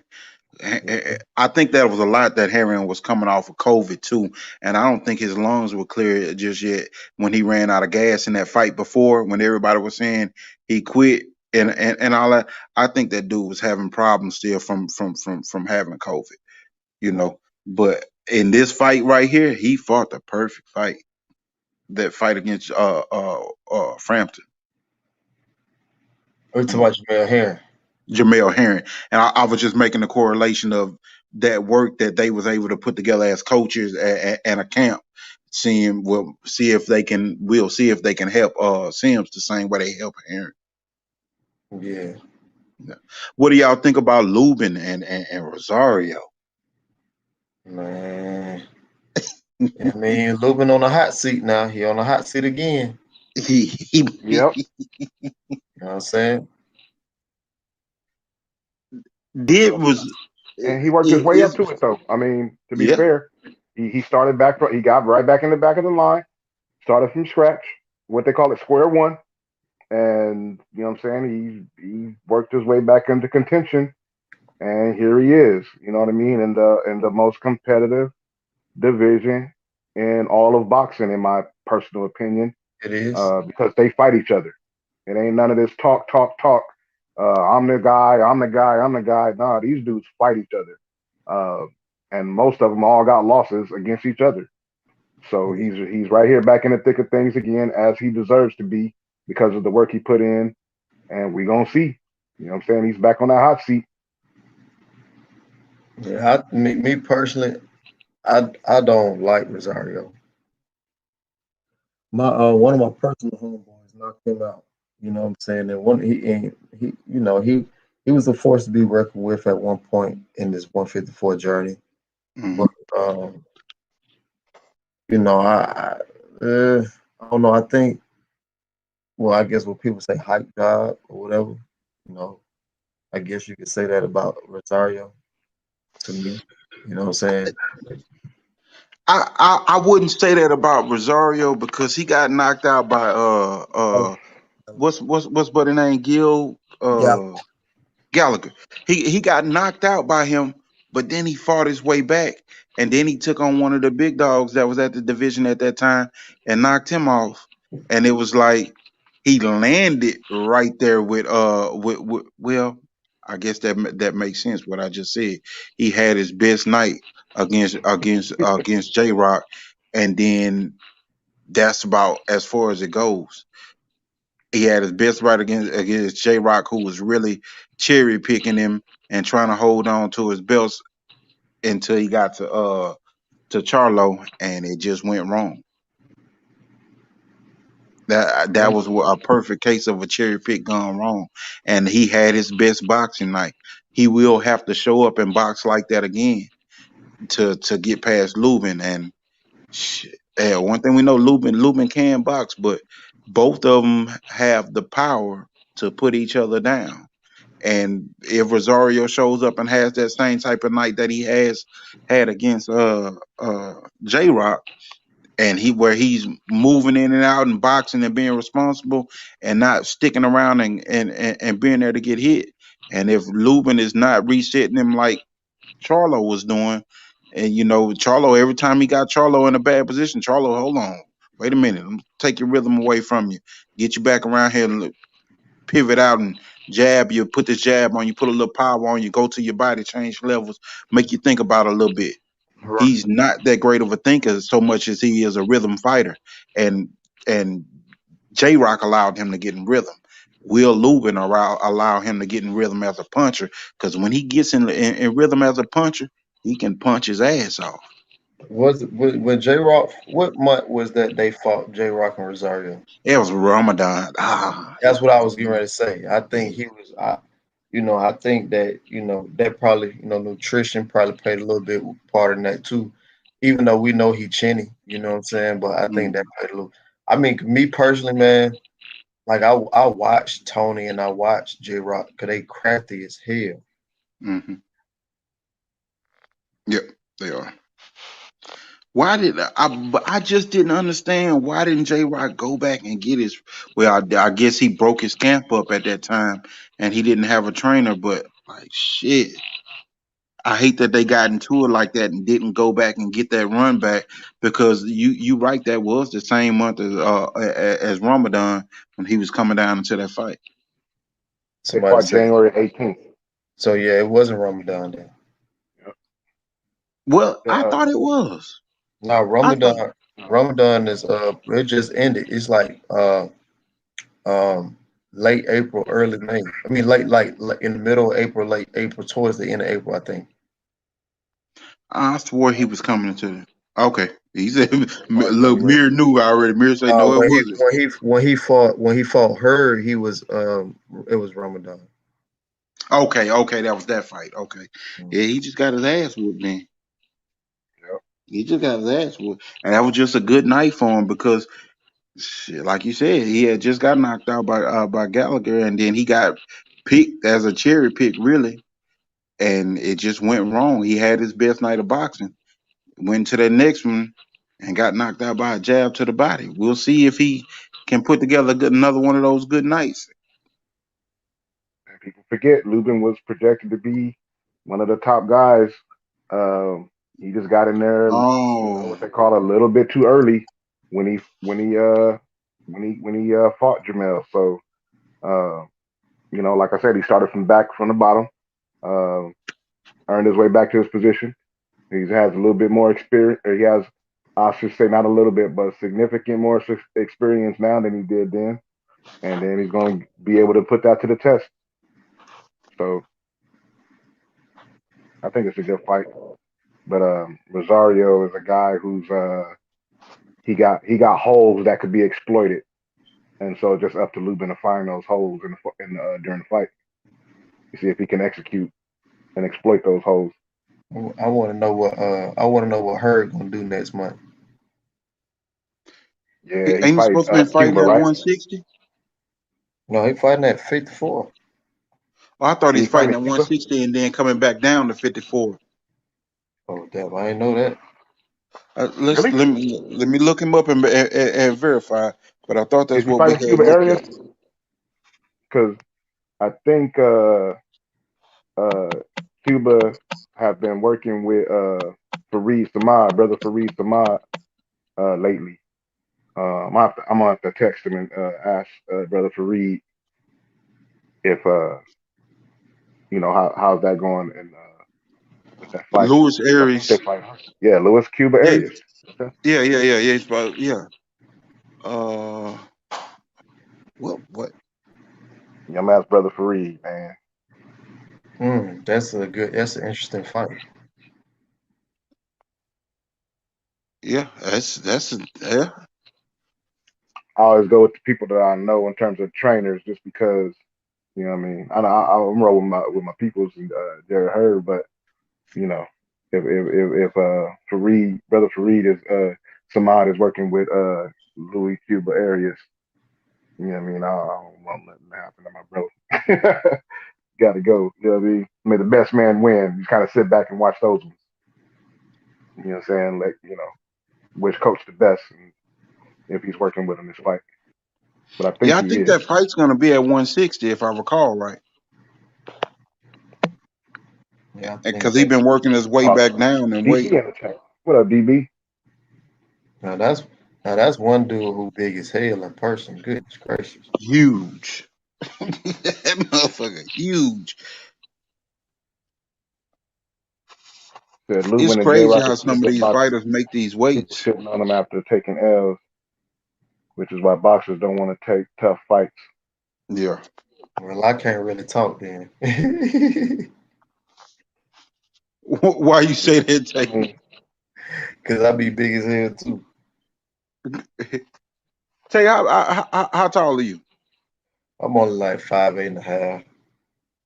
Shit, 5'8.5" is good for fighting at 135. Yeah, but shit, man, I lost a lot of weight for the last fight. You gonna go to 140 for your next fight? No, I've been at 140. That's what I'm saying. You going back to 140? I know you fought at 135. No, I was at 140 that fight. Oh, okay.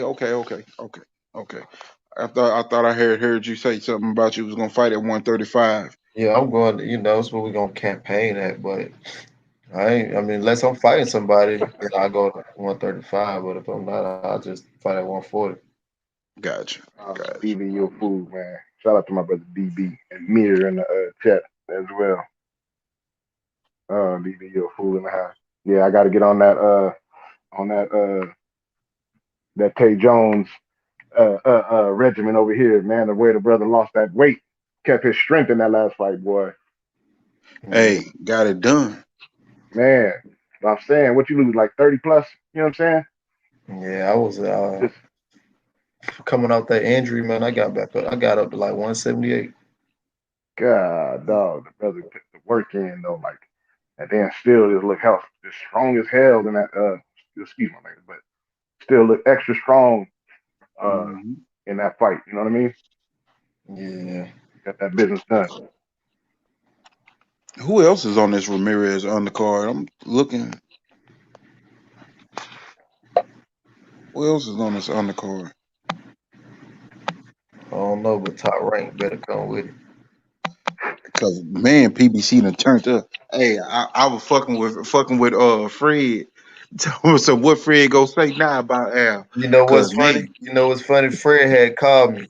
I said the same shit. like, bro, that's crazy. Y'all win the arbitration, set up the bout, then EJ bout said you already got undisputed shit at 154. I mean, yeah, Tank and Mayweather and the extension. Tank said to go. Mayweather said to go. Jamal said to go. I was like, man, bro, it's gonna be a hot summer. Yeah. Is Brandon Figueroa Al Heyman fighter? Brandon Figueroa, Al Heyman fighter. That out He there got too. him and Cool Boy Steph set to go Yep, in September. September. That's September 9/11. They set to Fred go. had said, he said, yeah, man. What did he say? He said, yeah, man. Bob he just pimped the shit out. He just pimped the shit out of Bud. I like, no, nigga, Al Heyman goddamn made the Yeah, big shit out of all of them. hey, to play the Trump card on their ass, goddamn checkmate. Godfather. Yeah. And then that's some L's for Bob because you fucked over the Joshua Fury fight to everybody else. To me, I think Bob knew he had to maintain that relationship with Al, and he had to get that fight back. That's just my little shit. That's my little conspiracy theory. Y'all ain't gotta agree with that bullshit. Hey, Eli, but you know what? You know, there's another loss that Bob could take that people ain't talking much about that they probably should be talking about, and that's the fact that Teofimo Lopez and George Kambosos is not fighting. You know what I'm saying? With Top Rank on this one, they lost that purse bid, and you know what I mean. That also is gonna cause them to take a hit as a company. Hey, you see what Mir say in the chat? Now, what do you say? Let me see. He said, I'm gonna tell Kwame Brown about Fred hating that. Oh, hey, no, hey, Kwame that's what we Brown need been to get. killing everybody. This As well as he should. As well as he should, because he ain't wrong. And the brother's like, man, why am I still taking shots? And I've been retired. You know what I mean? And nobody can't be like, because they try to play well, you let everybody else talk about you. What kind of defense is that to talk about a grown ass man? You let everybody else do it. Like shit. Like goddamn, that shit get old after a while. And like that man said, shit, I was a 17-year-old boy and did coming underneath the greatest player in the world who was an asshole to me. Hey, you know Like, what else? shit. You know what's the major flex that he said though? The major flex that Kwame Brown said is, I'm not gonna let you Negroes make it about me. Y'all talk about all the black quarterbacks. Cam Newton can't do nothing right. Lamar Jackson, you know what I'm saying? He went and made it about the way the Everybody. media tears down black men in general, and that's the dopest thing because if he was just making it about Kwame Brown, then people can always just attack Kwame Brown, but he's making it about the way the machine does brothers, Exactly. and that's the dopest. That's the major flex that he did, Yeah, and he's been he consistent went on it. hard. He went hard. And then he said the way he went at Barnes, I was like, God damn. He said, you gonna talk all you can talk about me is talking about basketball shit. He said, but shit here, you can keep with your little basketball jokes, but I can tell your whole private life now, your whole personal life, and we'll see how you like that. When he got to talking about Matt Barnes, when he say what he say is Derek Fisher your mentor or the stepdaddy? I said, Come on, damn. bro. And I I said, rock with all of the parties, you know what I'm saying? At least with them.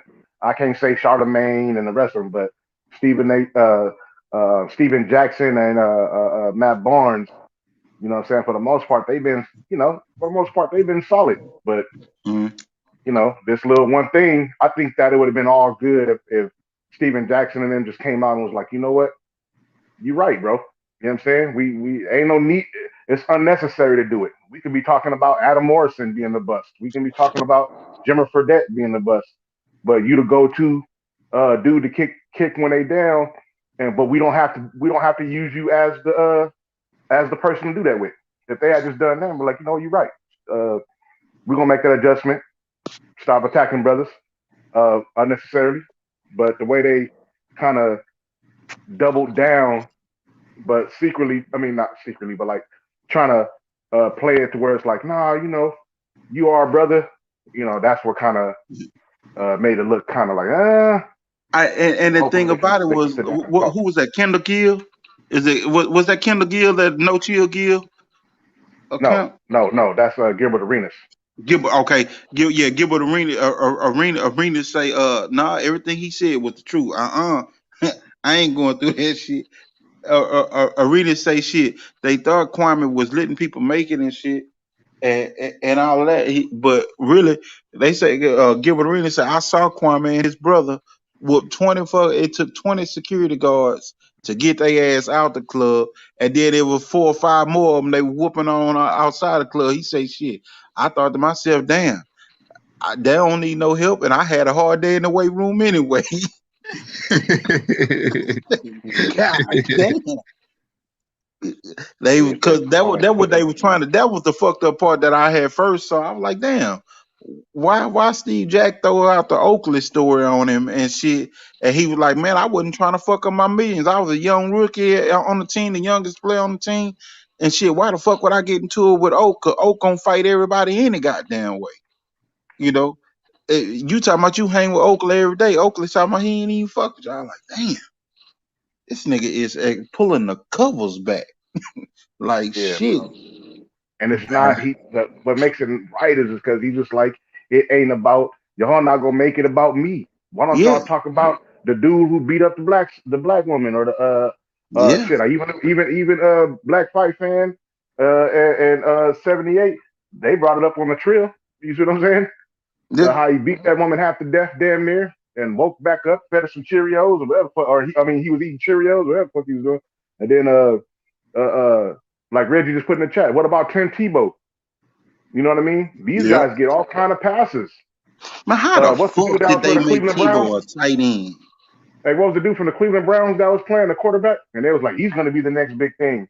Oh, Yeah, Johnny Manziel. Johnny Manziel. Man, Montel, you know what I'm saying?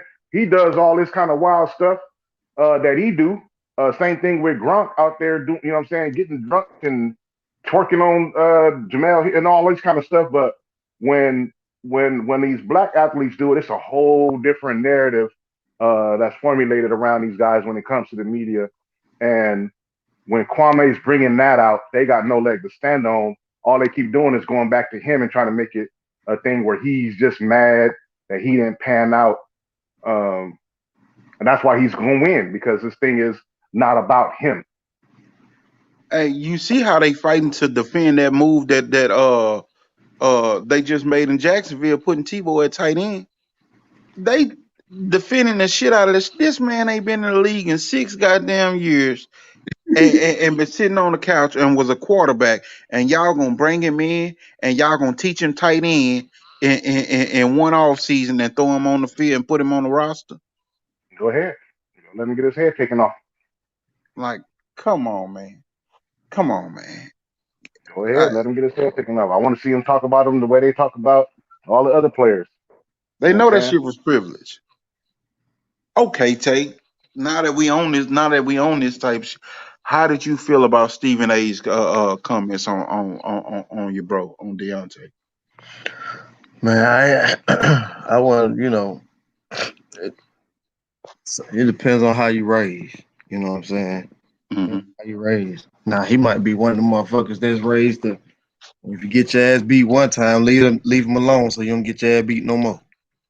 You know what I'm saying? He might be one of them motherfuckers. You know what I'm saying? Yeah. But how I was raised, you know what I'm saying? I was always told somebody hit you, you hit them back. You get your ass beat, you better go beat their ass back.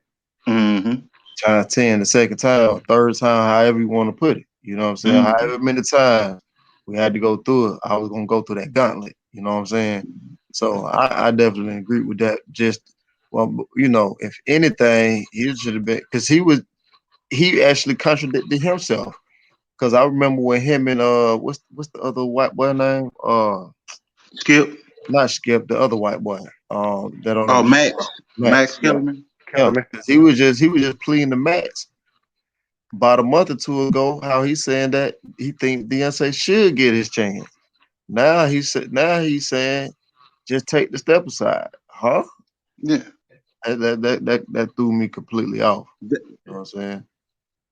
That's my issue with everybody right now. That I see a lot of people. It's company man shit that flip flopping. Like if the Bradley, it's the same thing. Bradley looks sick as shit that Errol got that Pacquiao fight today. I haven't seen none of it. Man, if you look at Somebody Bradley, sent it to me. I just haven't had a chance to sit down and watch it. Michelle Joy Phelps interviewed him, and right when the news broke, if that dude looked like a fucking crying face emoji. That big ass head, them eyes were watering. That motherfucker look like shit. Man, he says, man, I mean, that's big. That's big, man. I mean, it's big. I did. You know what I was surprised at though? Yeah, what Stephen A. Smith did say, he did kind of, now it could be a low key, what they call it, a backhanded compliment, but he did, Mm-hmm. at one point, did kind of say or try to allude to, well, you know what I'm saying, don't write Wilder off, you know what I'm saying, and getting this trilogy. Whereas in Max Kellerman, like you saying, just did a whole about face and acting like he just needs to take the step aside money. I think I did see one show. Somebody sent me a clip uh, that Stephen A. did was kind of alluding to saying, well, look, y'all can say what y'all want, but sometime that get back just because. But I think he cited the Lennox Lewis Rockman fight. You know what I'm saying? He was like, well, Lennox was able to come back, and so don't just assume that D can't come back and do the same thing. Yeah. I mean, I think they just playing company, man. Whatever the narrative is that the company needs them to push, they looking like fools because they keep flip flopping. 1 minute it's like when they thought, okay, man, we're gonna have to fight this guy. Deontay was that dude. Then all of a sudden, when they thought they was gonna get the undisputed and they get past him, what they was doing, they tearing him down. Oh, he just needs to stay out the way. He's a one trick pony. He's this, he's that. The man ain't win no fucking Olympic bronze medal being a one trick pony. I mean, shit, he ain't knock out 40 motherfuckers being a one trick pony that have been through the amateur system, that have been through the ranks as pros. No matter how you may view them, they are professional fighters. And he ain't knock out 40 of them being no damn bum. Just because I ain't gonna lie, I always feel change the subject, feel safe around my peoples. But damn it, I see all these LA brothers in the chat. I feel extra safe. I see you in there, box man. Salute. Me personally, man, despite what he has to say, or any of the other people saying that he should take a step aside. I think the biggest joke, and hopefully it happens. I'm me personally. I'm just waiting on the public. What you call that shit? Uh, Outcry. no, the Oh, public information on the arbitration and the decision. okay. That's what I'm waiting for, and I think that'll help a lot of people out. Oh, when it's Whenever released. it's released, because I know it's still a gag on Yeah. it right now. Whenever Right. that Right. stuff is Right. released, I think that's gonna help a lot of people out. You're gonna see a lot of people change their tune. Yeah. That I was thinking about that the other day, Tay. I was like, what is that information that's behind what part of that judgment went his way and what details were brought out in there that actually show, what was detailed in the case. Because Well, a lot of times. I'll just say this. And I ain't gonna Mhm. say too much about it, but I'll Okay. say this. His only 2 points was his only 2 points was the contract expired in defamation. Who Deontay 2 points or Fury No, two that points? was very 2 points. Okay. So you know Yeah, it was he ain't serious win on because neither one of them, after so what they that's said. that says a lot. Okay. Yeah. We don't want you to say too much. We don't want to guess too much. We don't want to dig into it too Already. much. Yeah. We're When gonna it do come our when speculation. it come out, it come out. We're gonna do our, you know what I'm saying. But like you were saying, that was the one. And but I'm glad you only said those because those are the things that were kind of low key made public when even when Aaron was on the barbershop, uh he was saying he was reiterating what Fury had said about the the defamation. I'm never gonna fight him again because of his whole thing where he accused me of cheating and I'm a gypsy and tried to say that all gypsies cheat, so he'll never get the fight. That old BS. And then he did everybody was going off of the narrative of the quote unquote the contract expired, um, so there's no obligation for the fight. So Right. you know what I mean. You didn't say you ain't gonna get no kind of, you know what I mean. Yep. You smart to use the shit that the two points that they can accuse. Bob talked. They've already been talking about that one. Those two. Yep. You know what I'm Yep. saying? But when that Those were shit their when the 2 points details of though. So those were their two right, points. So I wanna see for myself. So when them Mhm. details of the shit come out, though, is what's going people going. Well, I didn't know. But then you should shut up. Mhm. Whatever happened to not knowing? When you don't know something, you keep your mouth shut. Exactly. Whatever Exactly. happened to that? It's a lost mm, art. and obviously, you know what I'm saying, his decision swayed him the other way. So hey. Facts. Yep. Well, I mean, it's a beautiful thing the brother getting the fight, man. Because at the end of the day, we know they was gonna try to tear his character down. They were gonna try to tear his whole career down, and they were gonna try to move on and cheat him and beat him out of everything. And he spoke it like he says, "Speak it, believe it, receive it." He said he's gonna have to pay or lose everything that he gained in the process. And there you go. Oh And yeah, they of still course. trying to do that. Oh shit, they still trying to do it now. This shit Right. ain't this Still shit ain't trying to do that over. That shit ain't over with now. shit. Yeah, we see him trying to figure out how to drop the bill or if he can fight in between there and retire. We see him talking about all these different options that he may have. That's some Well, who was slippery ass that? shit. Who was that? Drake. He said, "Well, we gonna see." But didn't they sign Yeah. contracts today? No, I'm It's talking been about reported. Yeah, I'm they talking were about actually when the signed on categories get Thursday. released. Okay, that's Mm, good. You said That's Thursday. good. Thursday they That's good. That's good. That's good. That, get a joke man, got man, passed this today. been a hell of a week for news for boxing news. oh hell yeah, man. Last 48 hours. Shit. Been turned up like god damn. Yeah, you know what? Top rank. I've been hearing those reports that ESPN not going to renew up on the boxing. Do you think that that's true? Because I mean, they've been losing purse bids. The I top believe fighters. me personally, I believe so. I do. And then on top of that, with the whole that fear shit, I think they fed up from with that fear shit. That's a lot of money. That's what I was gonna say. Yeah, the Fury They shit, had to, they had to announce Teofimo. that. They had to announce that shit like 6 different times, huh? Yeah, going back and forth, back and forth. Then you lost the investors in that was supposed to be in the desert. You lost them twice. You lost them on the Fury fight, and then you lost them on the Pacquiao and Terence Crawford thing. Then you come back and you lose you lost the arbitration on top of that, and then you lose the Teofimo, which like you done lost like 4 or 5 times in the last 2 3 weeks in the last month. But then take Like, into consideration as well that when they first got into the Tyson Fury business, out the gate they was losing. You know what I'm saying? yep, Out the gate, Oh yeah, with who was it? Tom Schwarzenegger, Arnold yeah, Schwarzenegger brother Tom Schwartz over here, yeah. Then and nobody then go to he that got fight. nobody exactly. They was losing out the gate with him. they don't say that though. They don't say how many out of all them fights, if it wasn't Deontay there, that nobody was showing up for Fury ass. Right. Nobody was showing up for him. Bob admitted he was losing money though. You know what Yeah, I'm saying? yeah. So if he Bob was said it losing, was then But then you know when it was ESPN was Crawford, watching that shit.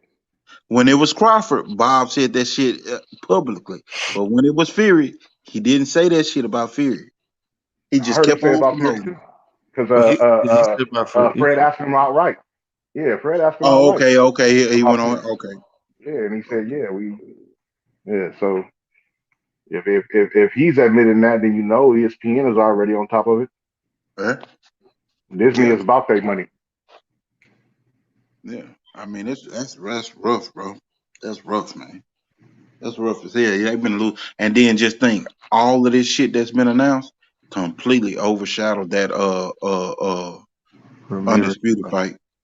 Oh yeah. That's what I was gonna say. Out of all the news Completely. cycle, you ain't really heard the damn fight being covered I as mean, it should be. you had Errol Spence versus Pacquiao. You had Deontay and Fury arbitration break. Then you had Deontay and Fury signing they fight. Then you had Canelo just a week or two ago in Right. the big fight. That fight never had any chance. You had Teofimo announcing the thriller fight. You had the breaking of the PBC schedule. Like that fight haven't had any legs to be promoted. Really, that it's just been us, the Hey Tay, hardcore boxing fans. it was made official when you posted it the other day on your story, huh? The contracts with the what was that, Thursday? I mean, you know what though? The funny thing about it, I always knew it was gonna be on the 24th. I don't know if y'all Oh, caught it word. low. I don't know if y'all was there that day. I was talking with who that? I think it was Drew. And Gary Russell brother had asked me, he was like, so when you think the fight gonna be? You know, it was the day before the arbitration. And I was like, shit. He was like September. I was like, nah, I think it's gonna be in July. I'm not I said I think it's gonna be in July. I think it's gonna be earlier than that. He was like, oh yeah. One of the brothers that was in here said something like that they had caught it and people wasn't paying attention. I don't know if it was Robert Brown or who it was. One of the brothers that be here, a DJ or Sheldon. One of them said that they caught it and said what the date was, and they said it's gonna be July 24th. Ain't nobody listening to me. It might have been L Dub because L Dub catch every damn thing. And then Oh no. then what's crazy, then right after that, the dude do the matchmaking for Top Rank, he accidentally had said it on Twitter. And somebody had asked me, so then somebody had hit me with like, bro, how y'all must be fighting Fury because you said on the show yesterday. I was like, ah, damn, this motherfucker done caught on. Oh man, let me ask you a question. How does that work with that matchmaking? Because, and I don't know how true it is, or how much of a gimmick it is, or how much is Floyd playing up to the fact that he wants to make Mario Barrios look even more dangerous. How does that matchmaking work when they say the team picking the fight? Personally, I don't even know. You know what I'm saying? When they say stuff like that, that just means to me they see that team see something in the guy that they can go get that he lacks something that they fighter can really capitalize on. So it has nothing to do with giving you your options and being like, okay, hey, these are your 5 fighters right here with matchmaking on, and you pick which one. They just pick the fighter for you. It depends, like on the it depends on who's doing the matchmaking first of all, but Mhm. then at the same time, your team you got say so and your team got say so, but then you might have some instances when you don't have a say so, you gotta fight that person. Gotcha. And Gotcha. then don't you have also the other variable will be depending on the fighter, right? But depending on the fighter as in terms of the marketability of the fighter in question, the networks, you know what I'm saying, will say, well, we more interested in that guy versus this guy because of the marketability. Yeah, for sure. Yeah, the market. And that, but see, that's why. But even when you say that, that's why I don't see why Tank chose Mario Barrios, because he don't have a, He don't have right. have a belt. That's why I was wondering. That's what, but I think the marketability part of it is for Tank to say how fast of a three division champion he was, because it already came up. You think so? Well, I It's think, already came up. He gonna be a 3 division champion, no matter if it's a super regular or interim. It's already came up, and that's what I was saying from the get go. Say, watch this. They gonna talk about him being a 3 division champion. but also, you know what it also does?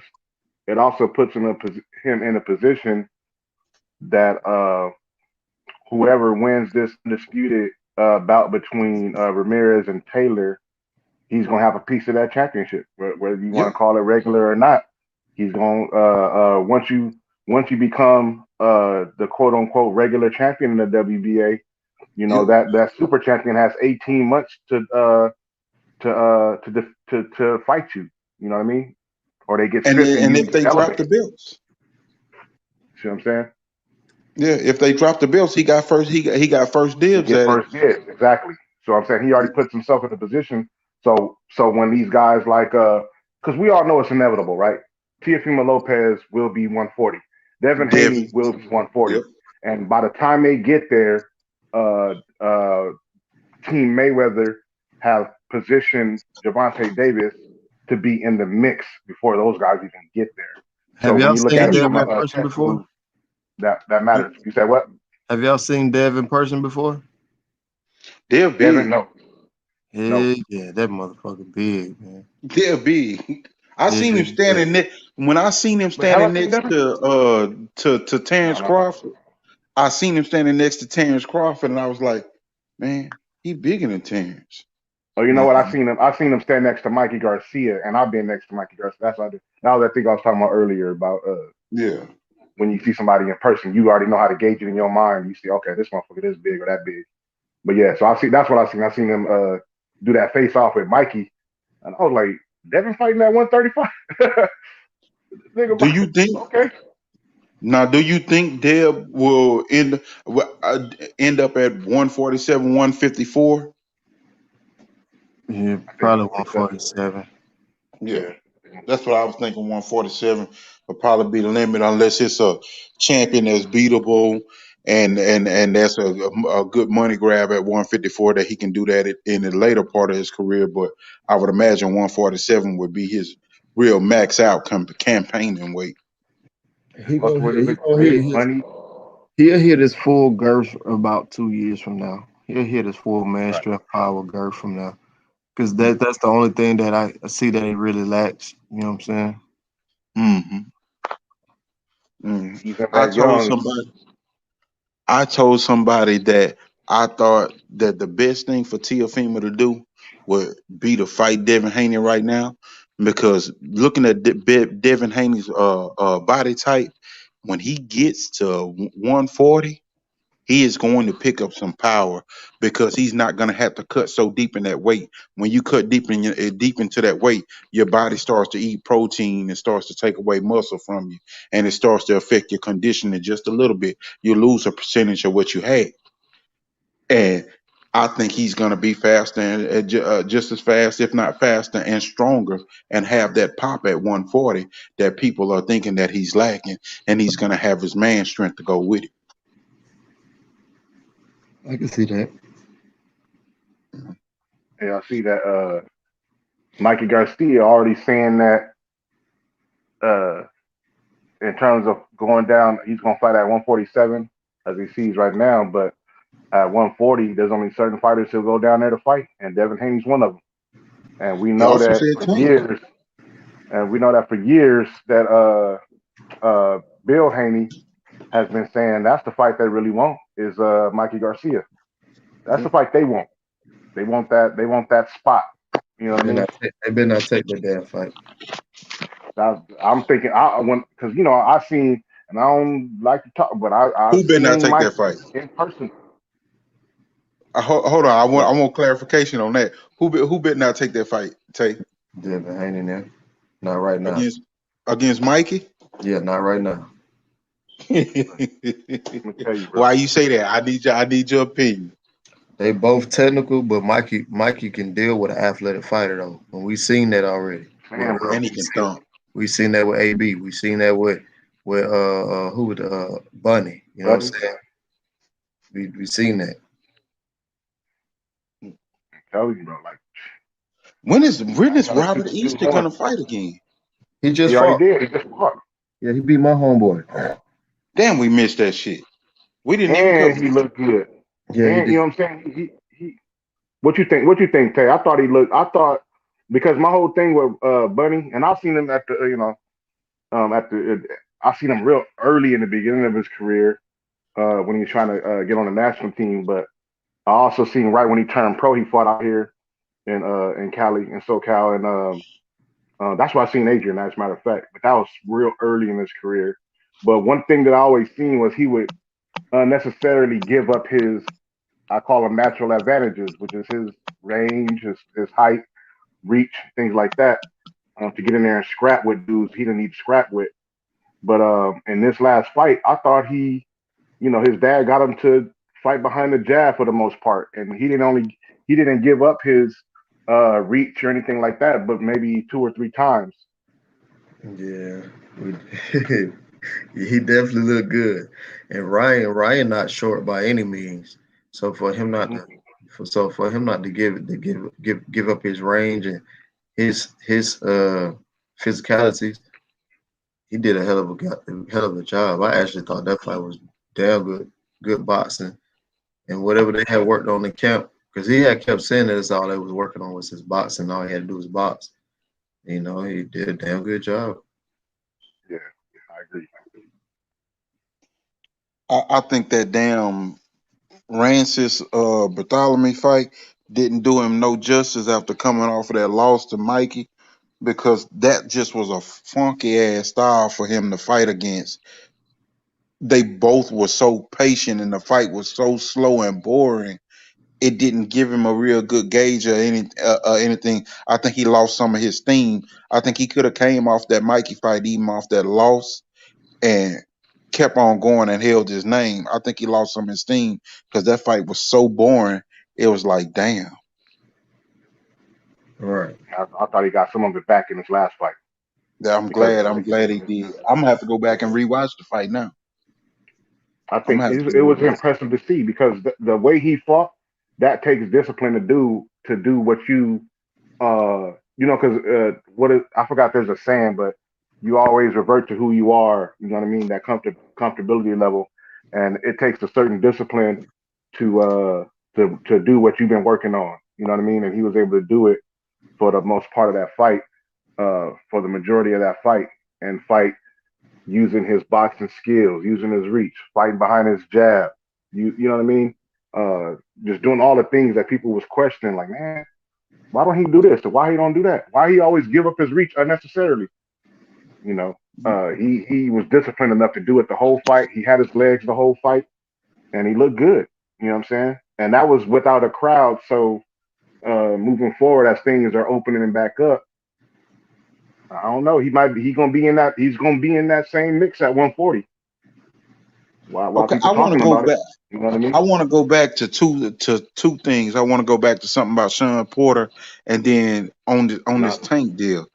The brother in the chat just said that's the build up. Tino the Great just said Barrios is the build up to a Prograis fight. Do you think that's a good move for Tank to fight Prograis? Hell What'd you say? no. Okay, because we've had several brothers on the show on these shows. I know Lolo Harris' father said he didn't see too much. He didn't see too much in Pro Grace. What's so special about him, significant about him? When I said this before, but I'm like, bro, Pro Grace is a pretty good fighter and a decent sized fighter at 140. I just don't see Tank going up there handling Pro Grace like that. Nah, he won't handle it. They both can okay, punch. breaking up. You Oh, faded out a little bit. Oh my bad. I said I know one thing. I know they both can get that Oh, you still faded. punch. I said I know one thing. I know they both can punch. Yeah. How do you see that fight going? I don't see that. I never seen Tank fight a southpaw. Trey, I see Can you in y'all the hear me? chat. Sis. Can y'all Yeah, hear me? yeah, yeah, No, yeah. Okay, I I got you was now. saying Yeah. no, I was saying I never seen him fight a southpaw. Mm. And, and Regis got like a little awkward. There's something about the way he throws his punches too. I mean, he's a hard hitter, but there's something a little awkwardness about him that may, you know what I It's a mean? little bit of I got caginess there. it's something that I can't put my my finger on it quite, but when I watch him, you know what I'm saying? It's like everything get. It's like I don't know, but he a tough he's a tough fighter, bro.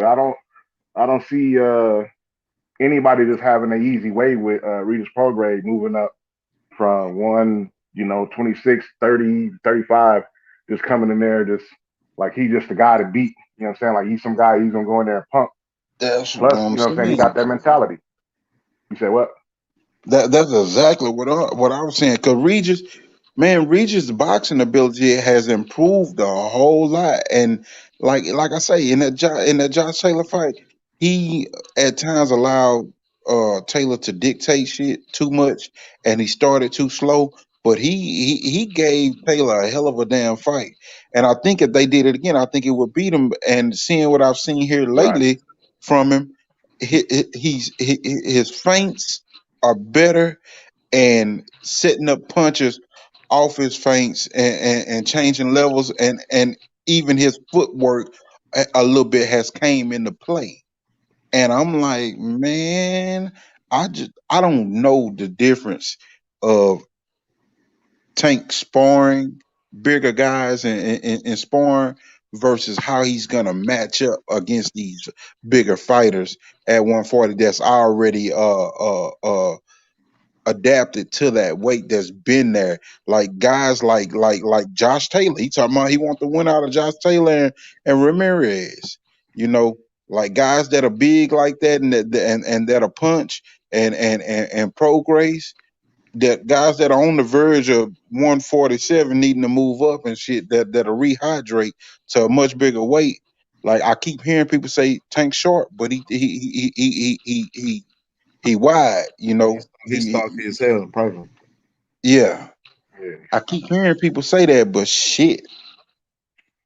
I think who was that? Was that Charles Harris, Lolo's pops, that said he Yeah, built like no fighter I've seen before. that's what he said. And Yeah, what he he said, he said said he built he like no think fighter Tank I've could seen do it. before. He said he But think Tank could do it. it's a just one of those things where uh show me. You know what I mean?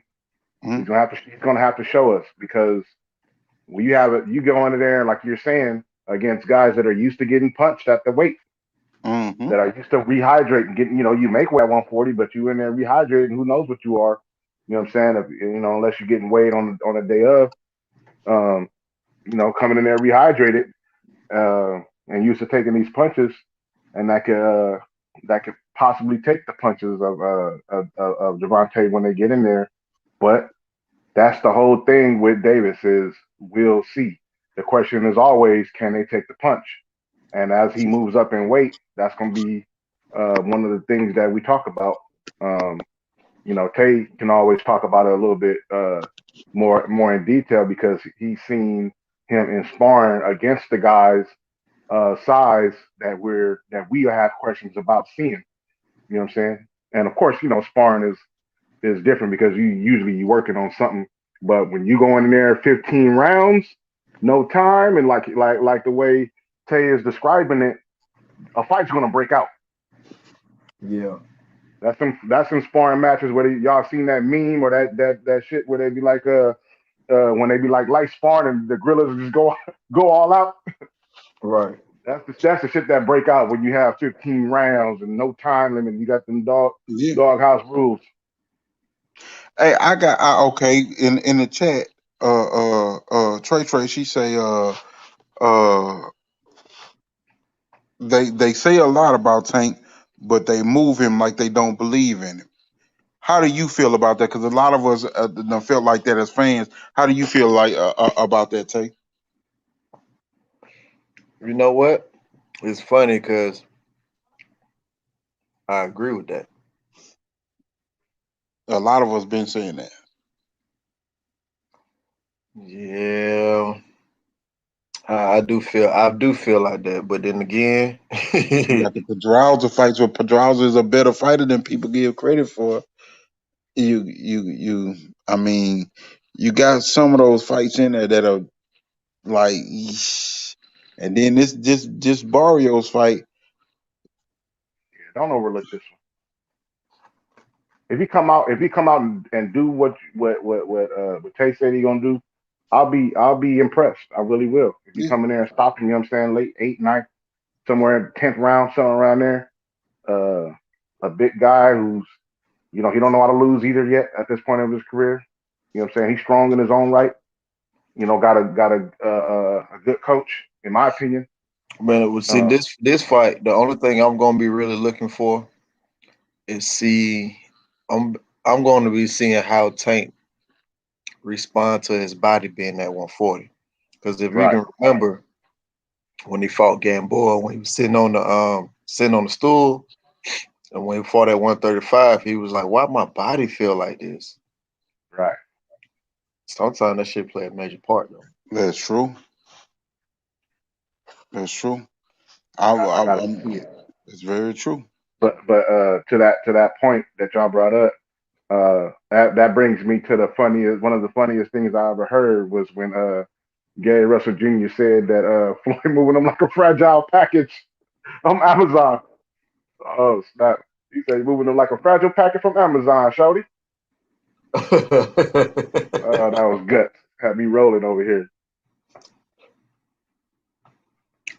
He getting paid off of him, so Yeah, yeah. Facts. Man, I want to see Gary Russell get a good fight, man. And he's packing the house too. You know what I'm saying? They say what they want about Javante Davis. Wherever he goes, people are following him and people are packing the house to see him.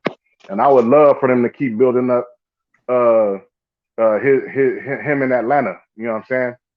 I Yeah. like that. I like that for a fight destination. I think more brothers should fight in Atlanta because I'm tired of brothers going to these quote unquote neutral areas and everywhere they go they getting booed. But when you go to Atlanta, hey, I want to see Atlanta. I want to see Miami too. I want to see some more Miami down there too. I don't feel like we I out like there like Miami. that though. But I don't feel like we out there like that though. That's what I'm saying. Yeah, Dade County, Duval, and all. I mean, Florida got a lot of little black cities, man. I'm talking about in boxing though, and going to the boxing matches. That's what I'm talking about. shit, Yeah, you got I Viewing it. don't know, you got a lot of You got all ethnicities kind of down in ethnicity too. Miami. Yeah. yeah, Cubans, Yeah. Dominican Republicans. Hmm. The Negroes be Yeah, being there liable to boo us just like everybody else. yeah.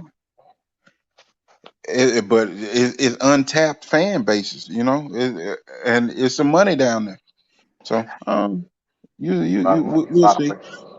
But hey, Sean Porter, getting back to him, we always talk about Sean Porter's bulldozing style and get in there and make it ugly for you. But here lately, I feel like Sean Porter's footwork has improved so much that he is starting to adapt that little in and out boxing style, working off the jab, setting up and changing the angles to the point where that's becoming more Sean Porter than it is about the roughness. How do y'all feel about that? I I'm know the gonna give Famella fight wasn't so great. I'm gonna give every credit to his strength conditioning coach, Larry Wade Wade. Yes, sir.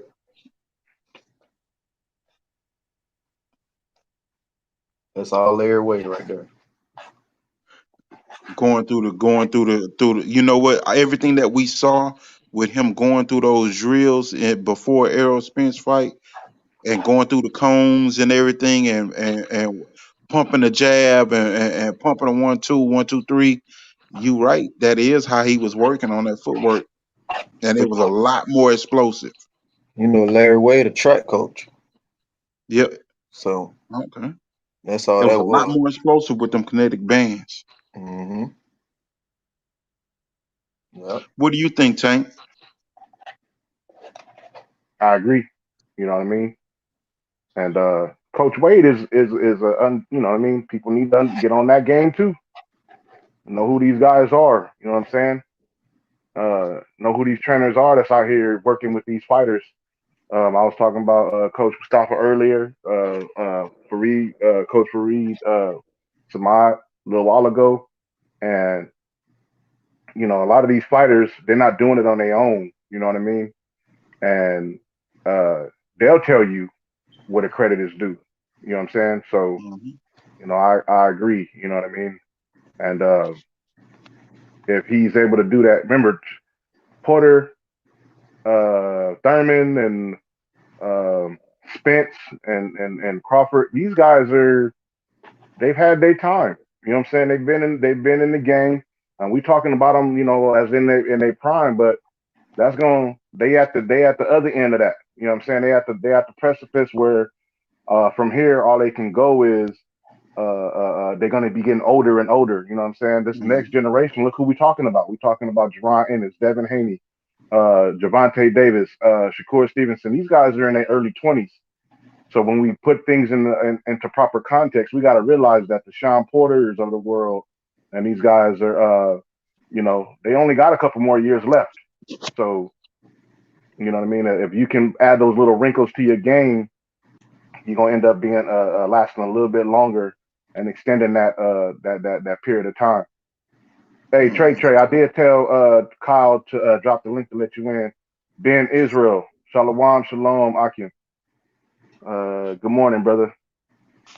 Question: Who are the best strength and conditioning trainers in the game in y'all's mind? And that goes to the chat too. Coach Wade is up there. He's one of them. Uh, I got there's some out here in Cali, but a lot of these guys, are not known. That's what I'm You know what I'm saying. saying? Yeah. Um, but there's a lot of he said Porter, one of my favorite fighters. Porter never leaves dog at home. That's right, Trey. Porter never leaves that dog in the mud at home. Mm-mm, What Facts. was the mm-mm. question? Everybody got to fight. Who are the best strength and conditioning Strength and trainers conditioning in the coaches. game in y'all's mind? No, definitely Larry Wade. Definitely Joy Scott. Definitely what's my man name out there? Definitely Blu-ray. Uh, who else?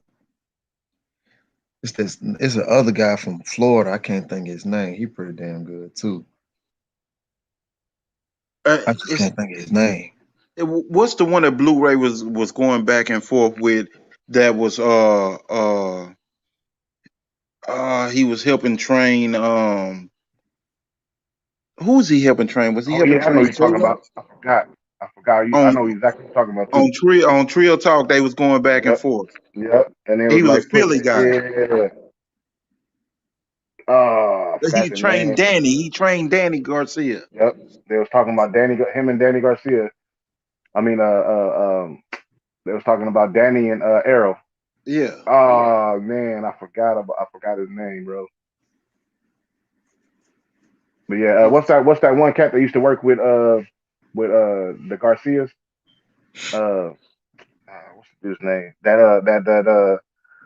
I think I don't know if they was in there with who was he working with? Freddie Roach. I think one of them dudes got kicked in the chest by Robert. Got called a racist. Damn, what's his name? I know y'all know what I'm talking about. He worked with not Pacquiao. Uh, Yeah, that's his name, Reggie. Victor. Victor Conte. Yeah. Yeah. With He the worked with snack Devin. shit. Yeah, that's what Devin and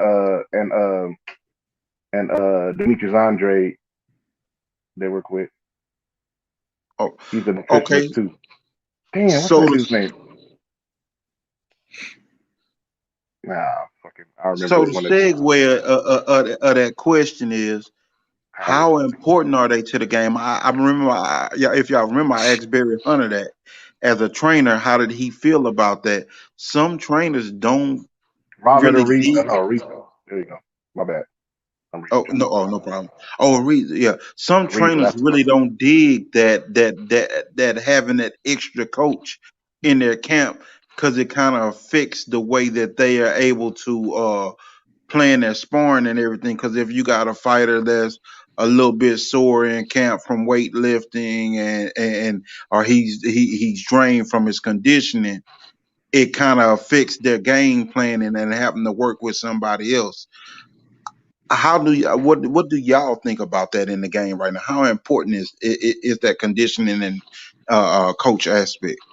That shit very. Alex Ariza. There you go. Go ahead. Tay gonna speak on that one. It's definitely, you definitely need it. Ain't no doubt about that. You You gonna have fading Tay? Hey, can you hear Tay? no, yeah. I say you definitely gonna have your days when you sore and stuff like that, but it's definitely needed because you losing weight. You know what I'm saying? You losing weight. And then on top of that, like I know, like my coach, he always tell me, um, if the person who doing my strip conditioning can't do it, then I don't need to be doing it.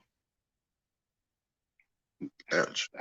I think that also to build off of that, um, you got that's where the team comes in, right? Uh, a team is just not a group of people. A team is supposed to be everybody working together. Hmm. So it depends on if everybody's on the same page. You shouldn't be stepping on each other's feet in the preparation for a fight in the camp, or even if you're doing like an all year round thing where you want to be prepared all the time. But specifically a camp because a lot of these guys go from fighter to fighter, right? They have different clients, but it's important to have the team on the same page, structured out how we're going to approach this particular camp. That way, those toes don't get stepped on. Nobody's doing something where they're not supposed to be doing something Hmm. in terms of how a person feels. Oh, I feel you doing this when we should be doing that. All that stuff needs to be worked out with the team and uh, and go from there. You know what I mean? That's just my opinion. Yeah. From what I've seen. You know what I'm saying? Those guys that have problems, they're not a real. That's not a real team. That's just a bunch of people working together. I think a lot of it comes to knowing the body, knowing what you're working towards, and putting together the program that fits that particular person and their style, and also get being result oriented in that program. Because, like for me, conditioning that's been one of the things that I got a little bit of background in for other stuff, but to when you coming into a peak condition and you're coming in and you're coming into your optimal weight, a lot of people don't understand where the peak is and how to taper off from the work to come into peak condition, let your body recover and be able to hit weight on time and peak because your body feels different at that time. And a lot of times that's when you're most fragile when you're coming into that point.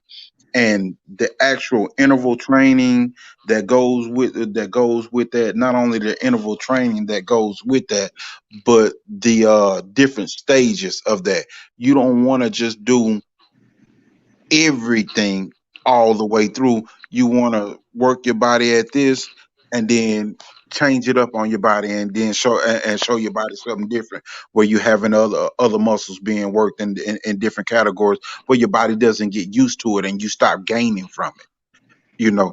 So a lot of times that's what's missed in the whole aspect of a lot of these of a lot of these camps and the specialty of these conditioning coaches.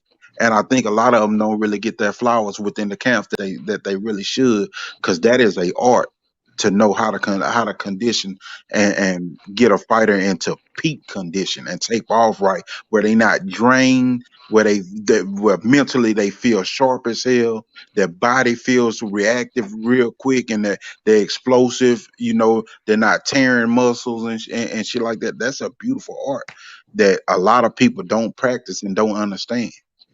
For sure. Big fact. Let's see what they in the chat. Didn't Alex Ariza didn't he have one of those cases with something to do with one of those PED things? I'm not sure. I'm asking. He did. Okay. What was his stuff? I don't remember. I don't remember, but I do. Only thing I really remember from that, I think, was he working with Pacquiao? That's what I thought. That's what I said. Oh yeah, it was. It was. That's why I said Freddie Roach and Pacquiao. He was working with him for years. Yeah. Then he started working in Robert Garcia's on Robert Garcia's team. Um, and then that's when that whole scuffle broke out. Remember when they somebody kicked somebody in the chest, and then Robert Garcia was like, "Man, that's racist," because somebody said something about Mexicans. But man, most I of these thought dudes ain't been attached to some kind of steroids though, Reggie. I mean, Victor Conti. Uh, yeah, Alex Ariza was in that Pacquiao camp.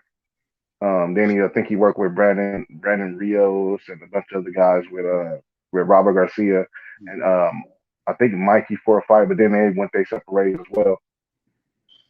But so a question off of that, and tell you, I try not to put you in no bad position. So you answer a question if you please can. don't. But guys that are PD users and that come back to the sport in camps, like coaches that are known for those PD uses. When you have guys run around screaming right now that guys knew these certain guys were cheaters and all of that stuff, and they still fighting, they still getting checks. The coaches like Victor Conte and Snack still getting checks. So can't nobody say nothing when they actually cheating. How do y'all feel about that in the sport? I mean, me personally, I don't like anybody who got to cheat to get advantage. Steroids or otherwise, right? Yeah, for sure. Mm. Yeah. I mean, there's I mean, difference in the fight where you're doing little what they call veteran tactics, but we know the Bernard Hopkins of the world, and Sakia Bika was one of those fighters you didn't really like to watch fight because you knew he was going to be in there holding and hitting behind the head and all this other kind of. But there's a difference when it comes to just flat out cheating in a sport, and there's no place for that. Period. You know what I mean? There's guys who and guys and girls, you know what I'm saying, ladies and men who have been uh, training in combat sport all their lives to do this, and they've been doing it on the up and up, and they shouldn't have to be punished or be at a disadvantage because you want to come in there and get a unfair advantage on people who've been doing it the right way. You know what I'm saying? That's my whole take on that whole thing. A lot of do these y'all people been doing this shit their whole life. Do y'all feel like that's something that's very prevalent in the sport today, right now? A lot of cheating, whether it's fixing up fights, whether it's steroids. Do y'all feel like the sport still has that aspect of it alive and will today? Well, that's something that fighters are having to deal with. Shit, I think it's in all sports. I don't think it's in all sports. It's been proven that's in all sports. Hmm. It's in almost in all, you know, anything that you could think of. The same thing that what's the guy's name that just got his face broken by Canelo Alvarez? Billy Joe Saunders. Billy Joe Saunders. The same thing Billy Joe Saunders got popped for. Oxyloferin is the same thing. The track star. What was his name? Carl Lewis. No. The American. Not Rudy Gay. That's the basketball player. Who a more recent one, Yep. or uh, More recent. who Let me Bailey? Nah. Tyson Gay. Is that his name? Tyson Gay. Is there a guy named Tyson Gay? I don't know why that's popping up in my head. Let me see. I'm not too sure on that. But yeah, they're all taking the same stuff. They're all taking the same things. Yep, it was Tyson Gay. That's the name that popped up. Old man still sharp. Yeah, he got popped for oxyloferin. So I mean, you know, shit, crazy right now. Right now, with the WBC implementing that they can have so much of a steroid in them, and with the UCAD also saying that they can use that over there, it's like you damn near have to write that into your contracts that, hey, this is not something we're permitting in this fight, because fighters are going to start trying to measure out that level depending on where they fight, or they try to set dates over in the UK. When you fight a UK fighter as an American, you damn near have to examine a contract and make it known that, hey, this is not part of the stipulations of this fight. What do y'all think about that? Like, going forward, that's something that you have to look at when you have sanctioning bodies looking like allowing that. what do you mean? I That's mean, a I'm fine sorry. line. It's a fine line when the WBC says they up the amount of steroids that you can test positive for. So if fighters actually started to take advantage of it and started to be able to measure out their amounts and cycle on and off, then you have a lot of fighters that are in danger of fighting dirty fighters. In the UK, that what Billy Joe Saunders was using in the UK, it's legal. Certain amounts of steroids, and if you file for if you file for exemptions, you can actually utilize those things in the UK.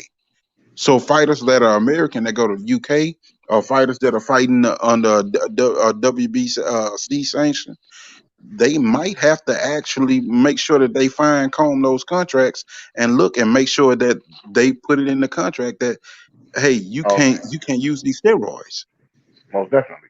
But that's where your team comes in, and those things have to be ironed out in the fine print, and you got to have your shit tight, because even going from state to state, you're gonna have to deal with little nuances in the rules.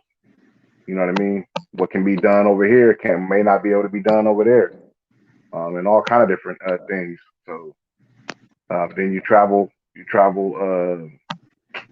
internationally, you're gonna be dealing with a whole other ball game. So that's the importance of having a strong team.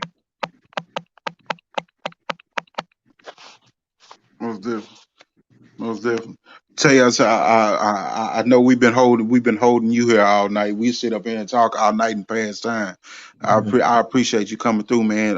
Chopping it up with us, man. Oh yeah, for sure, man. I'm gonna try to Always, bro. go ahead and knock out for about 2 hours to get back up and do this again.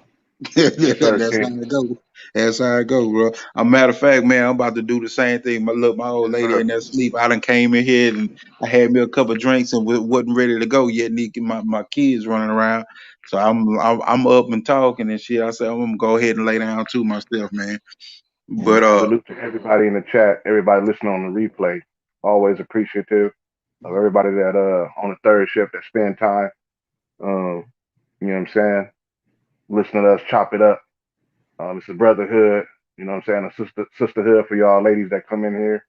The queens that chill with the kings, and you know what I'm saying. It's always much appreciative to be able to pick the brains of smart brothers, and I'm always appreciative of life itself, breathing air, and the blessings that I get. And this is just a part of that. You know what I'm saying? Picking brains with the other brothers, man. I salute y'all kings, and I'm appreciative y'all always give me the time as well.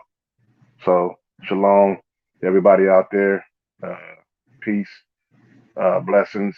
Everybody stay safe, man. Sweet Science Examiner. Y'all can find me at Tank Obadiah TV on YouTube. Uh, the Sweet Science Examiner on YouTube. And the same thing for Instagram. Tank Obadiah on Instagram and the Sweet Science Examiner. You know what I'm saying? I appreciate any support. Um, you know, salute to everybody, man. Everybody be safe out there. All right. all right now, peace. Peace.